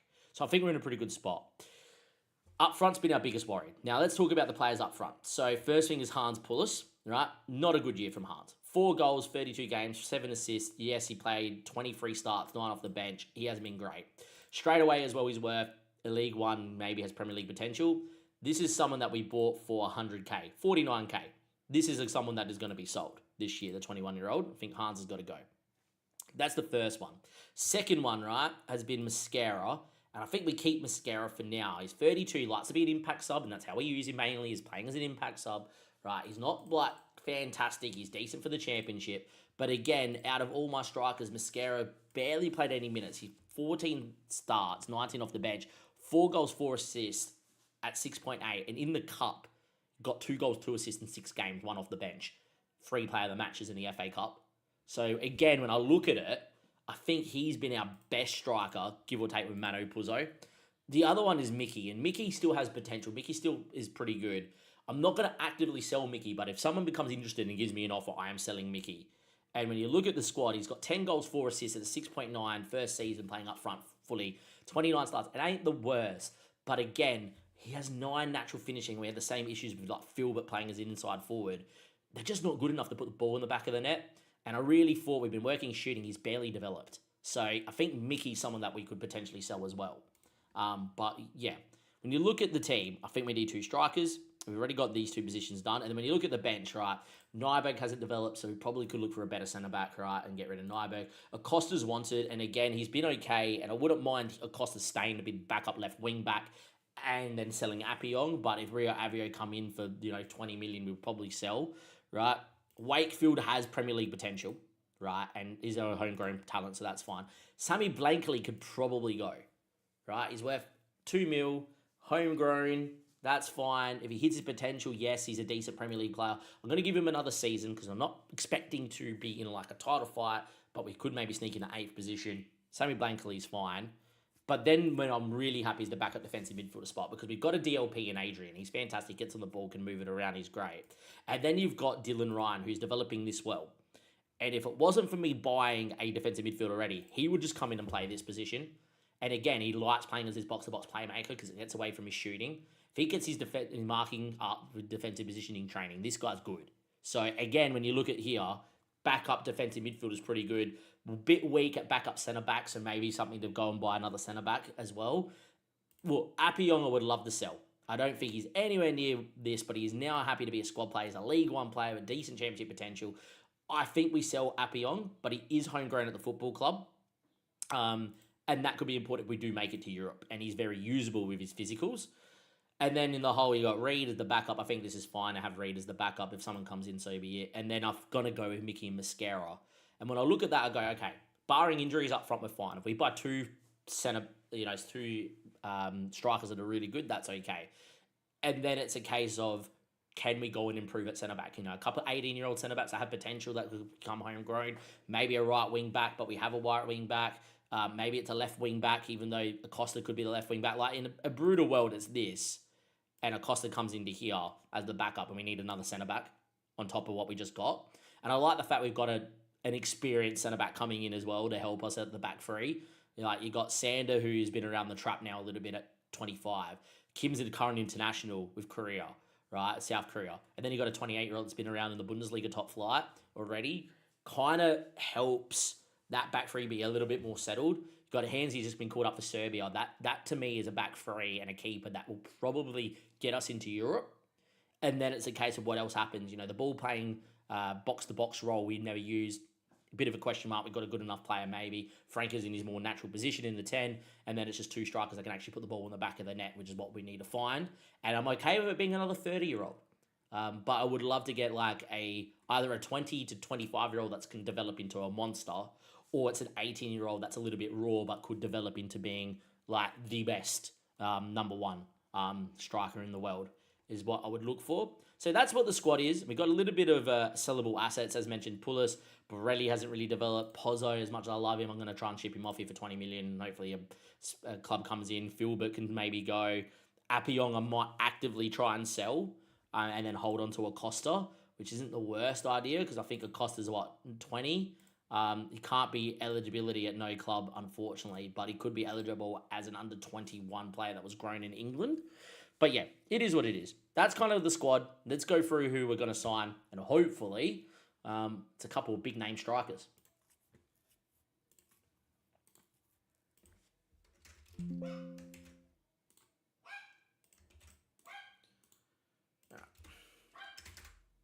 go and have a look. So we've got this offer in for Sammy, and we're going to go and obviously do what we need to do.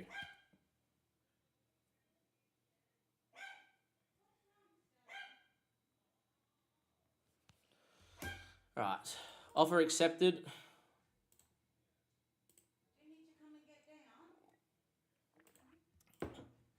200k a week. Like, come off it, brother. That's not what you said.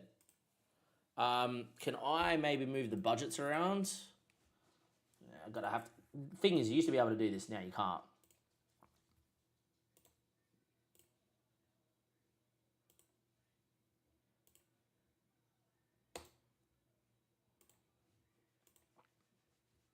Like, this is ridiculous.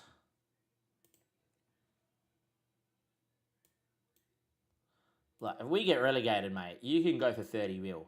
And if a club comes in, you can make it 120.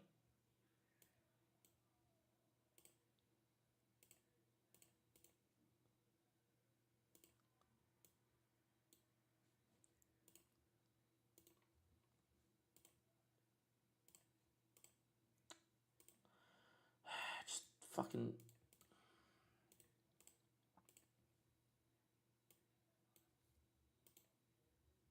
We get relegated $0.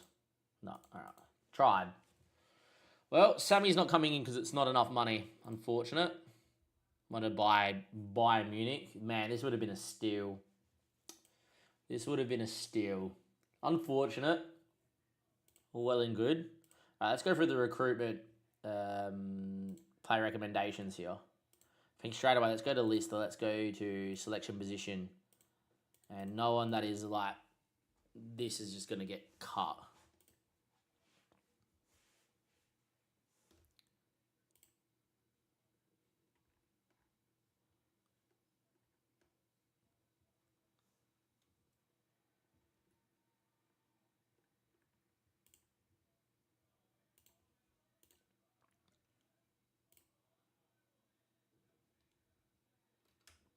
Just going to cut all of them.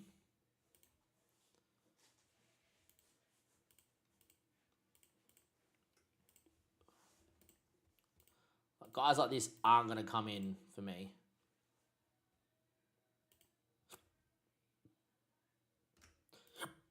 But straight away, you're not coming in either. Right, you're not coming in. Let's just clean this list out so then we know. Callum McKenzie, 22 years of age, at Chelsea being released. Wouldn't be a bad backup actually at Chelsea. Go and have a look.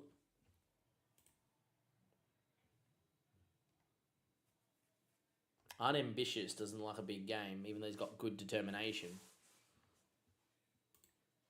Think he's not a bad backup centre-back, to be honest. Good ball play, he's like fairly well-rounded. Great mentals on him, decent physicals. I understand why the game thinks he would be decent, not going to lie. Joshua Field did it. Field's like decent at what he does. Like would be okay. It's like that backup. Like third choice centre back, play under 23s, play the occasional game, Cullen, get him developing, teach him to play defensive midfield, sort of.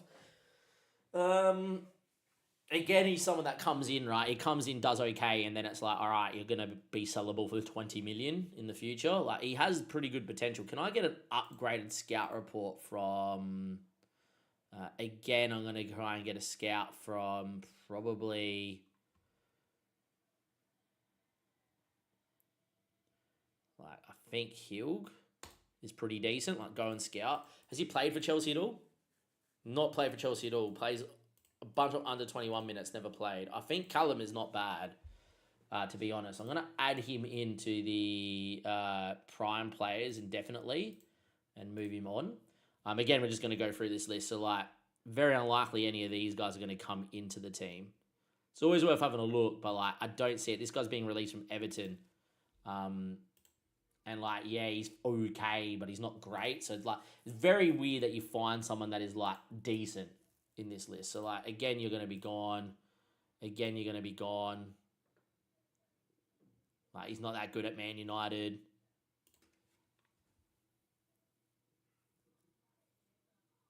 This kid's not the worst as a backup. Like, he's fairly well-rounded, but again, I don't think we go for you. Wouldn't go for you. Just anyone that doesn't have like 4.5 star potential, we're probably just going to get rid of, right?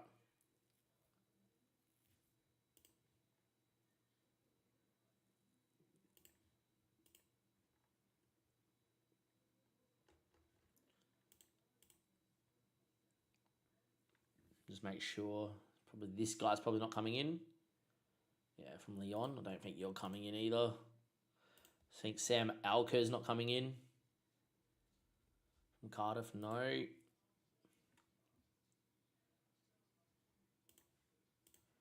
So this is how we cut the list down, and then we'll go through all of these players. We're down to 65 from 97, so we've done well. Now it's just a case of now we're just going to go through all of them. So we have a wonder kid here called Carlos Carvalho. One cap for Portugal, already playing at Benfica. Got to add him to prime players indefinitely. I think he's really decent. Here's Carlos Carvalho. Right. I think straight away as well now we just search by the best of around and see what's here. Like, Edoa's great. I like him. Sammy's great. I like him, unfortunately. Thiago's unhappy. He's a covering centre-back, and he's at Spurs. He's been capped by Brazil, and he looks outrageous.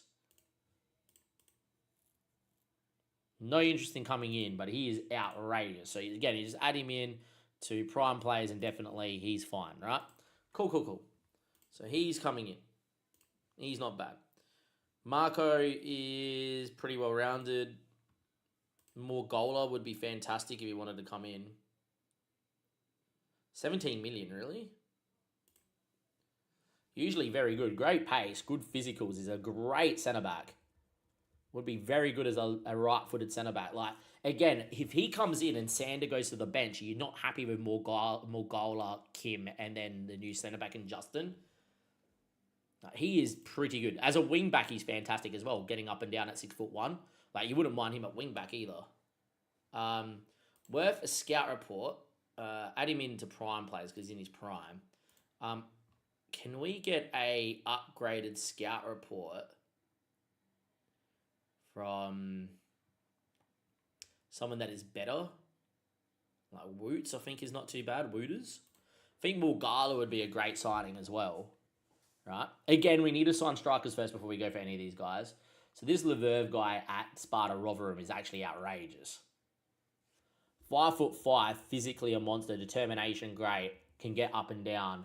This kid's fantastic. Wanted at the moment by Villa, Lille, PSG, Bayern Munich. Like, when people want to buy Bayern Munich and PSG, you're like, okay, they're good. Physically a monster, can't really do much else, but he can run and he can go up and down, up and down, up and down. And like, as a wing back, he would be pretty fantastic, and he can pass the ball, etc. I am going to go and add you in. And like, I don't have all the money in the world, but I think he is definitely going to go into prime players and identify. think he's really good.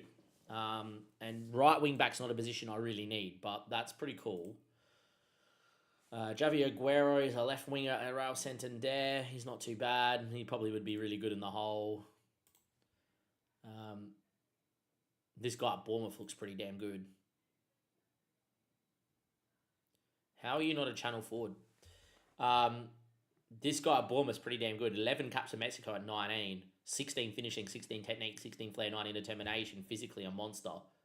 Wanted at the moment by Leverkusen, etc. Does he want to even come? Probably not. Unknown, no. Decent. Yeah. How long have you had him? They bought him a couple years ago for 15 million. That is a signing.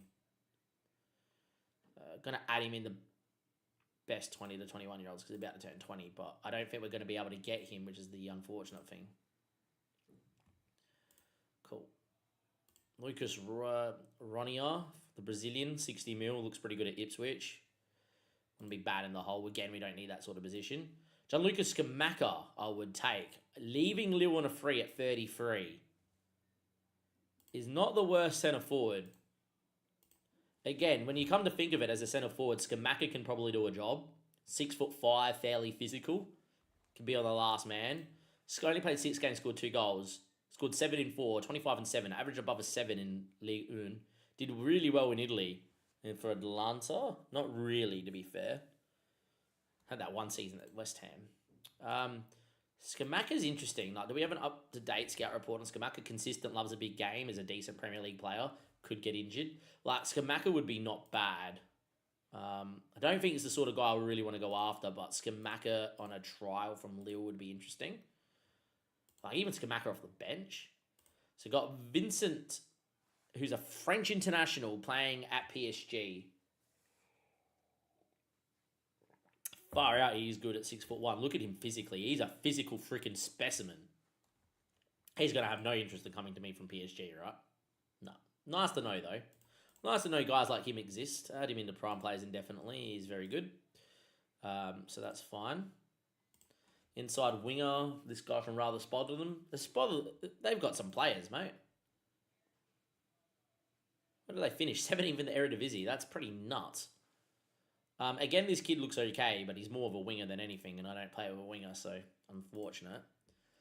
Jair, 27 years of age at Forest. Looks pretty good. Looks pretty good. We have a Harry Duncan, who's more of a winger at... he's an Australian, 3 mil. Interesting. Wanted at the moment by Everton, Monza, Fenerbahce, Brest. 10 caps for Australia with a goal, was a winger. Not bad. Well done, Harry. This guy's a DM at Everton, service requirements. He's not the worst. Harry Armstrong at 25. Like, he would be someone that if I needed someone, he would be okay. So prime players are indefinitely. All right. Mosey Sesse at 25 at Southampton for 33 million would not be the worst because he's physically well-rounded. Again, he could be a very good left wing back as well if I needed to go that way, but I don't.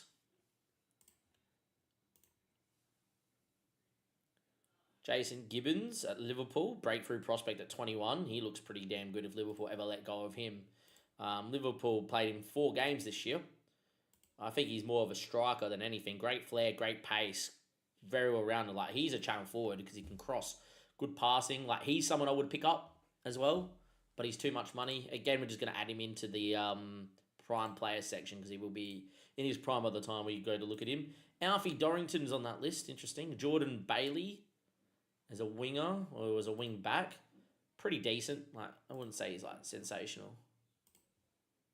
Alfie Dorrington's listed for 28 million. Again, he's not bad, Alfie, but again, we can probably find better.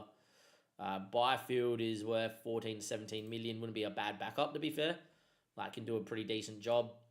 Currently playing at a decent Premier League level with good Premier League potential. Wanted at the moment by Hull and Sevilla. Like, I think he would be usable, is Byfield. Carvalho we've already looked at, which is fine. Wide outlet winger. 19 determination. Hello. Very well-rounded at 21. Fairly cheap. Is their best player. I don't know where that is. Liga Portugal got 6 goals, 3 assists. Wanted by a couple of clubs around. He's got great determination. Like, as a channel forward, again, he would be not bad. But he's not a natural finisher. We probably want a natural finisher. So probably not, no. This guy called Gino is playing at Everton. Transfer list of 31 million. He's not a player for me.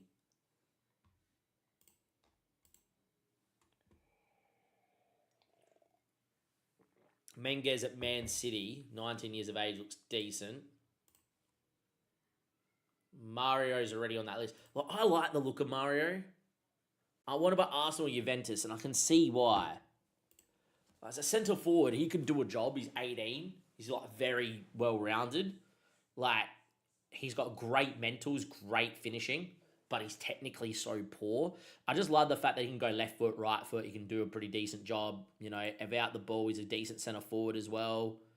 When you look at him, he's like not bad. Like, he's got good off the ball. He can pass. He's got good technique. He's a natural finisher. Got a great first touch, great composure, great flair. He can go left and right and go either side. He's 18.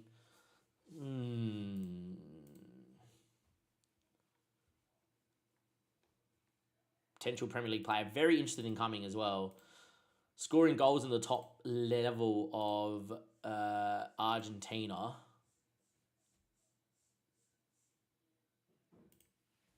When you look at their season preview, he doesn't get up front. It's actually this guy that gets up front, called Marco Vilgara. He's apparently the best player. He's not bad either. He's a very good channel forward, actually, when you look at him.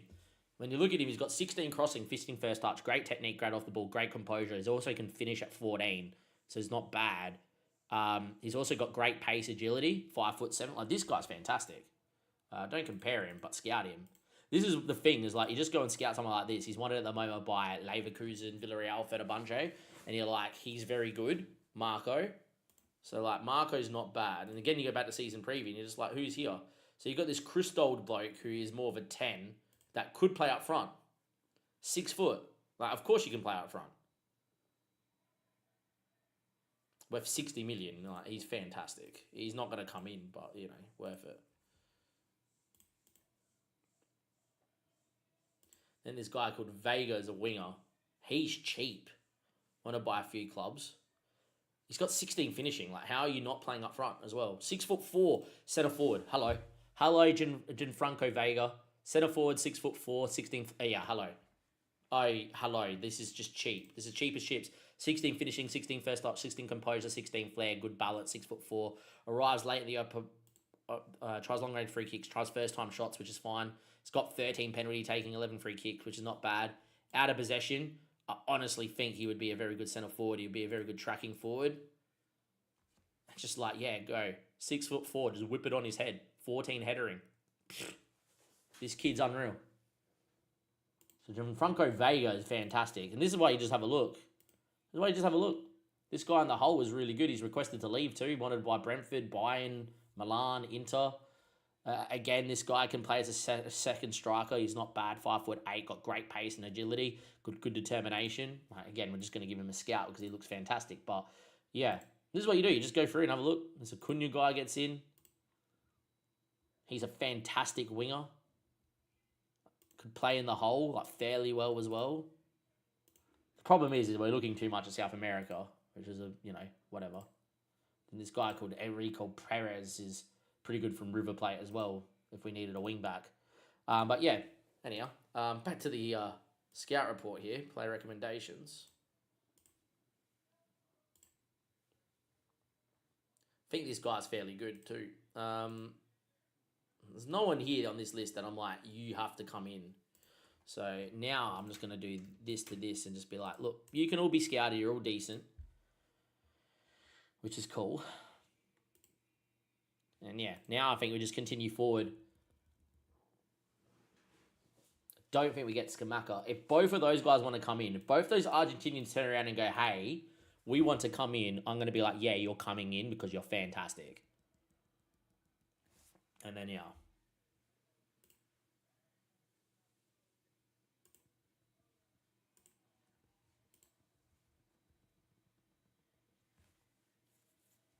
I think it would be fantastic.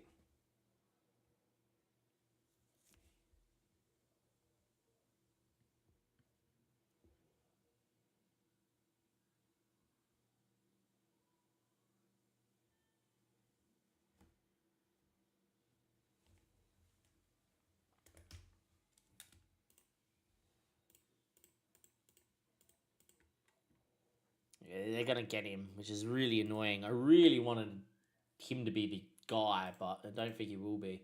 That's fine. If we get one of these Argentinians, this would be fantastic. When in doubt, go to South America. That's what you do, right? When in doubt, go to South America. Then I think we go for an 18-year-old as well and be like, look, that's what you do, right?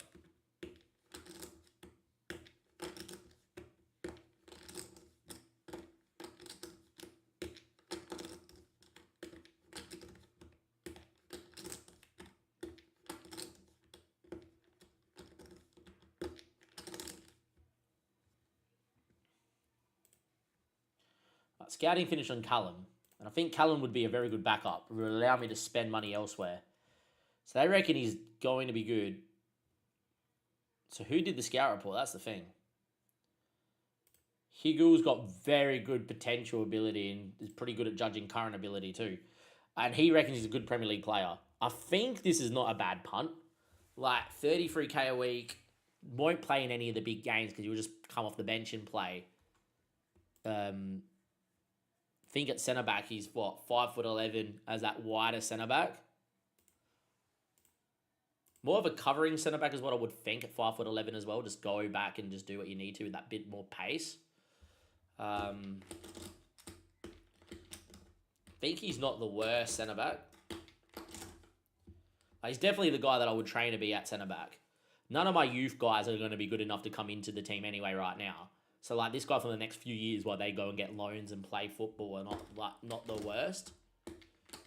And then, yeah.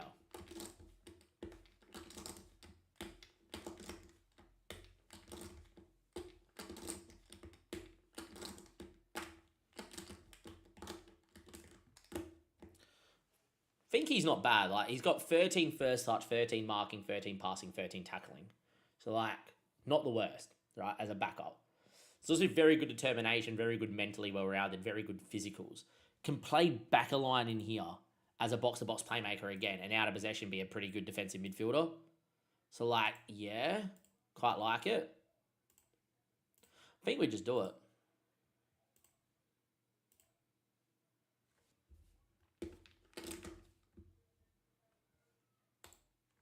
All right. I think this is just a no-brainer, to be honest, being released from Chelsea. Want to play him in like more than one position. I think a 5-year deal at 29.5 is fine because 5 years gets me the full development of him and it gives me the potential to sell him. But we'll know in 2 years' time if he's hit his potential or not. And if he hasn't, he'll be sellable. And if he does, it's great. So yeah, I'm very much in for this for Callum. I think Callum's a very good backup signing. And he'll be like your backup centre back. That can play in the central role, that can play covering. If you need a backup defensive midfielder, he's not bad as well. It's also the guy that if we do get into Europe this year, he would be pretty good. And then, yeah. I think he's not bad. Got to wait on these scout reports here for these Argentinian lads. Offers made for Lloyd, Max Lloyd. I think we're going to just remove you from the shortlist, I reckon.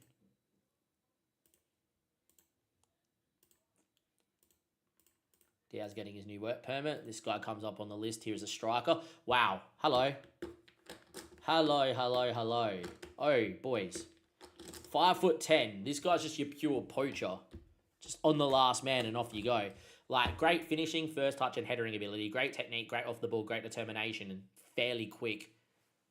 Like, hello?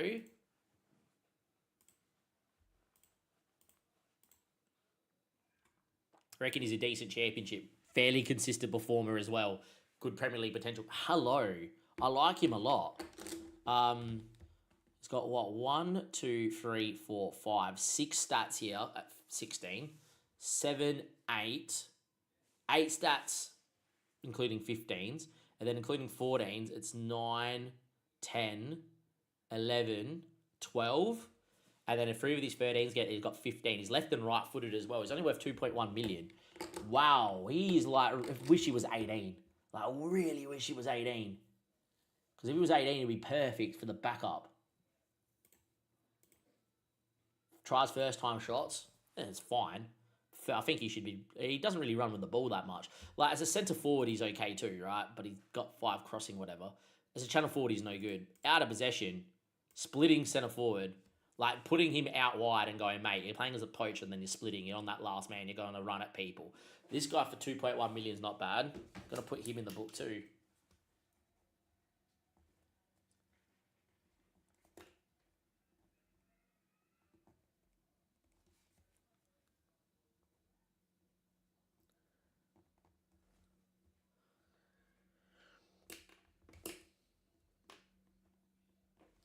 He's fantastic. I really think he's good. How are you not being called up for Colombia? That's a question as well. How are you not playing in the top flight in the Liga Bet play? Like, he is. How are you not like their best player? He is. Trevino is the best player in the league with this Daniel Gonzalez guy that is a central midfielder that looks half okay.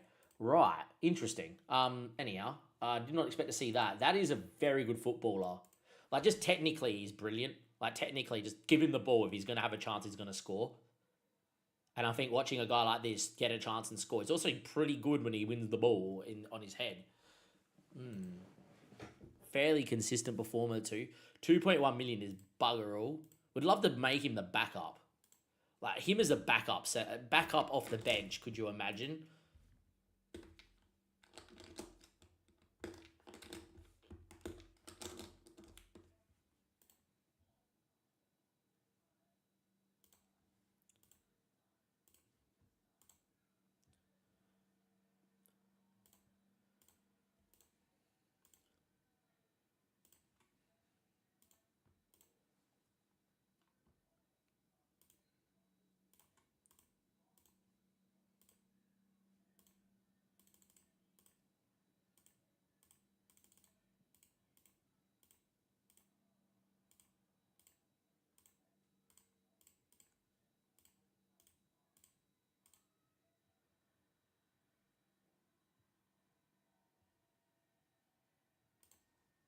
Just going to take that for free there for Dylan.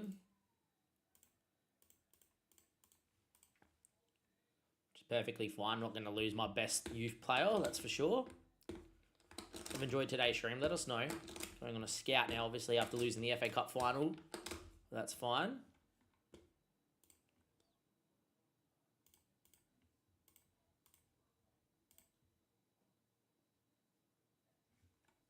Right. There's our first signing of the window. Comes in as a new scout. First signing of the window is a free. I just think it makes us better. I think this is a very good signing.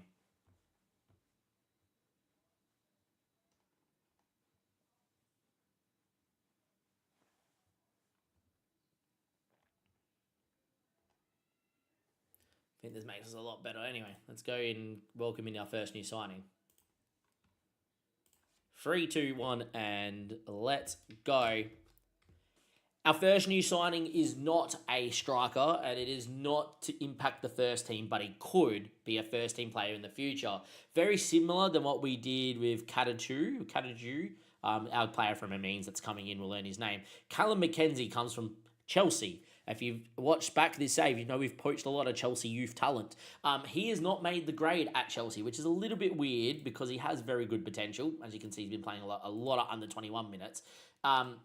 Has an A+ scout report from Higel, who has outstanding potential ability judgment and is a very good of current ability. He's a little bit of a punt, and I don't mind a punt on players like this. It's a little bit of wage, but you've got to remember it's not the biggest amount of wage as a Premier League club. He's got English nationality. He's also got good Premier League potential, and this is locked in at 22, which means that if he develops and hits his potential, he will be good for the Premier League. And he wanted a 5-year deal on not too much money for a player that is like this. 29.5k. If he gets to where he wants, he's going to be a 150k wage player.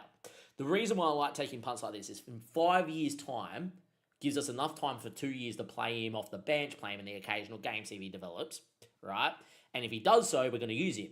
And then if not, in season 3 or season 4, we just sell him. And because we picked him on free, he's going to be flippable for 10 to 15 million. And that's why I like, especially in those last centre-back spots or those last defensive midfielder spots, having that backup is really good. Now, in terms of Callum's stats, he is very well-rounded. Mentally fantastic. Lowest stat is a 9. Physically not bad without being outstanding. And technically is not bad either without being able to cross. So, like, he's fairly well-rounded, and if he just develops and gets more game time plays, top-flight football, which I think he should have been doing at Chelsea. It's hard to get in at Chelsea, it has to be said. He'll be good. Now, I'm not going to use him in here. I'm not going to use him up front, even though apparently he could play target forward. We're not going to go with an advanced centre-back. We could go back to it. The ball-playing centre-back role, I think he's great in. Because I think mentally he's pretty good. Physically not bad. He's actually got natural passing, technique and vision. It's not bad. Out of possession, he doesn't mind covering. So I think as that third choice centre-back that plays that backup to, middle centre-back that covers when we have to play the full rotated side, is pretty good. And then if we do cop with injury and it ain't a big game, this guy plays because if he develops, it's great. If a few of these 13s get to 15s, which I think 15 plus is a world-class stat on Football Manager, he's usable. And I just think, again, this is low risk. If he comes in, he's great. If he develops, beautiful. And if not, we just sell him for 10 to 20 million in the future to another Premier League or Championship club that want to bring in a guy that has some Premier League experience that came from Chelsea. I think this is an absolute no-brainer. I think this is a good signing, boys. Rating the free transfer market, which is, at this stage of the save, it's probably not good. We probably should be spending some money, but yeah. We will when we get some more scout reports, that's for sure.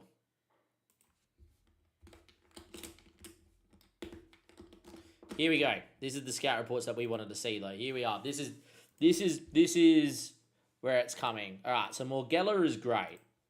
I would take him. Now, would he be interested?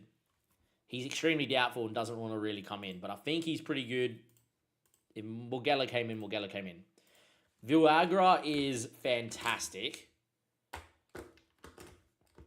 Channel forward, 17 crossing. This guy's outrageous. He's extremely doubtful, but is like really good and is a good Premier League player and can improve significantly. Like, I think we just have to go for him.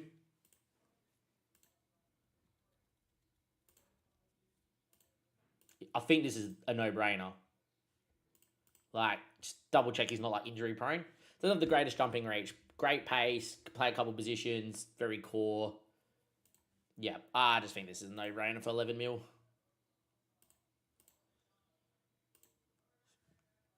Think he's good. Crusoldi does not want to come in, obviously, for obvious reason. Worth 137 million because he's at River Plate. River try and price him out. Someone will pick him up. This Gianfranco Vega guy, though, is next level. Next level. 6'4". Could play channel forward or centre forward. Out of position could be a great centre forward. I think if he wants to come in, he comes. Extremely doubtful again. Has no interest in coming in. Which is a bit annoying because I would bring him in. Alright, so that's unfortunate. Vega won't come in. This David Basoldo guy is fantastic in the hole. He's interested. He's just like, yeah, bring me in now, boss. He's very good. I don't need him, but I really wouldn't mind him. I want to keep that money for elsewhere, but I definitely think he's going to be in the prime players list for sure. I think David Basoldo is pretty good. Acuna is even better. And he doesn't want to really come in right now, but he's fantastic. He's wanted at the moment by Norwich and AZ. Let's add him into the shortlist here as a prime player for sure. Perez, great little left wing back, 15 mil.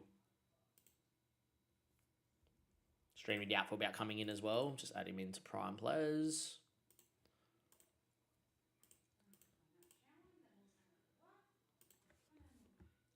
But yeah, we're going to go after Villagra for sure. I think this kid is like fantastic.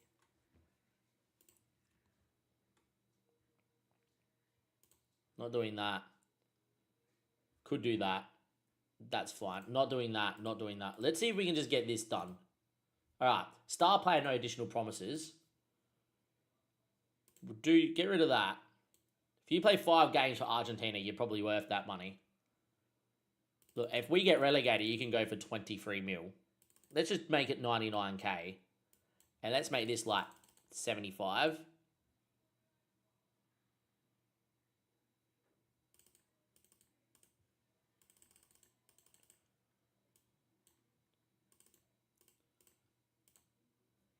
Think that's a no-brainer, boys. Marco Villagra, fantastic.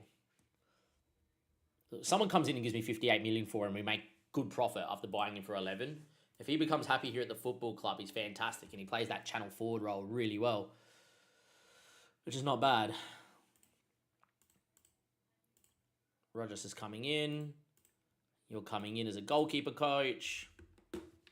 There's Schaefer.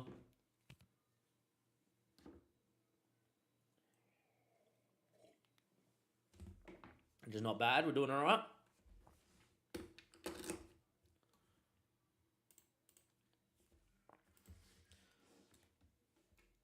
Blatter's coming in as well as a coach.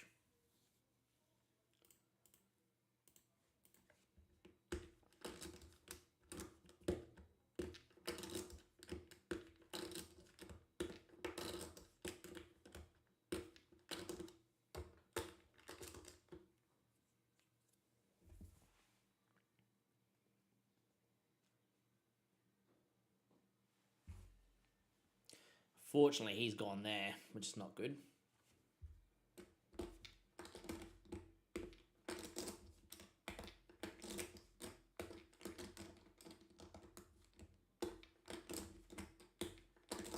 The transfer window opens, we will definitely start looking to offload some players.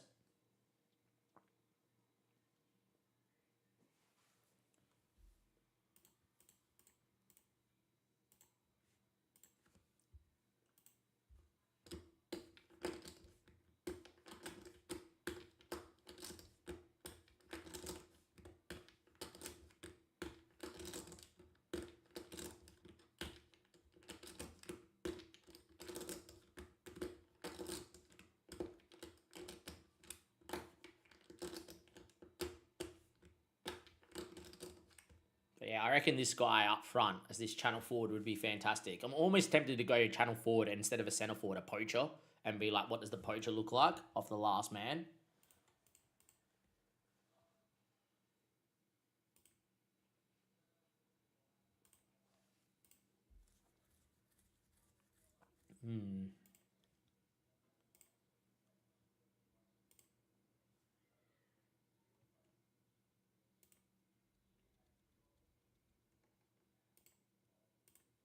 I'll leave it like that for now, but I could go channel forward, poacher, shadow striker, and be like, that's a very aggressive front three with two ball-playing playing midfielders coming in from deep below, and it could be like really total football, which could be quite fun. Really like this kid, this Trevino guy, for sure. Got to remember, we have Mitchell Strong at the football club. We should use him at some point. I might loan him, to be fair, and just be like, hey, you go and get first team minutes. And try and develop, and then be like, are you good enough?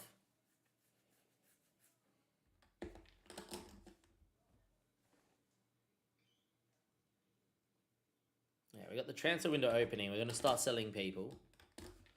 Here we get some bids in as well.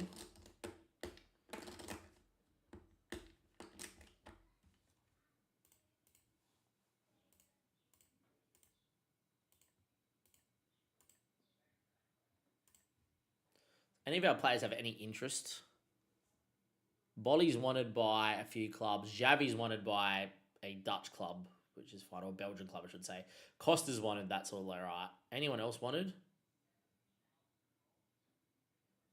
Filbert's wanted on loan. When does your deal expire? Now.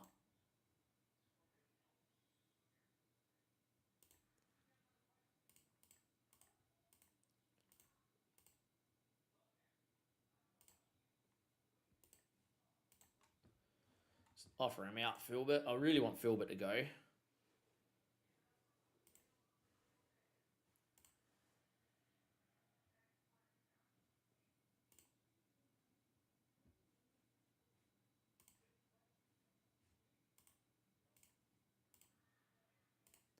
See if we can get Borelli out for 11 million as well.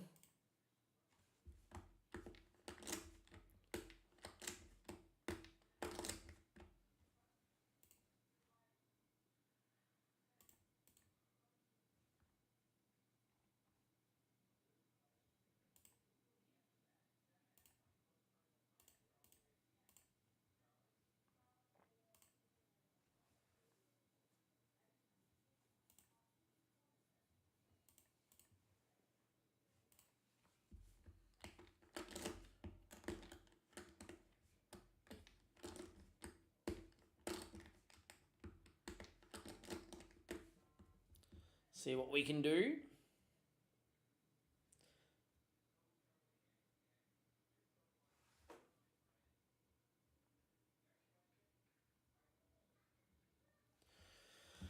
All right. Oh, Villagra's coming in, boys. This is huge. Good, good, good. Viragra's coming in. What a channel forward. Splitting centre forward. Just be like fantastic. Like, look at this. Great composure, great crossing. What would I work him on here? What would I work him on?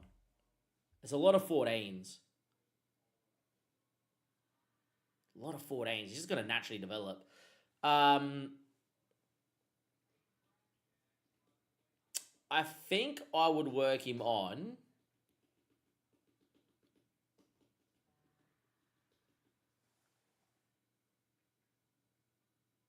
I think I would work him on attacking movement to try and get the decision making up while his anticipation gets a 16. Then once we've done that, it just probably works shooting.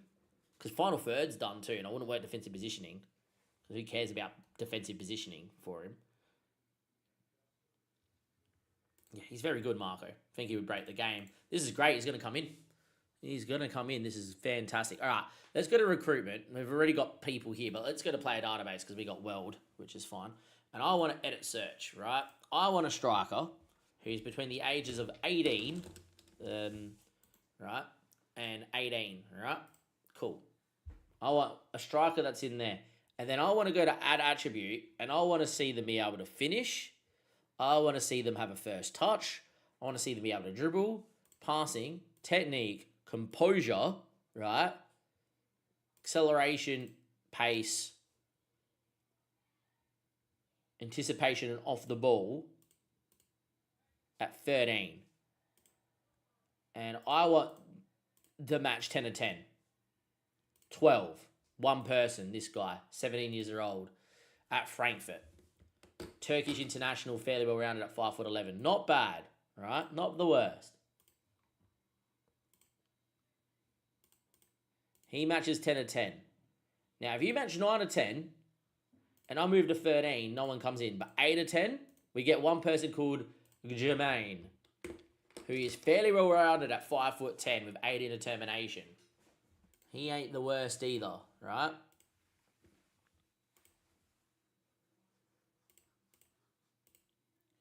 And at 7 to 10, you get 10 other players, right? Get this guy called Cilia, 6 foot. You get this guy at a national called Jen, who is wanted at the moment by a couple of clubs, whatever. So you probably scout all of these guys and be like, hey, who's coming in from yours? As you can see, no one really outside of this Italian that comes from a national... Oh, he's pretty good, actually. Look at him. He's 5'10", good flair, good first touch, good passing ability at a young age. It's always not bad. But there's no one here that you're like, oh, yeah, you're the goods. You're really good. There's a couple others that come in this list now as well. This guy on loan from Man United, for instance, would be fantastic. This guy's travelling on a free to go and join Arsenal from the USA Academy. Wow, he missed out on one. Cool. Wouldn't have come to us anyway. This guy at Cesena is leaving to go to Spezia. Pretty good pickup from Spezia. Like, again, you know, people here that are not going to come in. Like, let's go, like... That's fine.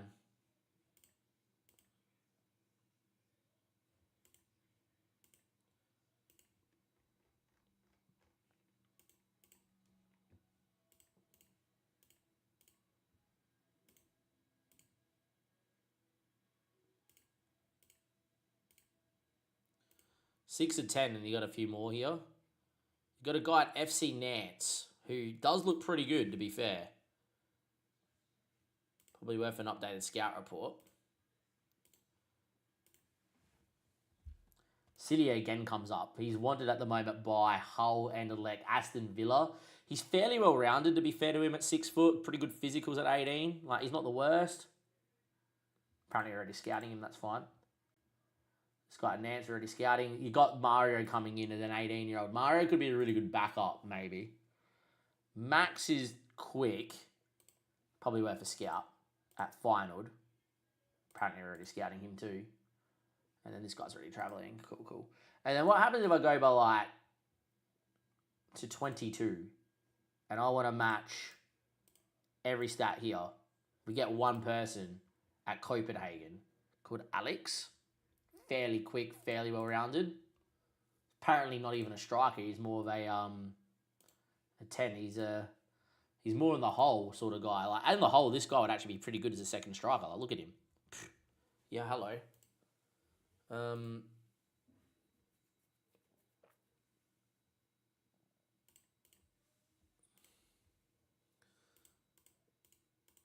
Like a pure goal scorer, finishing, right? Composure, off the ball, acceleration, pace, 15. Can probably dribble and have a first touch. One guy actually comes up from Arsenal. This guy from Arsenal comes up called Misha. Yeah, okay, so we're not getting him in. Where did you come from? Looks like you genned out at Arsenal. I picked him up from Grasshopper. That's a world-class striker. And then if I go back one... Yes, mother. What do you need? Can you put my brace on? Yeah, I can do. I don't care about age of 22 to 23, like 15, 23. What about like 27? Get 3 players here. You get Endrick, who's never going to come in. You get Misha, who's never going to come in. Can we go like transfer or loan? And it's like doubtful. You get no players that come up on this list, which is fair enough. And then like if you match 6 or 7, do we get anyone? We get a Nathan Glover at Austin, who's English. And like he's very well rounded as well. Where did you come from? Western Sydney. Went through Perth to Western Sydney. This guy's like half Australian. This guy was born in England and he's half Australian. Wow, he could get another Aussie. Currently wanted at the moment by DC United and Toronto. I look at him and go, mate, off the bench, you would be pretty damn good. Off the bench, good first touch, good technique, good pace, good acceleration, fairly well-rounded. Would love to see the scout report on Nathan Glover. And if you match 5 of these 7, you get 10 players. And you're like, oh, okay. Correa, Glover. This guy here's a natural finisher at Japan. Probably worth a scout. None of these guys I think are going to come in and be like fantastic. This guy at Angers, the Colombian, is not even played for Colombia yet. Probably worth a scout. I actually think we're going to go after that Portuguese guy. Anyhow, let's continue on. I'm going to get the game to... Actually, we got Morgala's transfer coming in. I won't holiday. Let me go and help my mum for a sec. And yeah.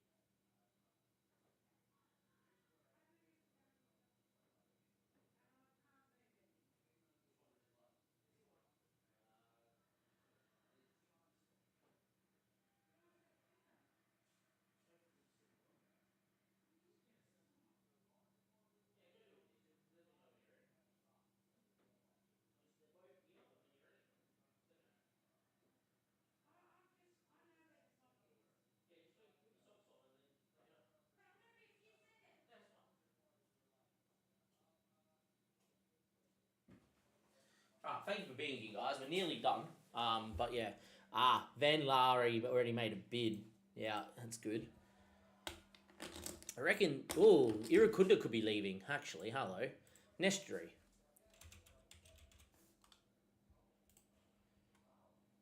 $33 million. What's that? What's that? Korea. Has a relegation release fee. Would love to get an updated scout report on Nestry. Because I would use him up front as like a channel forward.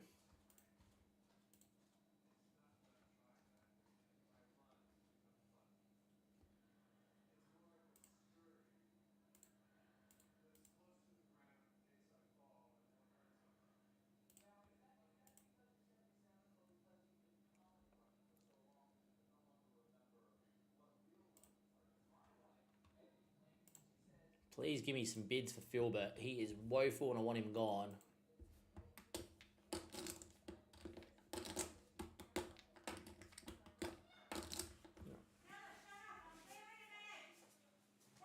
Yeah, come.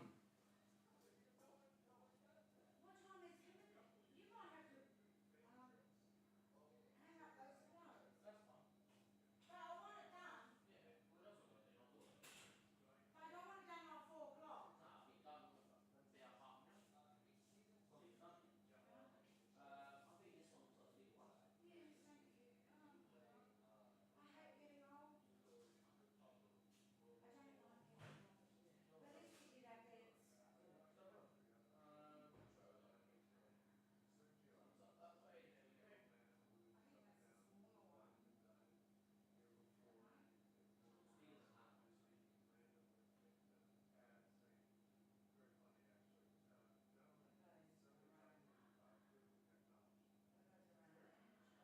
get the other one. There's another one there. But it's got the name on there. What do you mean? What name? It's got it. Where is it? Extra large.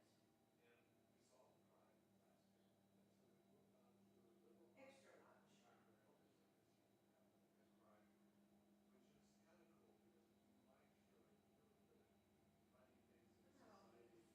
you. Thank you.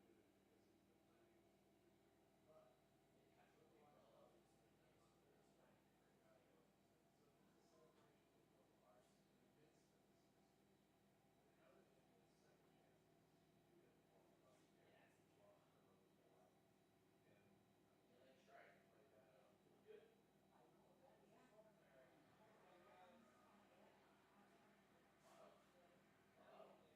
That's all nice and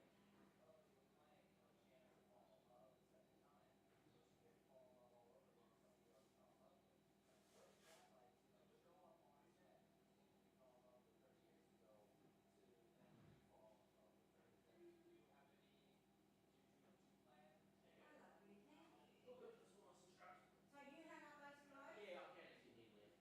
There's no pegs. There is pegs under there, but That's fine. they should be alright without pegs. Yeah. Alright. Acosta wants a new contract. Interesting. Let's have a look. Keen on signing Javi. That ain't happening. Burden want Filbert, except don't care.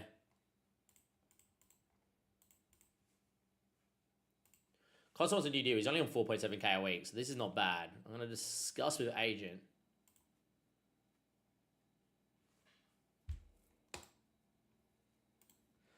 Alright, so apparently he doesn't want to talk about game time, but at least this way that means we weren't selling him. Not doing that. I would love to make him a regular starter. Alright, important player, whatever. If we get relegated, you can go for 15 million, mate, because that ain't happening. Sell on fee, I would love to get to like 45. And I'm going to try and get this down to 21. 22. 22 and a half. Done. Not bad for your deal, fairly cheap. Costa's still got decent potential, but I wouldn't say he's a first choice player for me. So that's all good. Only spending 60% of the wage. So yeah, we'll see how we go here. All right, not too far away from getting off team. It's been a 4.5 hour stream, nearly 5 hours.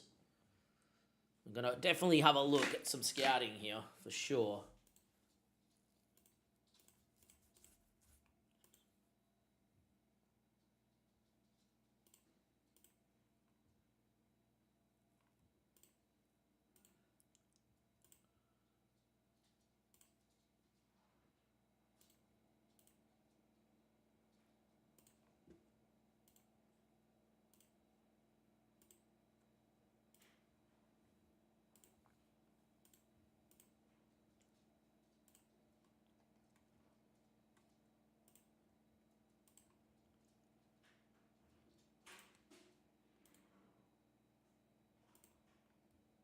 See if we can get 1.5 mil here for Fish. Continue on.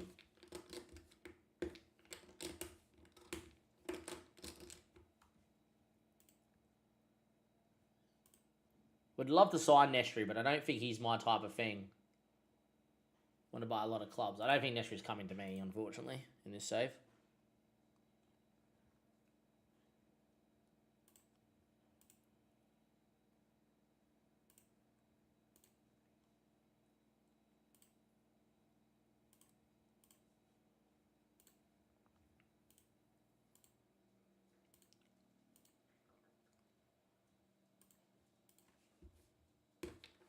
Try and get Fish out as well. Try and get this money into the club again. Get some wage off.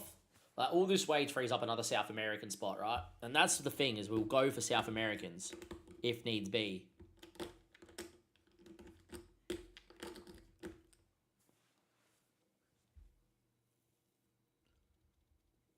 Here he is. Big player.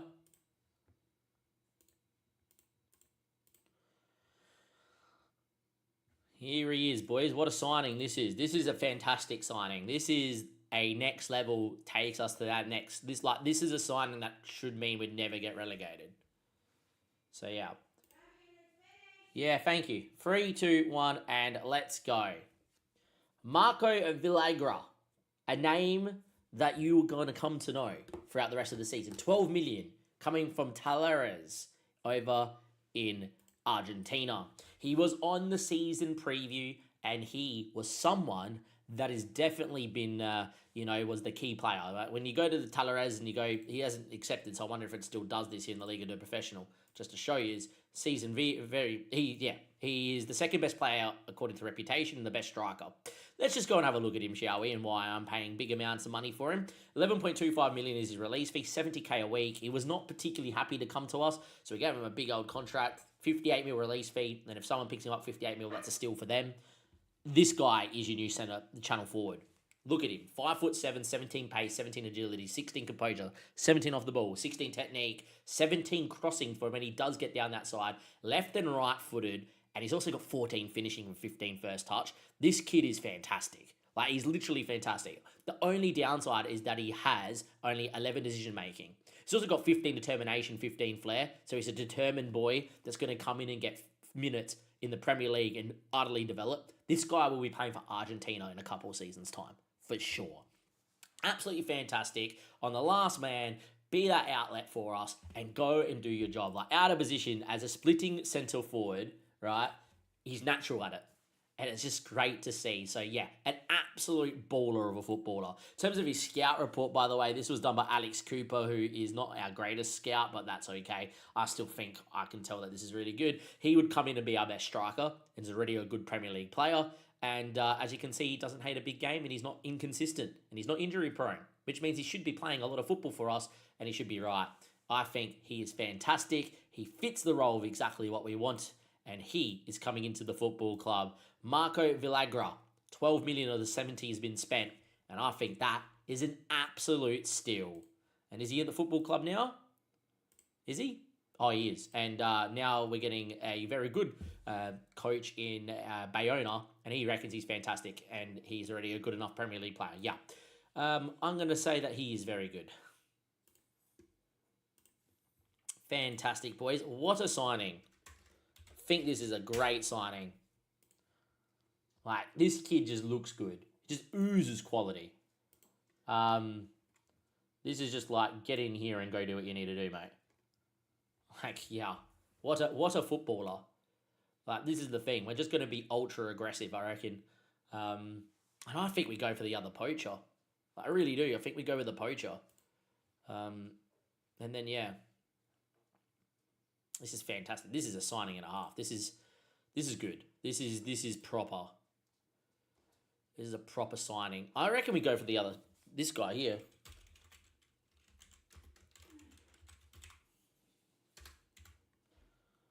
Doesn't break the bank either. 2.1 million is bugger all. And then I can spend money on, like, wonder kids. Because when I look at him, I'm like, you've got the potential to be really good. Like, he's not good now, but he's going to be good in the future. Fairly consistent performer as well.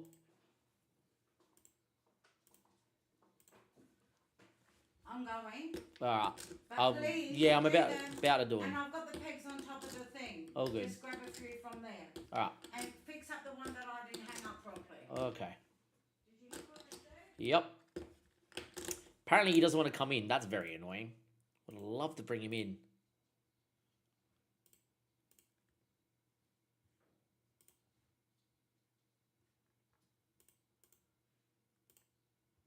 So yeah, there we go. We still need another striker. I mean, she's not here by now. No.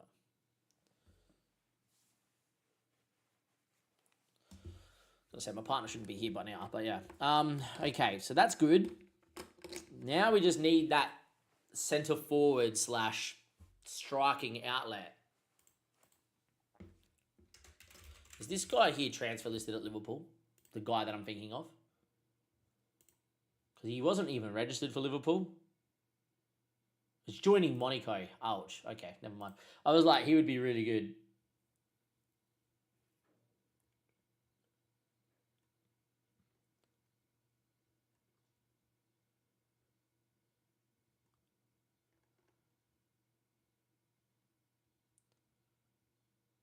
Yeah, he would have been a steal, this guy.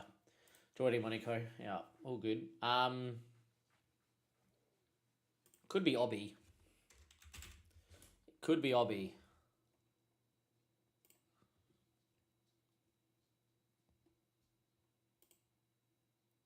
Wrong Obby. Anyhow, we know that he's in my thing. Now this is a case of who the hell did we get on the other side. That's the thing. The only quality's got to come from these leagues. Like, who's playing in the Brazilian league? This is probably what we need to do, is just go to Brazil and just be like, look, South American FC is fine. Go do what we got to do. He's the only region that gets in. A defensive midfield that looks fucking outrageous. He's already got a bid from Fulham for 21 million. Like, he's pretty damn good. We're not going to be able to get him. But yeah, he's like, come and give me the ball. He's fantastic. Colombian international. Surprised that there's not other Brazilians in here. So this guy's called Mikel at Gamino. Apparently I've somehow not clicked on his name. Like, he's pretty good. 5'8", super quick.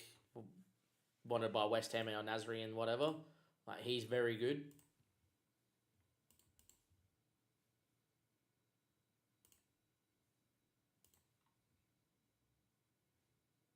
Not a bad wing back, to be fair, at 22 years of age. He would be pretty decent, I would say. Centre-back Jefferson at 22 is fairly well-rounded, yet to play for Brazil either. It's always a lot harder for them to get into the Brazilian thing, but yeah. Like, this guy, Del, at Bar, is apparently their best striker. Like, for 24 million, he is not bad. He's very good. But as a poacher on the last man, off-the-ball decisions, last man stuff, he's good. Centre forward is really good. As a centre forward, he would be not bad at all. Like, very, very, very good as a centre forward. Like, very well-rounded.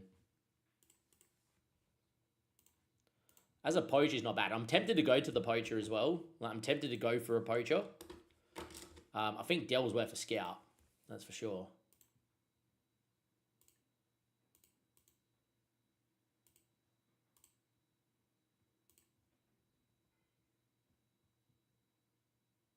This guy as well was fantastic on the last man too. Super well-rounded.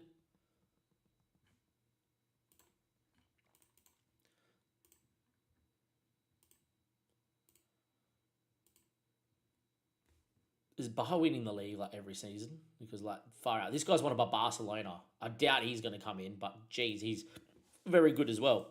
All right, anyhow. I think what we need to do is go to our shortlist. Shortlist. I am going to go by prime players. And I'm going to go by striker and see who is available. They reckon Jaden Dans is available. Oh no, they've just picked this up now. This Francisco guy is available from Real Madrid. Pretty good channel forward. I don't think he's like fantastic. Give me an updated scout report. I think he's alright, like 5'9", can do a few things. This Dean Zelta guy is not the worst as well.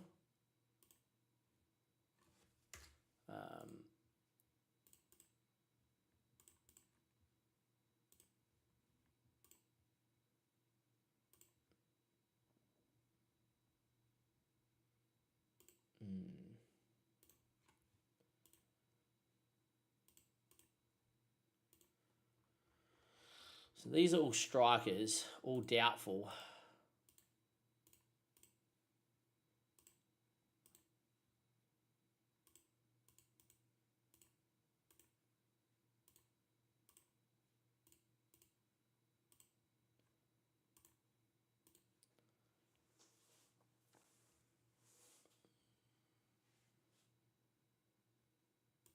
Guy Suleiman could be very decent as well.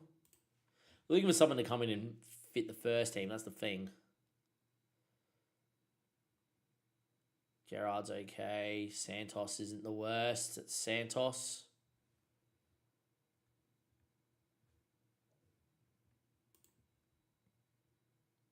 Pierre Bello is unhappy. Worried about the low. Okay. Nicholas Sosa's asking to leave. We already know this too.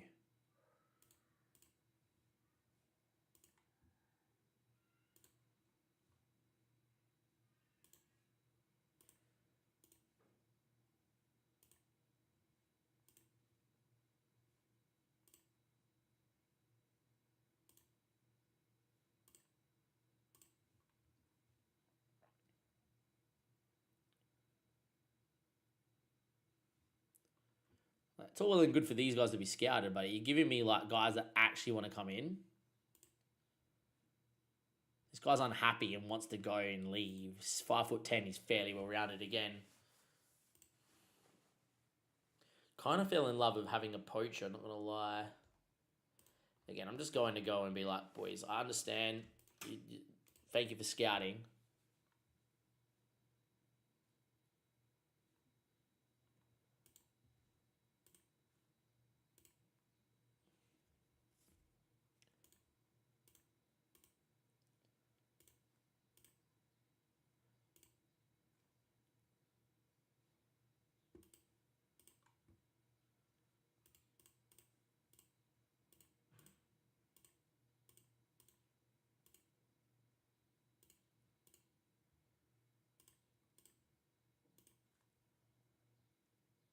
So Junior Krupi at Hull as an absolute poacher would be pretty good. Channel forward, by the way, is not bad either.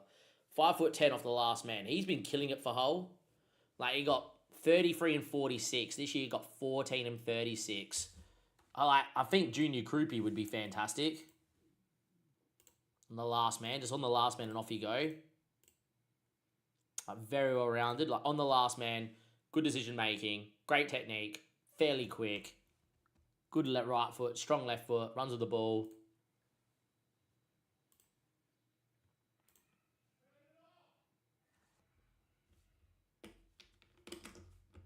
Joy's a big game. 22 mil fee. Like, I think Junior Krupi would be fantastic. So let's go to Junior Krupi. This guy, Young Boys, is a pretty decent poacher, very well rounded, good pace. Isn't the worst either. And then this guy here is wanted by a few clubs around in Europe. 20 determination, which I love. I think he's not bad. Cool.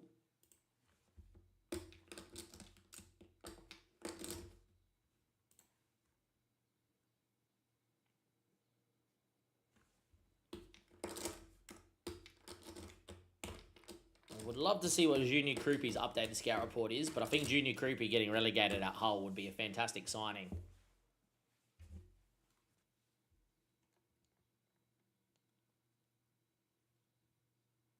Happy with all of that. That's fine. Scout report, we'll get to it. This Kelleher guy is apparently not bad.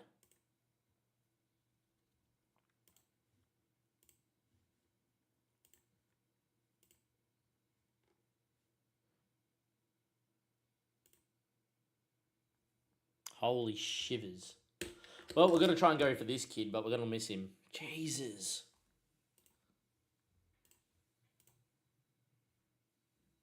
Doesn't have the financial muscle. Man, he would have been good. This guy Botafogo's not bad. Santiago Romero, very well rounded. Lacks a lot of pace though, 16 million. He's pretty good too. 19 flair. This guy's a very good box-to-box playmaker as well.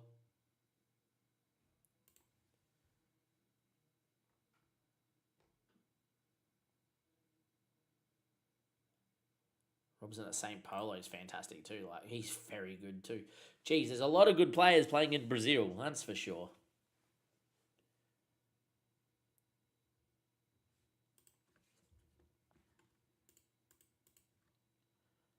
So I just asked for this. They said no, and now that they're going to be like, oh, we think we should do it. I just asked a month ago. What was the issue?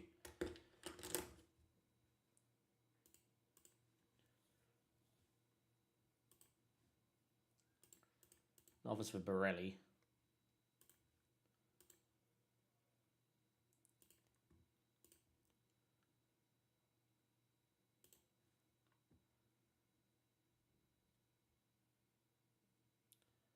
Yep, thank you. I'll take that. Thank you, Tyler.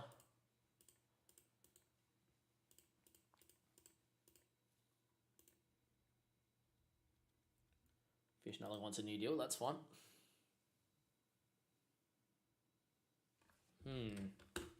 So shocked that we didn't get that the Colombian guy didn't want to even talk to us. Apparently Evan Nielsen's apparently on this list now.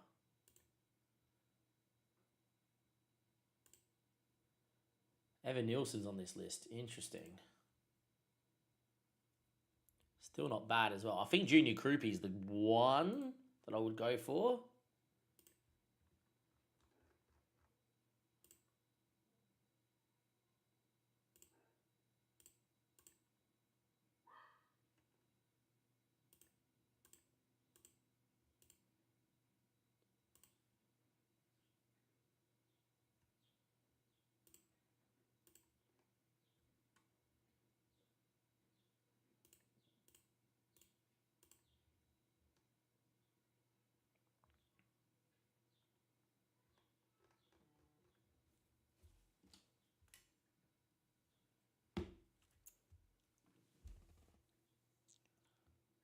JS, how are you?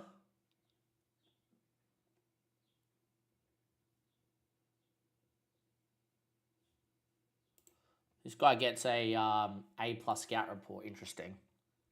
Potential Premier League player, good League One. It's very cheap. Channel 4, not bad. Pretty good physicals at a young age. Frenchman.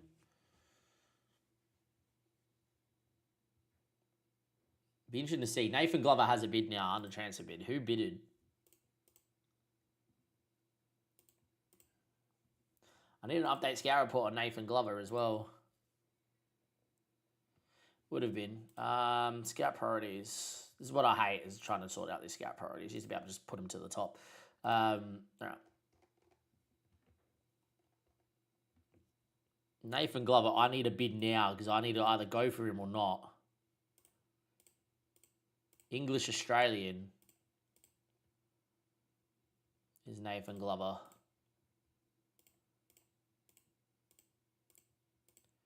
I need it now. And then Junior Krupi, wherever you are, you need to go to the top of the list because you have interest. For 22 mil, you would be decent, Junior.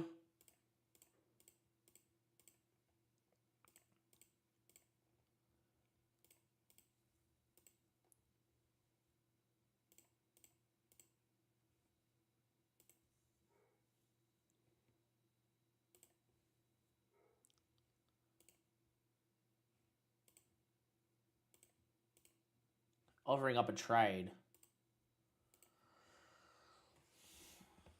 That's good. I look at him and I go, you know what? You would be really good off the last man. Like, he would be really good off the last man. Definitely a good backup channel forward. Just good pace, good first touch, good technique. Can dribble. Good off the ball, 6 foot. You know, he's not the worst.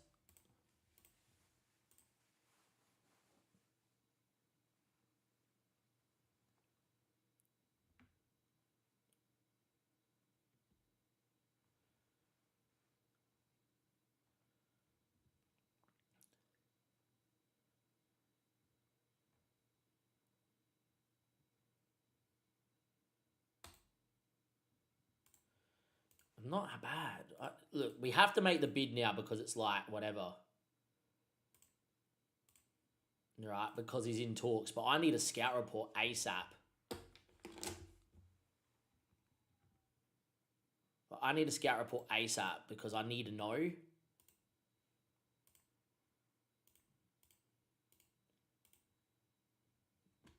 I'm happy with all of that. Look, we get relegated, mate. You can go for 15 mil, but that means that I want to get this down to like 40k.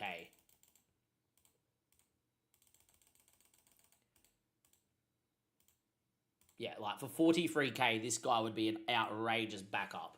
Like, he'd be a regular starter once to play, but I'm like, if you come in at 22 and you have like good Premier League potential and you play off the bench and you do well, he's going to be like very usable. Like, look at the 15s he's got. He's got 1, 2, 3, 4, 5, 6, 7, 8, 9, 10, 11, 12. He's got 12 15s off the bench and he's just like super quick. Just like late doors, off you go. But yeah, we do have to get off in a second though, boys. We do have to get off in a second. All right, we got some scout reports updated here. Let's go through these scout reports and then, yeah. Lorient make a Borelli bid. Bang. Accept. Thank you. Scouting finisher Nathan Glover. Yeah, see, like, we have to go for him. I think we knew it deep down that we had to go for him. He's got good Premier League potential. He's a decent championship player already. He's a bit inconsistent, but I think like off the bench he would be like outrageously good. Yeah, same here. I don't like that either. So this guy could improve a lot. He's pretty fantastic. He probably doesn't want to come into me just yet. No, at 17. But he's definitely worth going into the next gen list. If you can't tell, we're looking for a striker, ladies and gentlemen. So this guy is also at 18, has got pretty good Premier League potential by the looks of it, at 18 years of age. Is a consistent performer, which is pretty nice. And he's not bad. He's like super well-rounded. So like, he can definitely do a job. Good dribbling, good determination, fairly physical at 5'10", at 18. Like, he's got 1, 2, 3, 4, 5, 6, 7, 8, 9, 10, 11, 12, 13, 14, 15. He has 15 stats, right, that are 13 plus, so they should get to 15, right? So he's not bad, is Jermaine at Malroca as a backup.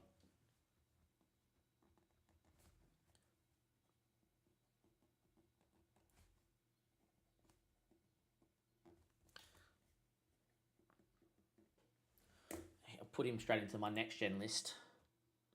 I think he's very good. Surprised he hasn't played for Malroca. He actually plays 7 games in La Liga this season. 7 games he's played at 18 in La Liga. There you go. This guy's no good.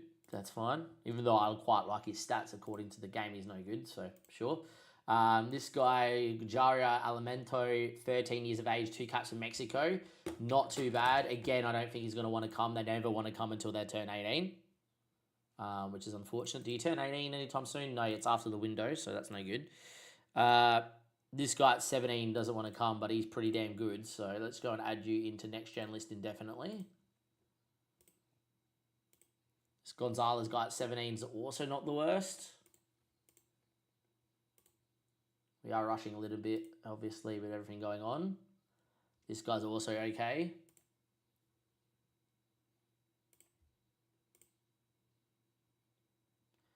Oh, mate, we will enjoy a bit ahead. Wonder Kid indefinitely. So this 18-year-old's not bad at Freiburg. Just looking for that one guy that's like next level. Cilia's upset and wants to leave, but I don't think he's the one, unfortunately, at 3.8 million. This guy, Sparta Rotherham, was wanted by Juventus. He's very well-rounded. 1, 2, 3, 4, 5, 6, 7, 8, 9, 10, 11, 12, 13 stats, 15 plus. There's a lot of 15s already on him. Like, he's right now a very good footballer. Is he played for Feyenoord yet? Played 2 games. He's not the worst either as Max. I think Jermaine was better.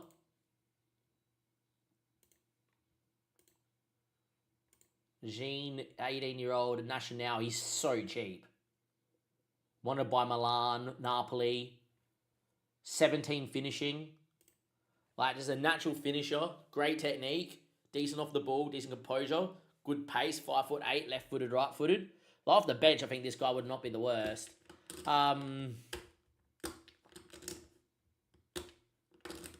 Yeah, it was awful, wasn't it, last night? 1, 2, 3, 4, 5. Low determination, which I don't like. 5, 6, 7, 8, 9, 10, 11. He's got 12 stats as well. Is he consistent by any chance? All right, so he's not bad either.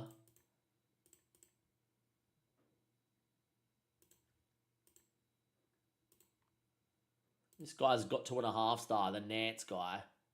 False 9, channel forward, centre forward, 5'7", a little bit small for me.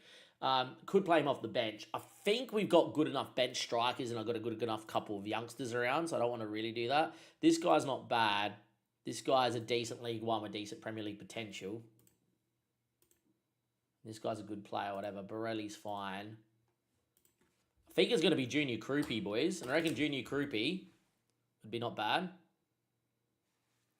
Yeah, he had a good game from what I've heard, Areola. Yeah, it was his gone. It was his done. All right, Acosta's got a work permit decision. Nestri, I've got an updated scout report on, but I don't think it's going to be Nestri. Man City make a Galvez bid.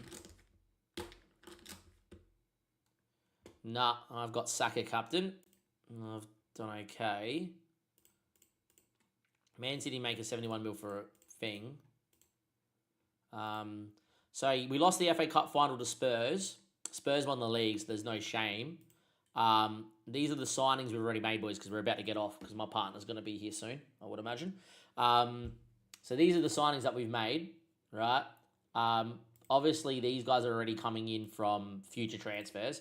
So Jose Catayu, and now that he's turned 22, we get to see his scouting potential.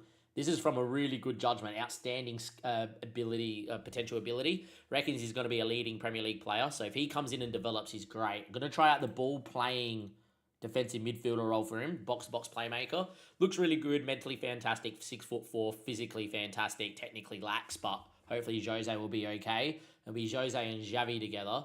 And then we've also signed Justin in Zanatek as the ball-playing centre-back on a 3-2. He'll be on the left-hand side. So yeah, he's coming in. Very rare to have the full 5 stars. My partner's here, guys, so we are going to get off right now.